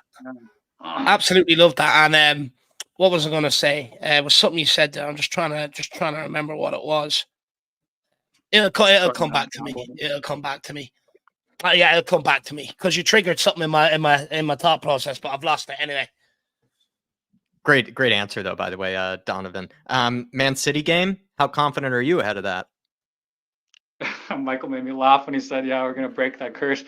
I know Jacob's thinking that too, where it's like we're the curse breakers. So obviously, like Postecoglou was gonna concede a goal at home, and then Pep came out in his interview saying, "I have to get a goal at that Hotspur Stadium after getting the treble." So, I mean, if that's where it ranks on football priorities, I mean, you've won the treble and now you want to score at Tottenham Hotspur Stadium. I'd be more nervous if we had Emerson, Royale, and Davies at the back. But we have our starting defensive midfield, like back, and we have a solid number 6 of Højbjerg ahead of them. So I could see it either going two ways. It could be a basketball game, but I'm leaning towards, maybe it's my Spurs bias, but I'm leaning towards not necessarily a blowout, but a comprehensive Spurs result. Like I can see the crowd getting behind us, knowing the fact that we got we kind of just gave up in the FA Cup. I'm not going to blame Postecoglou, but it was too limp how we went out. You know, it was too soft. It's been so long since we've been in a decent cup run. I could see the guys coming to the stadium and just making that Arsenal game where we beat them 3-0, 4-0 on that top 4 run. I could see it being making it a night like that. And That'd be great. Yeah, and nothing against Pep, because Pep's got character of like one of the best managers ever. But you rattle Pep, and you can see he's visibly rattled. He's rolling around on the floor. He's drinking bottles of water, you know, and that's going to stem into the first team of Manchester City. And I have no faith in Ederson.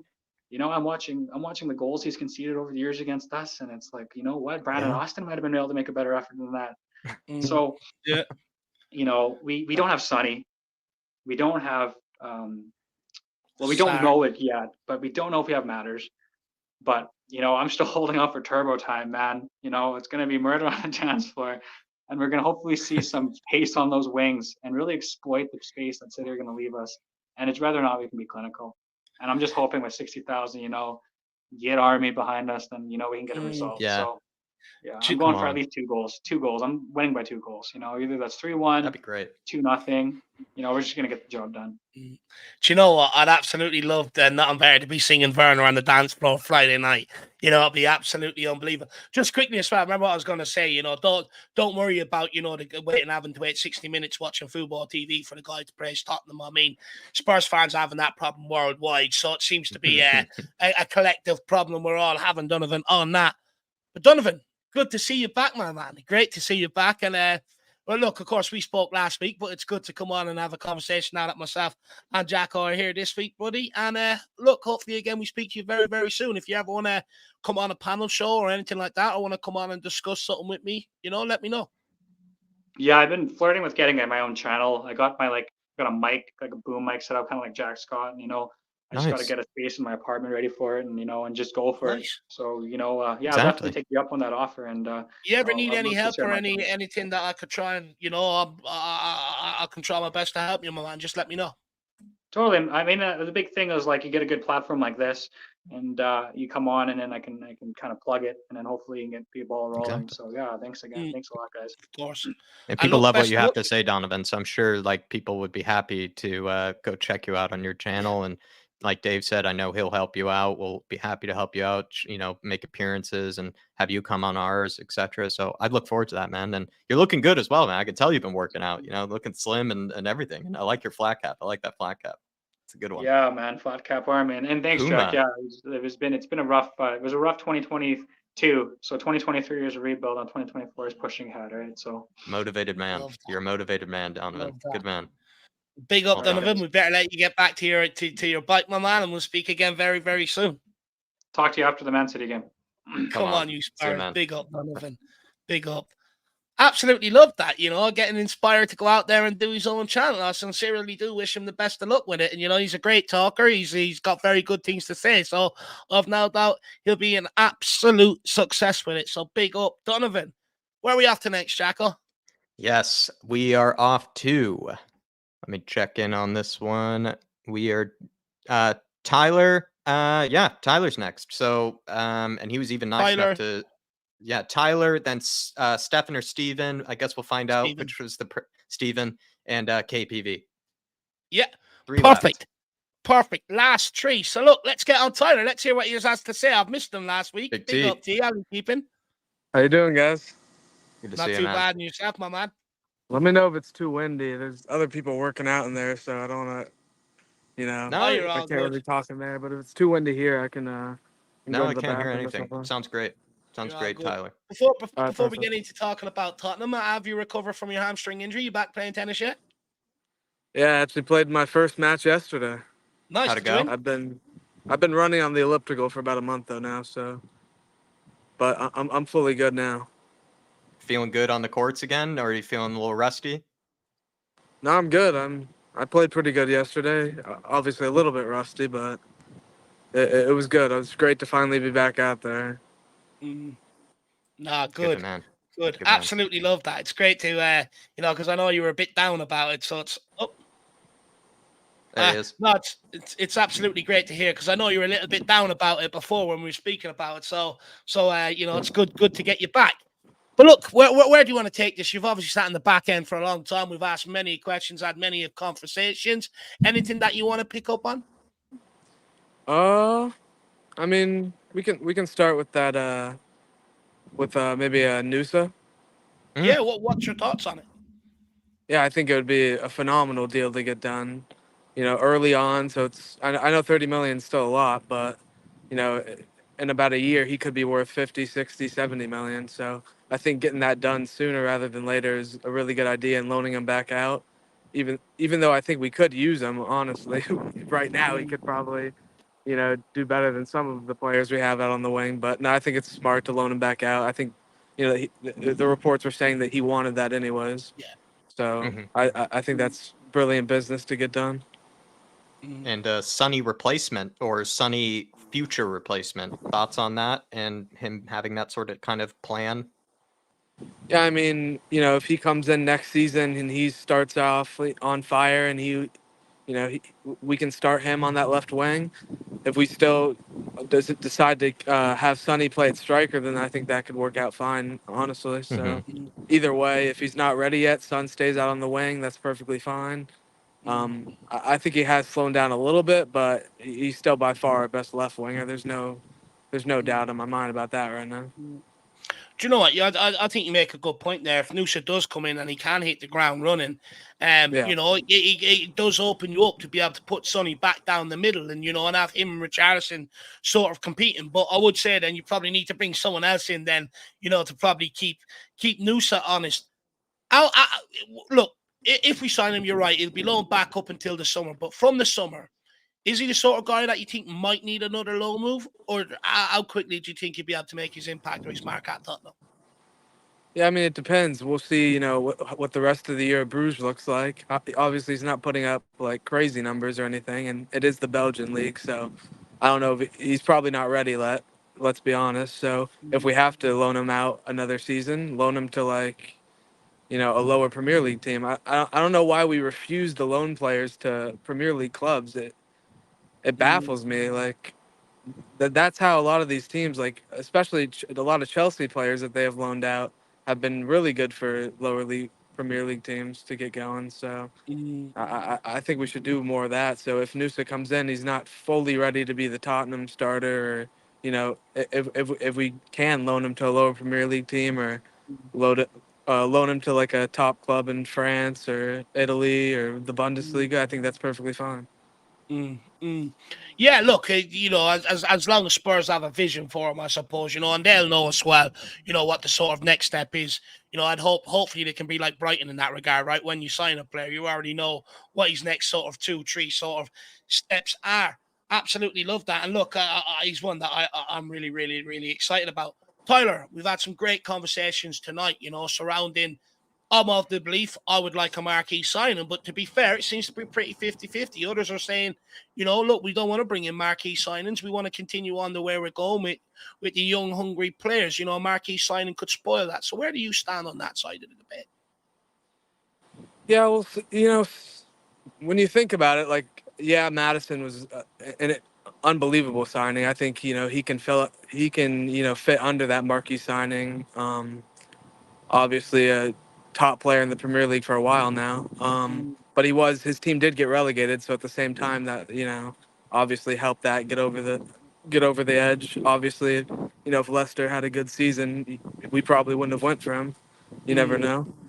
But I think, you know, in the past, like, we spend, like, it's like the money we spent on Richarlison or Brennan Johnson, like, that should have been bought on a already, like, proven winger and proven striker for that exact same amount of money. Like, we could have gone out and gotten that Domenico Berardi from Sassuolo, who's a proven winger in the Serie A and with Italy, for the same amount of money we probably bought Brennan Johnson for. So that it really does frustrate me in times like that. And even right now, you know, Dybala's release clause only being 10 million. He's a top player. Obviously, the injuries, you know, don't help, but I think he could be a good player to bring in, you know, if Madison does get hurt again, or even to play him out on the wing or even up top. So I definitely do think we should look to bring in more proven players in Europe. Obviously, I love going for youngsters, and you know, I think I like the path we're looking at right now. Like the moves we made for Udogi and Sarr, similar to hopefully what this Nusa will be. Obviously, it was for a lot cheaper, but you know, you bring in guys like Udogi and Sarr. We had them on like 10K a week, 20K a week. They're gonna play their hearts out. I mean, you've looked how incredible they've been for us already. You know, so I think bringing in these youngsters and having them loaned out to their club they're already at, I think is a good idea. And you saw what has happened from it so far. So hopefully we continue to do stuff like that. Yeah, look, for me, I sort of agree with what Jack said earlier. You know, I think, you know, come the summer we should be at the point where you can add maybe one, and I agree with you, Charlie. You know, it would be nice to attract some of the top talents from across Europe and bringing them into our team. We've seen other teams around us do it in years gone by. But look, where do you stand on this transfer window? As actually, sorry, Jack, I'm taking over all the questions. You give No, I mean, I'll pick up off the question you're about to ask. Like, January transfer windows, let's be honest, Tyler, like they've always been chaotic, dramatic, very tense as well. Like the fan base often gets very split about sort of, you know, should we be panicking, you know, should we not be panicking, you know, sort of thing. And it feels like Spurs fans, for the most part, like it's been relatively peaceful and relatively easy, like this whole January transfer window. What do you make of that, and what else do we need still? Yeah, I mean, we've done a good job so far. I think, you know, if this news is real and we end up getting him in and loaning him back out, then Werner obviously makes a lot more sense that we just, you know, went out for a loan player like that. If that doesn't happen, I like the Werner deal doesn't really excite me that much. Obviously, I don't know. He could bring in some goals, hopefully help us out, but we'll see what happens with that. Getting Dragusin in was great. We need that center back depth. You know, fought off Bayern. We did a good job of getting that in, getting rid of Dyer. Obviously, we all wanted that. And I think we're finally loaning these players out to clubs that they're going to be able to succeed at. I think, yeah, you know, for Devine and Phillips, that loan to Plymouth is phenomenal. I actually started a Plymouth career mode last night. Did you bring Phillips and Devine? Well, they actually already had updated Phillips onto there, but they didn't have Devine. And Devine obviously was on loan at Port Vale, so I actually couldn't bring Devine in. So I decided to bring in Donnelly. He actually scored me a 90th minute winner last night. Jamie Donnelly. Very nice. In the EFL Cup against Notts County, or the FA Cup against Notts County. So nice little winner for Jamie Donnelly. Hopefully that happens for us in the future. No, I've gotten James Donnelly to a healthy 87 overall once, you know, when I was using a Cambridge career mode. But yes, it took a while to get him up there, but he's a talented boy, Jamie, so I knew I could get him up there. But sort of in the midfield department, I feel like you would agree, right? Don't we still need somebody? I mean, Skip, Højbjerg. I mean, Højbjerg could even be leaving, so you definitely might need somebody. The problem is, if we don't end up selling a Højbjerg, Lo Celso, or Skip right now, we're not bringing someone in. We got to be honest with ourselves. We just have way too many people in that position. It just doesn't make sense. So who's going to go then? Or obviously, we don't have time to get rid of all of them, but I think all three of them, you know, should be headed out the door within either this window or the summer. But if we could somehow get rid of one of them or even two of them and bring in a midfielder, I think that would be incredible. We really need some better players in there because, you know, Sark gets injured, or Basuma, once they come back, if, you know, something happens, we can't afford to keep Højbjerg and Skip in that midfield. They've proven this year that they can't hang with the others, and they really bring the team down a bit. And I really like Højbjerg. I think, you know, he's had a really underrated Tottenham career. A lot of people, you know, discredit him. He's been a really good servant to the club. He's even been our best player probably for a season. So at least most consistent. So it would be sad to see him go, but I think, you know, we got to cash in on them, especially Skip as well. I think he's nowhere near good enough. So, and, you know, Lo Celso's injury history is just getting ridiculous now, no matter what. He's looking like Sessegnon. Obviously, he doesn't have those long-term injuries Sessegnon's had, but, I mean, he's going out to anything in practice or in training, it looks like. So, what did you make of the rumor? What did you make of the rumor, Dave? Also, you can respond to this because it's in your bookmarks. The rumor that apparently Ryan Sessegnon is looking or is interested in getting more game time. And I saw someone in the comments saying Spurs were hoping for the same thing. Yeah. Sort of like Yeah. he's just been on the injury table. It's What not a really comment, like by the way. yeah, it's like it's not really been like he's been denied, chances to play. He's just never available. So what do you make of that, from Ryan Sessegnon, that apparently there are clubs interested and that he's looking for, game time elsewhere? I actually don't buy it. I actually think he probably just wants to stick around and pick up the paycheck. Yeah, I mean, I was shocked when he came in. What was it, against Burnley in that cup game? I didn't think he would get any minutes under Postecoglou, so I was a bit surprised about that. So he should not be complaining about minutes right now, because he definitely didn't earn those minutes just for being injured. Obviously, I feel bad for the guy. I know with the hamstring now how bad of an injury it is. I do feel bad for the kid, because he was very promising. He looked like a top player at Fulham. I thought he was going to come in and be a really good left back, left winger for us. So it is it is a shame. Obviously he gets a lot of hate because of the injury, but we should be a little bit easier on the kid. Hopefully he can somehow pick up his career back up, whether it's, probably not with us, but somewhere else. So we'll see. Do you know what? I just don't think he's ever going to reach the potential he once had. With the frequency Yeah. of the injuries, it's really hindered him, and I don't think he'll ever be able to get himself out on the pitch consistently enough to be able to make that top level. And on that basis, for me, look, not going to hate on him because of the injuries he's had, but ghosting Yeah. him, I think it's time to cash in on him. Also, Ghost Elso, he's another one. He's Yeah. pissing me off. He's never fit. So, look, not going to grate on the guys, but if they're not fit and it's been 2, 3, 4 years of a problem, you've got to get rid of them at some point. Tyler, last question, my man. Man City, Friday. Excited? You nervous? How you feeling? Yeah, real quick, can I touch on that Noel Buck kid from New England Oh, yeah, of course. Revolution? Of course you can, sir. Oh, we need an Been expert, waiting for someone somebody. to give me a lowdown on him. Go ahead. Or somebody who at least has a better opinion than I did. I had no opinion. Yeah, I follow the USMNT and the youth teams a lot, so I do try to look and watch a lot of these kids' games. He is a good player. Don't get me wrong, and he definitely has potential. And we've seen guys come from the MLS and have really good careers. Alfonso Davies, Almiron with Newcastle's been pretty solid now. And even Jack Harrison. Jack Harrison's had a pretty good career. So, and he actually played in college in America, surprisingly. Yeah, that's right. Oh, It's not easy to play in college. I think he got draft, like they had that draft stuff in the MLS. I don't even know if I think they still somewhat do that, but so Ricardo Pepi went to PSV, who's playing a bit better now, and that guy Sands went to Rangers, I know, and so I think more players are coming out of the MLS than there used to be. Yeah, the problem is we already have academy players that are at a similar level, or like Alfie Devine, for example, I think is at a even higher level. So bringing in a kid from the MLS, I don't know if it really makes too much sense. I don't think his potential is that high, and USA hasn't even looked at the kid. He actually got really frustrated that the youth team wasn't even calling him up. That for some reason the England youth team decided to bring him up. I think it was more of like a what do you call it? What do you call it? It was more of a move to like get some eyes from America, and I don't think. It's impressive to, he does start a lot of games for New England. So at 18 years old, that's impressive anywhere, any professional league. So he definitely does have some quality, but he is a smaller kid. He is pretty strong in the tackle, but very weak aerially.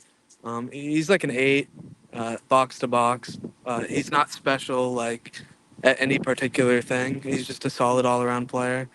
So it just doesn't really make sense to me at all that we're linked with him when we've already got academy kids and players out on loan that are at a higher level, honestly. Could it be like a Yedlin signing, like a DeAndre Yedlin signing? It could end up being like that. And there's a dude, Thiago Almada, that plays for Atlanta United. I don't know how no one's bought him already. He is incredible, incredible player. I know it's the MLS, but I mean, he absolutely destroyed everyone. His free kicks are incredible. If we're gonna bring in an MLS guy and he's 21 or 22, he should be absolutely top of the list. he was actually being tracked by clubs in Europe and that before he made the move to the MLS. You know, I'll definitely actually go and keep an eye on him, see how he's doing there, Tyler. Absolutely spot on. Great breakdown on Book. You know, look, I take on board fully what you say. You know, I do trust your football opinions, and I'll have a little look on YouTube and that and see what compilation reels I can find, and I mean, I'll give you. the kid has potential. The kid has potential. I'm not writing him off, but I mean, the fact that USA is not even looking at him should tell you that he's probably not Tottenham level. You know, I think in the future maybe he could be like a championship or like a one of those Eredivisie Europa League clubs like a Feyenoord or AZ Alkmaar type player. Interesting. But, interesting. Well, look, last question, Big T. Saturday or Friday night. Well, you know, confident, nervous. I mean, it's definitely hard to be confident, but at the same time, we've obviously held City out at our beautiful new stadium. So let's hope that continues. You know, luckily Holland's gone, but although we have done a pretty damn good job against Holland, especially shout out Emerson. I know he did struggle in that last one, but Emerson has shut down Jack Grealish in the past. Let's not forget that he absolutely destroyed Jack Grealish. But no, I think it's going to be a tough game. You know, hopefully Madison's back and he's pretty much full fit. Hopefully, and we can still create a good amount of chances. Obviously, that Ederson, I forgot who was just on, but Ederson does look terrible when he plays against us for some reason. I mean, he goes out all wild. Son just whips it around him. Obviously, we don't have Son this time, but Son loves scoring against Ederson. He leaves the net wide open for Son to curl that shot in. So we definitely have a chance. It's going to be a good game. I'm predicting either 1-0 or 2-1 Tottenham. I think we're gonna be able to hold them out. Honestly, that streak could end. I think they could score one goal. But I think our defense is going to be really strong, aggressive. As long as Romero doesn't get too aggressive and get sent off, I think it's going to be a really good game for us, and hopefully we can get that win. Because if we do draw, obviously it's going to be a tough match at the Etihad, or if we lose, we're out. Yep. So. Do you know what? Just quickly, I actually think we're going to have the opposite problem last time. Last time we had the problem with defence, but we were scoring goals. I think this time we're going to be solid defensively, but the problem will be creating the chances. But look, let's see how it pans out, Tyler. Let's see how it pans out, my man, and hopefully we'll be talking about a win after. That'd be the ideal scenario. But Tyler, good to see you again, my man. Great to see you back playing tennis, fit and healthy, and we'll speak again very, very soon. Thanks a lot, guys. Sorry for the wind if it was an issue. My apologies. No, not at all. Not at all. Never heard it. Never heard it. Have a good night, man. Have a good night. Later. Come on, you Spurs. Big up, Tyler. Come on, you Spurs. Come on, you Spurs. Big up, Tyler. Guys, everyone, big up Tyler in the chat. First of all, an absolute gentleman. Really, very really nice guy on a personal level. But also, great at talking about Tottenham as well. So big him up in the comments section, please. And big up YouTube YT, which is, I think, is short for YouTube. Becoming a YouTube member. Big yourself up and really, really appreciate the support. Yeah, and he seems to be really into Dragusin. I can tell by maybe the Romanian flag that he's rocking there. And I tried to get back to you in the chat there, Tube, and Dragusin, I think he couldn't have really been like he had such a brief debut, but he was brought on just to lock up shop. Had a few headed clearances, and I'm impressed with our man. It's nice to have a man bun back into Tottenham Hotspur, and I wish Dragusin all the best. I think he looks to be a real player. Even the size of him, when seeing him sort of lining up, like he's sort of like who's a player that we sort of bought recently that we were sort of so shocked by how big he was. I forget, who I'm thinking about, but yeah, it's just somebody who you're just like blown. I think it's like Udogie. I think we were so blown away actually by how massive Udogie was when he first came through. And I have a similar feeling with Dragusin, where it's like not even the videos or the Wikipedia sort of gives real kind of service to actually how big he is, and how much of a Premier League sort of like physical presence that he looks to be. Oh, he's an absolute Adonis, Greek Adonis. He's got, I would argue, probably needs to lose the man bun. Not a fan of man buns, but, he looks like a Greek Adonis, So, look, I was actually okay with his debut. A couple of passes shows me that he's competent, Look, straight away, when a player comes in, can he control the ball? Can he pass the ball? And does he have a bit of nous about him to handle himself? He showed that in that few minutes, and I've no doubt he's going on to be... There you go. Not so much a pain in my backside like other people were over the last few years. So big yourself up. But look, let's keep this moving. Who we got next? I think Stephen. This guy's been waiting for absolute ages. And do you know what? I recognize his name from the comments, you know. So big up, Stephen. Let's get him on and let's hear what he has to say. I'm delighted that he's hung in so long to chat to us. Stephen, first of all, thank you very much for your patience. How are you, sir? Hi. Yeah, I'm fine. How are you? Yeah, not too bad. Can you hear me all right? Yeah, I can hear you loud and clear, my man. Loud and clear. Anyway, thank you for inviting me on. No, look, thank you very much for coming on. Thank you very much for coming on. I really appreciate your time. Look, where do you want to kick this off? What do you want to talk about, my man? Yeah. How about this then, right? Number 6, Dragerson. What do we need? A number 6. Jack, I've heard this argument before. You know, some people have even suggested Dragerson, Romero. number 6. What do you think? I think I don't know if he's going to play the number 6. Yeah, Romero. Oh. I think there's a slight bit of a lag. Maybe there's a bit of a lag. Go on, Jacko. Stephen. Is it going to be the year of the dragon, Stephen, with Dragerson? Is he going to be the center back that we needed? Yeah, maybe. Stephen, I hope so. Yeah. I think there's a slight bit of a delay, my man. Do you want to log out and log back in? I'll keep you. I hope so. Can you hear me better now? Barely, oh no, we're getting. You look, you're all right. No. Look, you've got plenty of time. Do you want to just log out and log yourself back in, my man? We'll wait for you. Yeah, I think so. Yeah. Log out and log back in. We'll wait for you, my man. No worries at all. Would you want me to do log back out and then log back in again? Yeah. So that link that you're on. You can't hear me. Log back out, log back in, and we'll wait for you. We'll see if it's a little bit better. Yeah, could do. Yeah. Yeah. All right. We'll be right here. All We'll right. be right here. Just refresh the link. Refresh the link. Good man. We'll wait for Stephen. He's been very, very patient with us, waiting in the back end for quite some time. So we'll give him, time to get it sorted out. Big up Donna Cullen, member for 1 month. Definitely not the Donna Cullen. But says, used to say I'll never fall in love until I seen Mr. Jack. Look, I think there's plenty of women out there that might like Jack. He's a very good-looking lad, Donna Cullen. Sadly taken man, Donna. Sadly taken man. My love has been taken. My love is being used at this moment in time by my lovely Mrs. Sonia. But I appreciate it, Donna. I appreciate it. Thank you. Look, if you are an admirer, I'll fight you for Jack. I'm also a keen admirer of Donna Cullen. So, you'll have a fight on your hands. You'll have a fight on your hands, Donna Cullen. Big yourself Davey up. Shire saying his internet's not been great today either. Yeah, I'm sorry, my man. He was saying he's got like Stephen has my internet, lol. Davey Shire, man, we would love to have you on one day, by the way. Yeah. Just for another time or something like that. Would love to have a chat with you, brother. But big up to you. I'm sorry that also the internet's not doing you too great either. Let's bring in Stephen again. Let's see if it works out this time. Yeah, let's go. Big up, Stephen. How you keeping, my man? Okay, can you hear me now? Yep. Yeah, I can hear you. Big up, mate. How are you? Yeah, no. All right, that's a bit better, yeah? Yeah, a lot better, lad. I'm keeping well. All right. I'm very well, thank you. Ali Pally. Just not far from Spurs. Not far from the darts either, Isn't that where the darts is held, Ali Pally? I'm just up the road. You want to see the states of some of the people coming down here? I'd well believe it. I'd well believe it. Just before we get into talking about Dragerson, my man, have you ever been to the darts? I heard it's a great night. I've never been there, but I've seen enough drunk people come past the window dressed up as traffic cones and all sorts.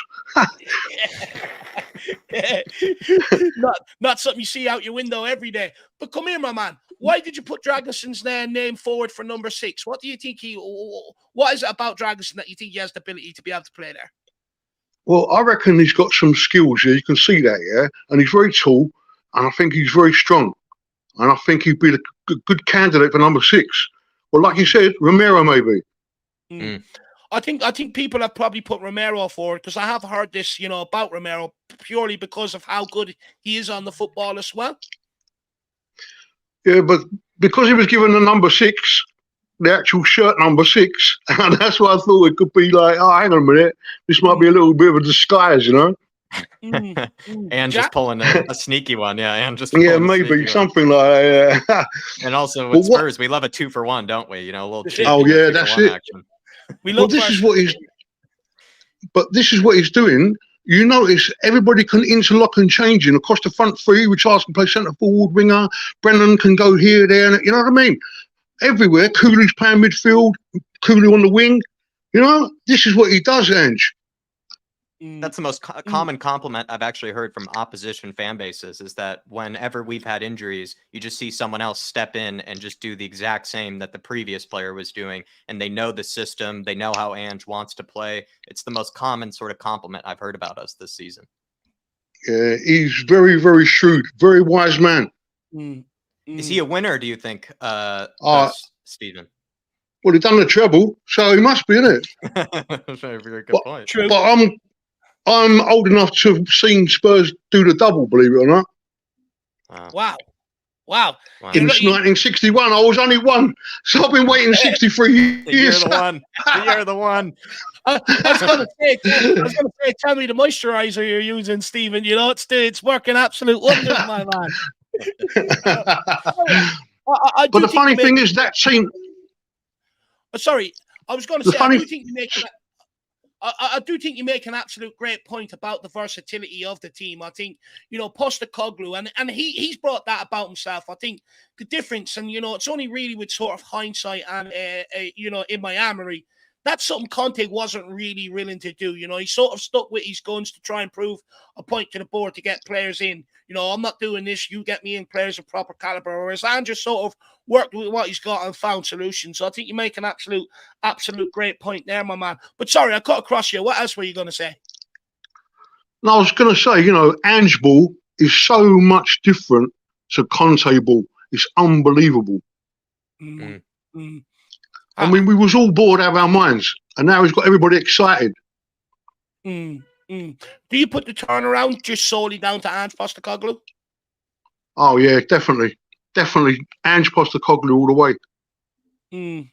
What is it about Ange that he's sort of brought to Tottenham that you sort of really admire? Look, we get it, you know, he's galvanised everyone, you know, the football on the pitch and stuff like that.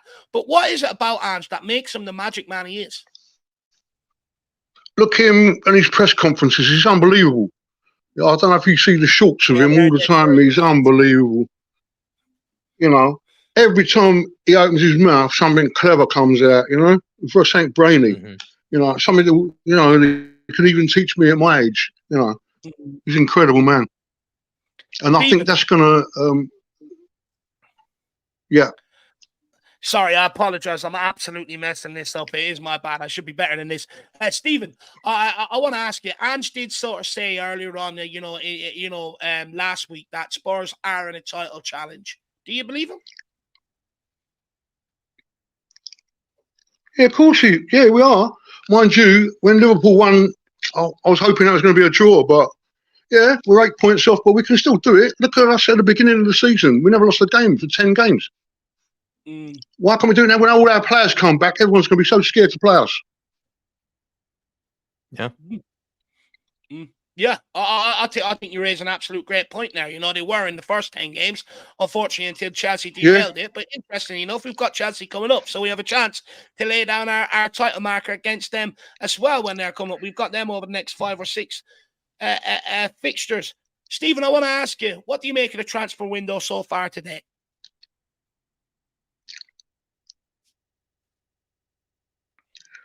Yeah, I do like the transfer window, what we've done so far. I think it's really good. I think with the Nusa boy, he looks really good. And they're all young guys, you know, so we're going to take a time for them to come in.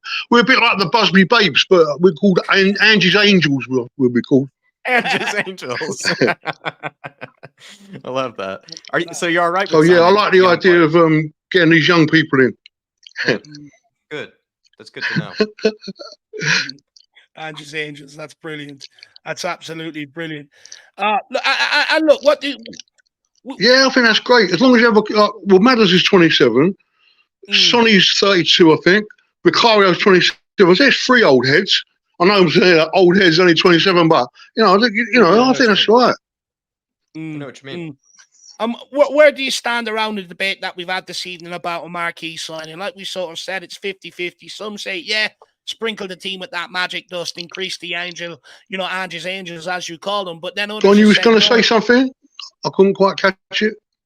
Oh, sorry. I was just saying about the marquee signings, my man. We've had a bit of a debate about it this evening. So 50% sort of saying, look, we don't need them, stick to the model that we're already doing. And then there's 50% like me, sort of said, nah, look, I'd love it to be sprinkled with one or two. Okay, Where do you stand on that?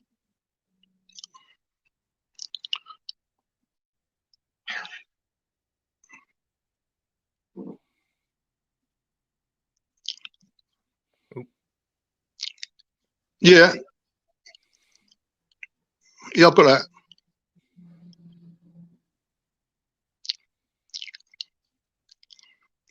I would like to see Vlahovic, someone like that, something, a good beefy player up front. Yeah. But I don't dislike Richarlison. Keep Richarlison in the setup. But I think we need a nice centre forward like Vlahovic. I'd agree. And then everyone go, oh no, they got, because Arsenal wanted him. Steal Vlahovic from Arsenal. I love it. Yeah. And I'm all about the large man up top as well, Yeah. Steven. So I know what you mean, and Vlahovic is definitely that. Having Richarlison as well would be great. Maybe last question from myself here. What are your thoughts on Werner, though? Are you like a Timo Werner fan, or are you a bit skeptical of that one? Well, you don't know yet, do you? But from what I've seen, look like he got 2 left feet. And I think Brennan's got 2 right feet. So maybe if they had an operation, just swap their feet over, he might be all right. We should give him the Richarlison pelvic surgery. That's what we should give him. The Richarlison pelvic surgery. He'll be back again. Yeah, something like that. Brilliant. That's absolutely brilliant. Absolutely brilliant, Steve. Love the sense of humor, my man. Also, where City this weekend? Are you excited? Are you nervous? How do you think Tottenham are going to sort of handle the occasion? Is it the right time to get City? Because I'd argue if you got them later on down the line, that's where they sort of click into autopilot. No, it's the right time to get them now. Definitely the right time. And the thing is, they're going to be scared of us. I know that. They haven't even scored a goal at our ground, So therefore, all we got to do is get 1 goal, and then that's it, mate. They ain't scoring. 1-0, I say. Love a clean sheet. And make Pep even angrier, right? 1-0. Oh, let's make him. Oh, he's going to be going mental after the game, using all these excuses. Throwing water bottles everywhere, drinking them. He's going to be drinking them constantly, those water bottles. That was a great comment for Donovan earlier. Water bottles made me laugh. Look, hopefully Haaland's not available. Hopefully that news is true as well. But Steve, my man, big yourself up, brother. I really do appreciate the time. Yeah. I actually really enjoyed this phone call or this call-in. I actually think you've got a lot of good things to say. I think you deliver it with great humor as well. Come on next week, my man, and let's try and get this connection sorted out because it's very difficult right now. There's a big lag. But what I want to do is get you back on next week to have a better conversation, and we'll get the lag sorted out, buddy. Okay, thank you very much indeed. Yeah, appreciate that. Yeah, and come on, you Spurs. Come on, you Spurs. There you are, Stephen. Come on, you Spurs. Thank you for your patience as well, man. No worries. Yeah, big up for the patience. Big up, Stephen. All right, big up. See you, Stephen. All right, Andrew, yeah? We will. Guys. What is Ali Pally, Dave? Like, I was looking this up, and I can't understand what the nickname is. That for like a place? I'm assuming. Is it like a nickname for something else? Alexandra Palace, I believe, is what it sort of stands short for. So basically, they hold the dart championship, world championship, in and around Christmas, and it's a big thing. And basically, everyone just sort of goes. It's famous for the Alexandra Palace. I'll look it up. Yeah, I'll look it up. Yeah, yeah, it's supposed to be a great night, Jack. So if you ever get over to a Spurs game and time it conveniently in and around the darts, I think me and you should head. I think it'd be absolutely fantastic. Nice. We'll put that on the bucket list for next season. So everyone out there, help your boys achieve a dream and get to the darts. But also, Stevie, my man, Stephen, if you're still listening, you were very, very patient this evening. I really appreciate that. And come get on here earlier next week. I'll make sure I get you on a bit earlier, and we'll get that that lag sorted out so we can have a great conversation, because I do feel like you've got some very good things to say, my man. So big up Stevie Wilson on that, my man. But yeah, guys, help your boys get to the darts. That's what we say. But look, we'll get on to the last guest of the evening, and that is the one and the only KPV. How you keeping, sir? I'm good. Just been out with the missus for a day or something. Yeah, so I was out and got a nice Valentine's Day present card close early. So yeah, nice, lucky man, the lucky popular man. That's what we like to hear, KPV. Nice and early. Down Yeah, with the I'm ladies, my looking man. That's forward to brilliant. You got to be doing something right if you're getting an early present. What sort of Yeah. jersey are you wearing there, by the way? Well, That Jude Bellingham. It's Sergio Ramos, 2018 Champions League final, 2018 final, Real Madrid against Liverpool. Real Madrid battered them. Ex-Spurs man, Gareth Bale got two, ain't it? That Yeah, was that's the bike from Bale. Yeah, Ronaldo scored as well that season against Juventus, and Sergio Ramos got one in the group stage against Appeal, whatever that yellow team name is we beat. So Kane got a hat trick. Ramos over a kick somewhere in 2018 Champions League final shirt. Real Madrid, Sergio Ramos, best centre back of all time. Respect, people, respect the guy. Best centre Definitely. back.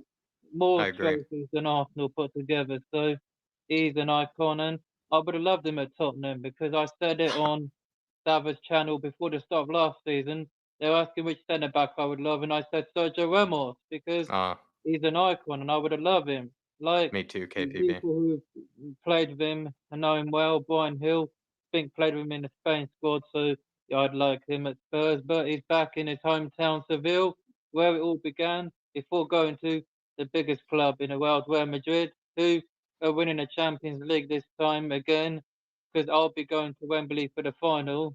So I'll be getting a ticket, and hopefully it's Kane versus Bellingham in the final, and Bellingham win. But are you going on the Real Madrid fan show after this one, KPV?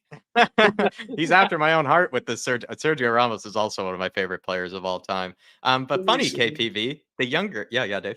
Just quickly on Ramos, according to the Peter Crouch podcast, supposedly has one of the best barbecue setups in the world. I wouldn't doubt it. The man has a lovely house. I follow him on Instagram. I love his house. I love Serge's life. I'll follow him. Yeah, barbecues, is it? Did you see, KPV, the Spurs video where they were asking all the Spurs player who the most famous player in their context was? And there are a few of them that said Sergio Ramos was the most famous player. So you're right. I think he is an icon amongst a lot of the Spanish-speaking players. Yeah, and won the Euros twice and won the World Cup. He's the only one to do that. 3P.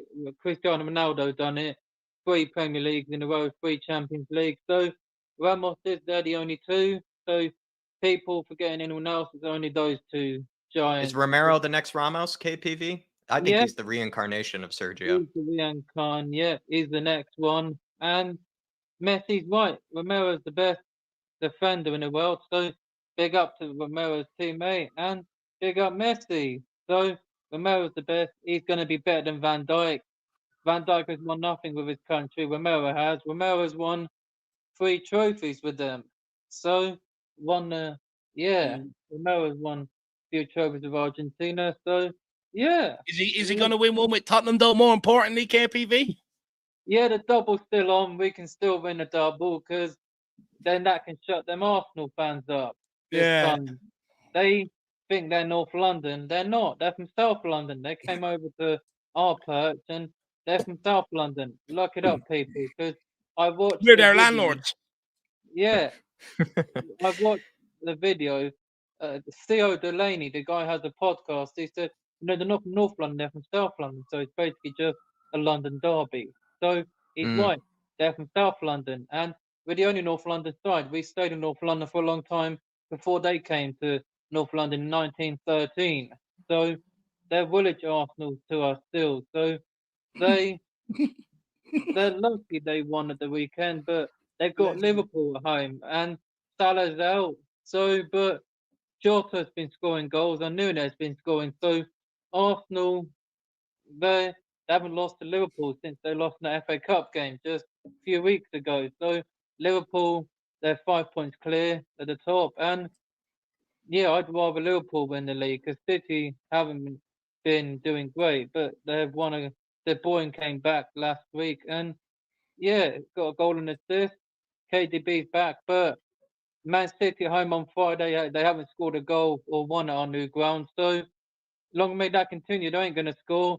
I saw that Haaland is not going to play. It's unlikely, but yeah, he's not playing because he only scored against us once. Because he knows he's coming up against Romero, KPV. Remember last time he came up against Romero? He came up against Romero, yeah. He disappeared. Yeah, he disappeared, but Haaland's not playing. He's not because Pep said he's still not available. So, he's not going to play. But De Bruyne was actually the last Man City player to score in N17. That was September 2015 when Leicester won the title. And we won 4-1, actually. People remember that. Lamella, Kane, Alderweireld. And and Dyer scored as well. Eric Dyer scored. Oh, Lord. You had to bring him up, didn't you, KPV? I thought I got rid of the guy. We battered City 4-1 at the old White Hart Lane because we went the whole season unbeaten in our final season and nobody could beat us there. We should have beaten Liverpool, but we drew. So we should have beaten Liverpool there. But a draw, we should have beaten Liverpool then. But we beat City, Chelsea, Arsenal, Man United by 2 goals and we have beaten everyone. Leicester, I believe we drew there when we beat them 6-1 at theirs. Kane got 4 goals, and everyone always scores in the big games. And yeah, Man City home Friday. Do it for Terry Venables and Justin Edinburgh. They're the ones that passed away recently, many times. But yeah, Justin Edinburgh, that is for you, my friend. And yeah, we're going to win the FA Cup. And then KPV, if we beat Man City, is the FA Cup practically ours? Like, is that the hardest test? Is Man City? Yeah, it's ours because, as I said, is this their cup final coming up against us? Man City's cup final? Cup final. This is their cup final because they always lose to us when they come to our stadium. They haven't scored a goal there. They scored in N17, as I said, September 2015 when we beat them 4-1. De Bruyne was the last City player to score in N17, so he was the last one. Since then, they've not scored. They've only scored at Wembley 2 seasons in a row, and on the pot, when we lost to Liverpool in the Champions League final, we beat City on away goals.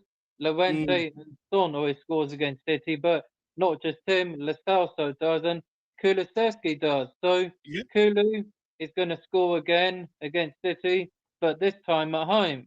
We're in the FA Cup, but they've still got to come to our ground in the Premier League as well. So I can't go to the game Friday because I was looking forward to. I was going to get a ticket, but a staff member of mine was on the phone and there was people ahead of him, so tickets are gone. But I'm hoping to get a ticket for the home game in the Premier League. So then we always beat them. So bring on Friday, and then we got Brentford at home as well. They've got Tony back, but as I said, the good news is Embremo is still injured, so Tony's back. True. But Tony should his goal have stood against Forest? I don't know. He moved the ball when the spray was, but doesn't matter.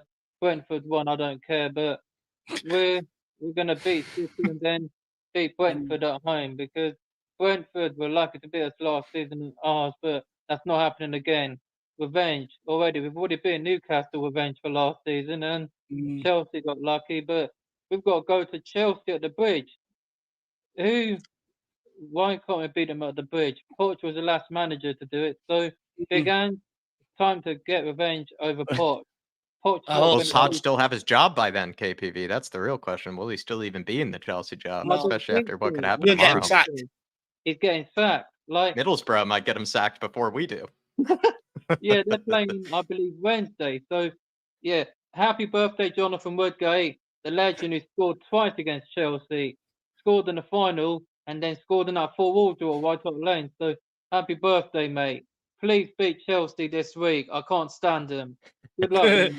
And Love that. Who's KPV? This is the question that Ellie has on her mind, and it's probably the best question to end off with, which is who's letting the dogs out? Because she has that sort of question for you this Friday. Ellie wanted to know. How you doing, my friend? Who's letting the dogs out? Vicario's letting the dogs out. Vicario.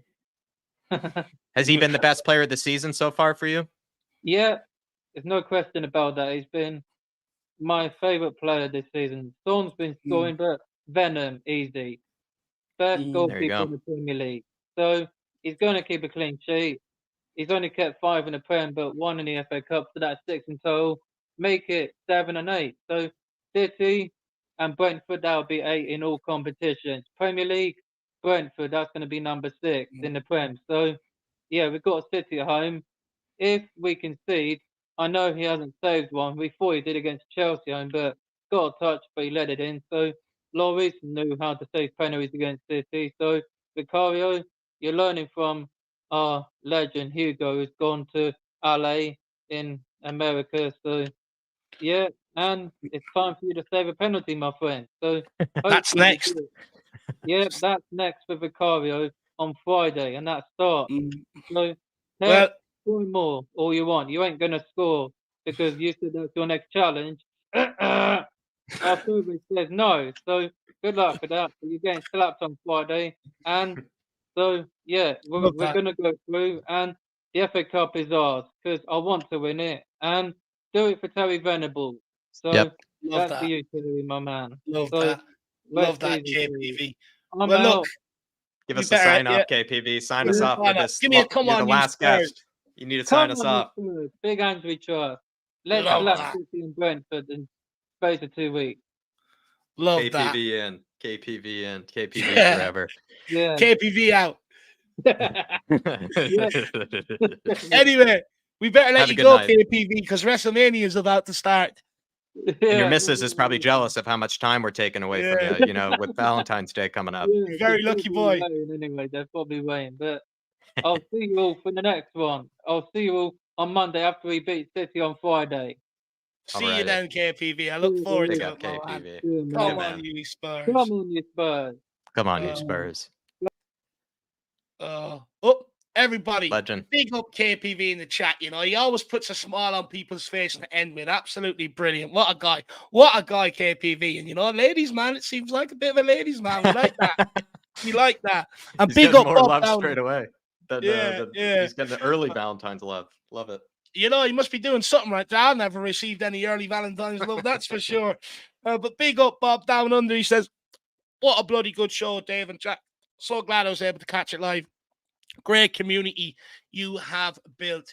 Big up, Bob Down Under. I did put in a comment earlier on. I was asking where you've been. It's been a while, so it's great to have you back, and I'm glad you can catch it live. And look, I appreciate it. Do you know what? I'm not one to really pat myself and Jack on the back, but I actually think today's fan show has been absolutely Yeah, it was brilliant. banger. Probably one of our best in a long, long time. Great conversations. You guys are clearly having your vegetables with your dinner lately, because you're absolutely great conversations today, Jack. Am I wrong? No, I honestly, every single one was a banger. I've enjoyed myself. I like the fan shows because especially when we're in a good mood, it's nice just to have a laugh with all of you guys and also be serious. Like we've had plenty of good, serious conversations as well, but genuinely have enjoyed every single conversation today. It's also really nice just how many people came on in general. I know it's kind of hard to, with the big queue and everything, it probably a lot of you guys really did have to wait a while to get on. I think we tried to be as efficient as we could without being, kind of rushing people off. I think everybody got to have a good lengthy say. But really, really great show because, so many people came on and, didn't even leave, like came on, waited their turn. And it's just really great conversations all around tonight. And also starts from the very beginning from people like yourself, Brad Matthews, who are still with us in the chat. Really appreciate that, Brad. From the very beginning, you set us off like with Dermatron as well. So Shawnee Maddox, too, is still with us. He got us kicked off straight away. So big up to all of you. Great chats today and really just appreciate everybody that came. It's nice to see so many people come on. Like I can see how when you have to wait 4 or 5 people, that can get a bit of, I'd imagine that can be annoying or it can be hard. You don't have all, maybe you have to then do something else, but everybody else, they waited their turn and they waited patiently and it was really great conversations. It's one of them days where everything's come together, the whole community, us, you guys out there, and all you guys tuning in as well with your questions and your input and stuff like that as well have all come together to create a really, really good show. And, look, really enjoy speaking to Spurs fans. So thank you very much, everyone, for your time this evening. And look, so many years are delighted to see the dynamic duo back. So Big yourselves up. Just lastly as well, I'm going to start calling them sort of like the lifeblood of the channel, because, you know, they're sort of the guys that really do keep it going. So big up, Chris. Really appreciate that, my man. Mark Cook, big yourself up. Al Cook Ben, Army. the one and only Tron. I think Tron. he calls himself Romiles now or something like that. So whatever he calls himself now. Ian, I got it right this time. Big up, Ian. DJ Samuel, really appreciate it, my man. Top generous. man. Top man. Davy Shire as well. Absolute legend. Big Legend. yourself up, brother. KPV, Jerome, Dan Coys, E-Tube, and Donna Cullen. Every single one of you, give yourself a pat on the back, and really do appreciate the support, going above and beyond in the extra mile. And everyone else out there watching, I understand, you know, not everyone's in a position to be able to do it. So thank you guys, everyone who stuck with us for the last 4.5 hours. Now we're going to end off, but what's coming your way tomorrow? Well, your boy has the Academy been and cooking. Under 21 update ready to go, 9 a.m. Make sure you get on it. Leave me a comment in the section below, your thoughts, and anything else you think I might need to add to it. But I've got nothing else to say. Jack, have you? I was going to say, Dave, no, you've been cooking. Dave's been putting out a lot of content for you guys, so please thank him. And he's been clearly, you know, he's got a lot of stuff scheduled. I even saw in the content, you know, sort of videos. I saw a lot of videos out for the future that are ready to go. And there's more apparently coming. So Dave's been cooking for you guys, everybody. So really do appreciate everybody that tuned in for the fan show today. Huge, long one, big marathon one. But I do love having those personally, just because it means a lot of people want to come on and a lot of people want to have their say, which is just a great thing and a great feeling to have. And I hope you all have a good rest of your week. Friday, Man City time. Looking forward to that one. Hopefully get to see some Chelsea drama maybe tomorrow. Get to see Poch maybe sack nice and early. But yeah, everybody, really do appreciate you all. If you can, smash the like button on the way out. Feel free to grab a membership if you want to come on and, you know, have these sort of chats with us if maybe you got a little bit jealous. But yeah, I think we'll leave you there, everybody. Look out for Dave's content tomorrow. It will be coming a bit late, but I should put out an Antonio Nusa thing. But yeah, everybody, good content coming out that has been already pre-scheduled. And like I said, already pre-uploaded. I was very impressed. So just look out, stay tuned. You know what? When I stop being a lazy shite bag, it does show what I can do, I suppose. You know, I can spend all day sort of Saturday and Sunday, and I've got a lot more to come your way. I'm trying to put an upload for everyone at 9 a.m. in the morning so you guys can have content to feast your eyes on, and then, you know, we can have conversations about Tottenham 24/7. So, guys, big yourself up. As always, come on, you Spurs. In the mighty Ange Postecoglou, we trust. We never stop. Come on, you Spurs. We never stop. Big Ange. Love you guys. See you soon.